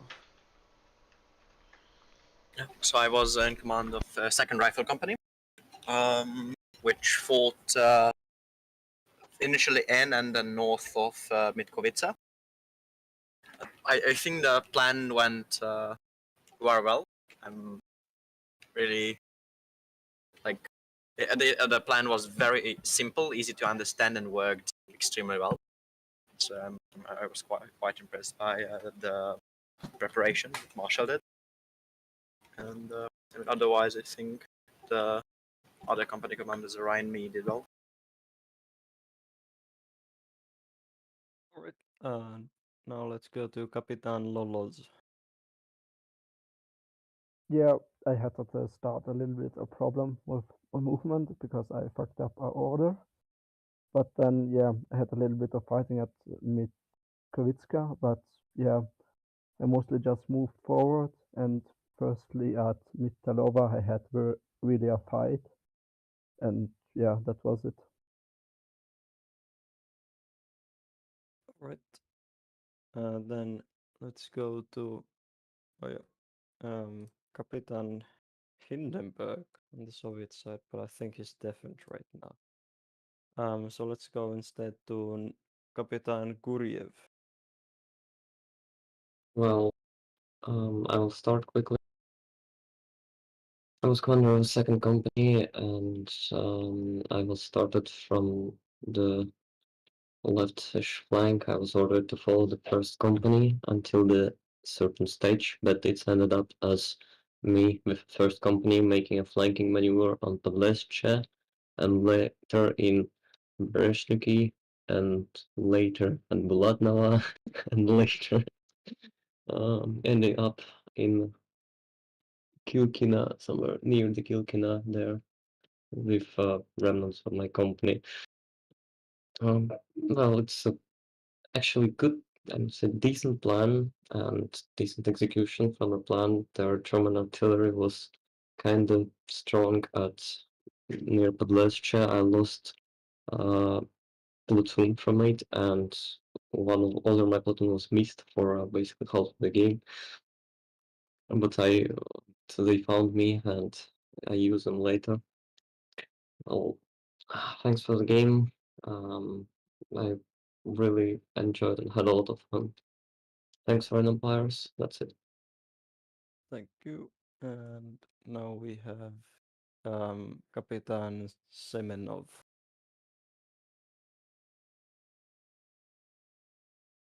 If he is here, he's mute. There we go. I was the Soviet first company on the sort of extreme left for the majority of the game. To begin with, I sort of kept trying to get around the flank of the enemy, relatively successful. We pushed them back a decent amount, although the second major assault we made, I was wounded and I was undergoing medical treatment for almost an hour, so I lost quite a lot of control there. But I was up and running again by the end, and aided in the final assault northwards. I think the plan was generally well thought of, executed. Yeah. All right.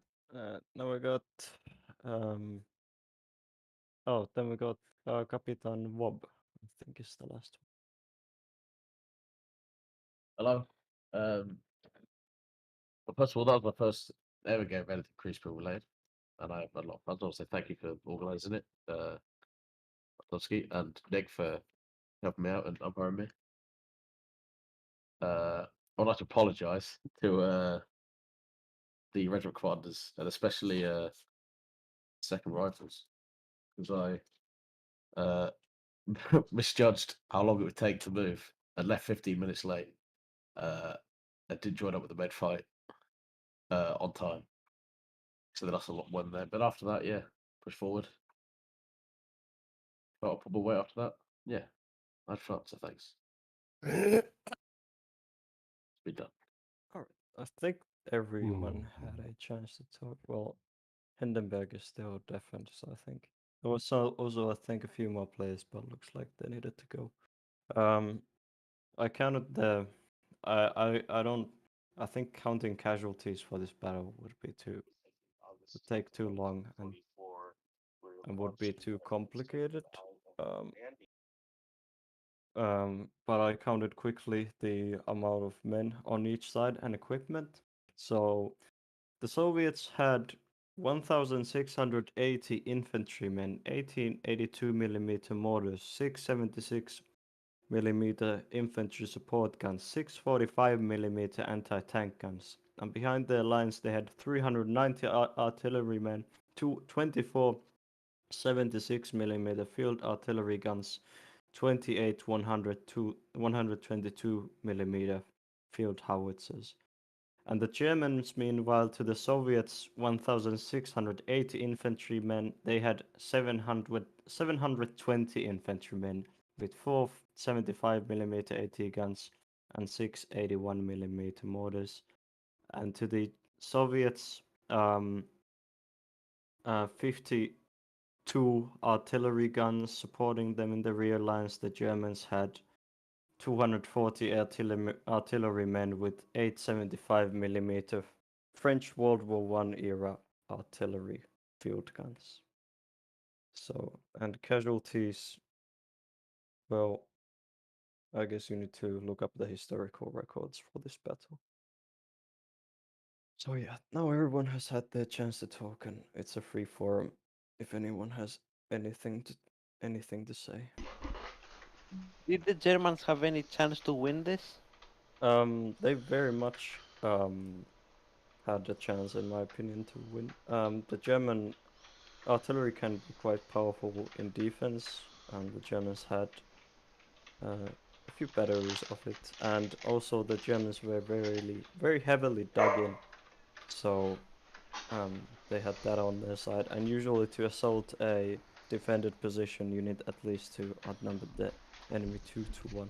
So ideally, I think the Soviets would even go as high as would go like up to 4-1 to attack an entrenched enemy.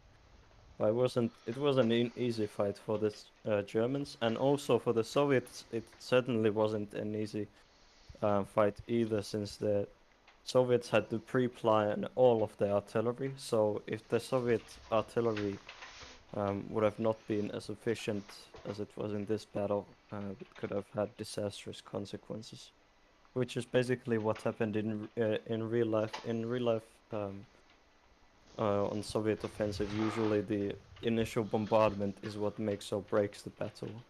The initial bombardment absolutely stuns and destroys the enemy and lets the infantry break through, or it doesn't, or it fails to destroy the enemy forces, and basically the attack just bounces off the enemy with heavy casualties.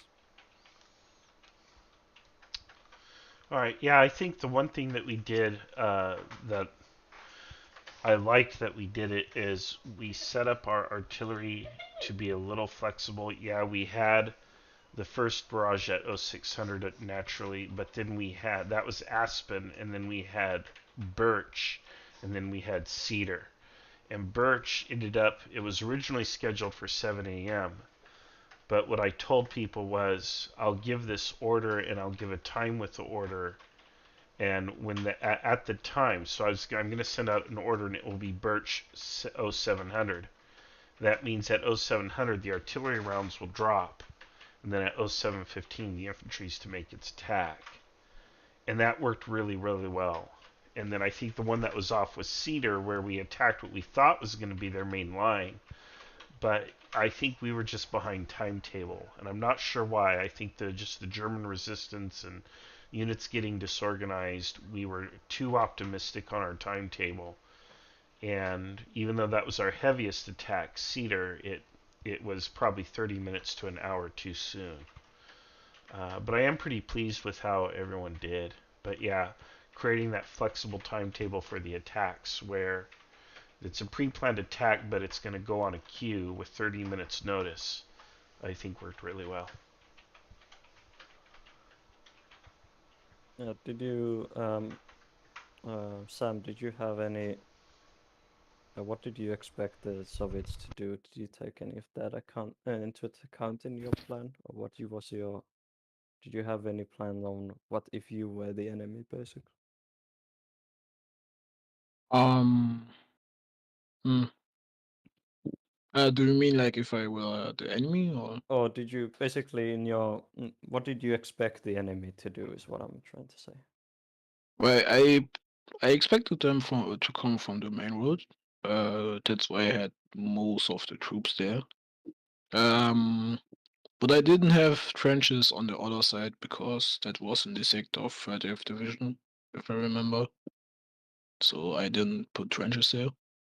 But yeah, they expected to they attacked where I expected them.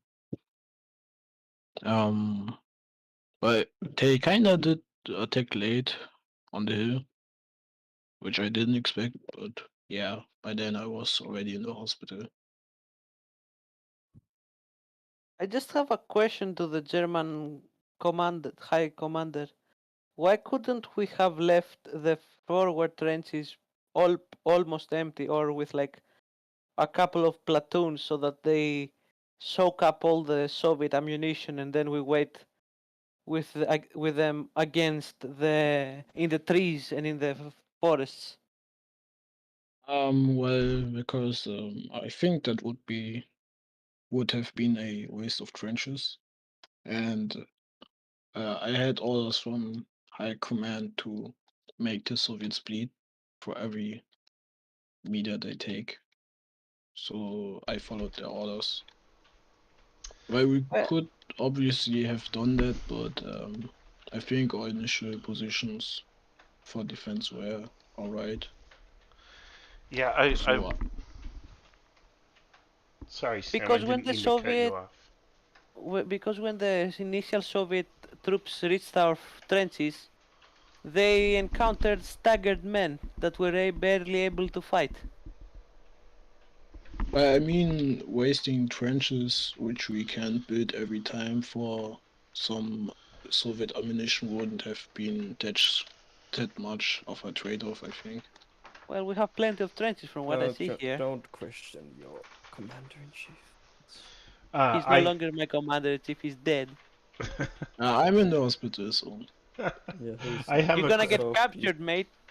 I have a question for the umpires. We on the first turn at 0600, our units were further back. They were further to the southeast than what we expected them to be. Was that on purpose, or was there some... It was very much on purpose, so basically they wanted to be hit by the artillery barrage, and they would be a bit out of view of the Germans, so they couldn't shoot you. Okay. Yeah, that affected my timetable by 15 minutes, so I was worried about that. I didn't know if you were creating a problem for us, just to throw a wrench into the works, as we say, or if we got something wrong. But it was a cool problem. It was really interesting. Yeah. It takes so long to organize 1,600 men, so maybe the positioning was off by a kilometer. I feel bad for Dog Pilot, though, who I ordered to make a suicidal charge, but it saved us a lot of paperwork. Yeah, Dog Pilots, the sector in the center, show some quite stiff resistance because the Soviets were basically having to attack straight head on, and they lost. Dog Pilot lost all but the one platoon he attacked the Germans later. So. Yeah, he actually did really well. I hope he doesn't feel too attacked by me. Well, he's dead. So. Yeah, he's dead. So, all right, I'm gonna wrap up the live stream down below my private channel, but I want to thank you all for being here. Yep, thanks for playing. Thank you. Thank you for the opportunity, Otto. Good work. Thanks. Question. Okay, everybody, that is the end of our live stream. I hope you enjoyed the game as much as I did. It turned out that my concern was correct, that the German forces were much weaker than expected. I understand what Otto was saying, that this could have gone badly for us.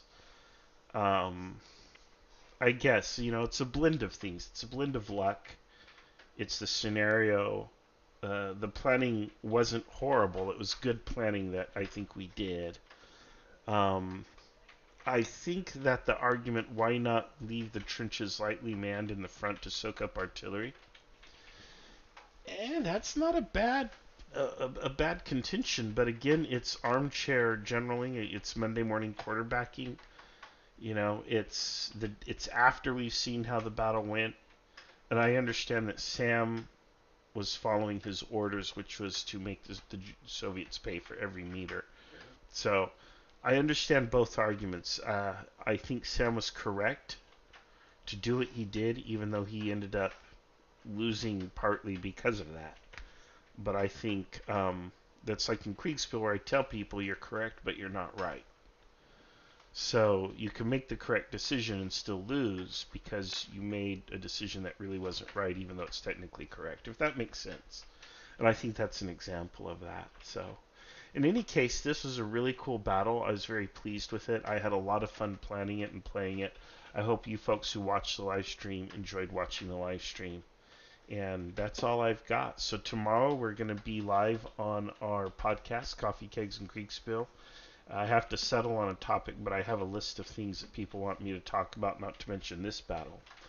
Might talk about this battle, we'll see. But that's it for now. So I want to say thank you to everyone for watching.